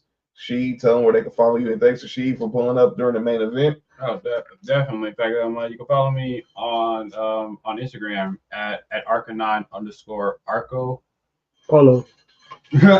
And we're finna head on out and finish watching this USC LSU game. LSU's up right now 17-13.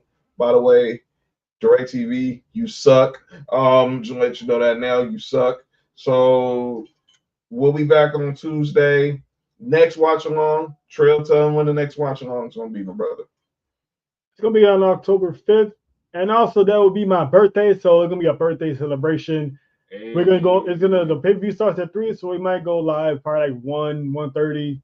You know, give us time to chit chat, shoot the breeze, and celebrate. Pull up. So yeah, that's Bad Blood. Bad Blood will be our next watch along, and we will let you know when we will start the Sports for You Wrestling and Reviews. Make sure you follow myself and Trail, and we'll let and Sports for You podcast on social. Well, when that drops, and we'll let you know because we'll be recapping everything in wrestling. And again, AEW All Out this week is Saturday. If you need a place to go, if you don't order it on pay-per-view, go to your local Dave & Buster's. We got a couple out here in LA that will air them, and we'll be at one, obviously, Culver City, Westchester area. They're good. If you're in the LA area, go there. They play them on most of the TVs, especially the projectors, and you can hear audio. So make sure you check that out. And right now, obviously, with football season, you might not get as much audio, but definitely.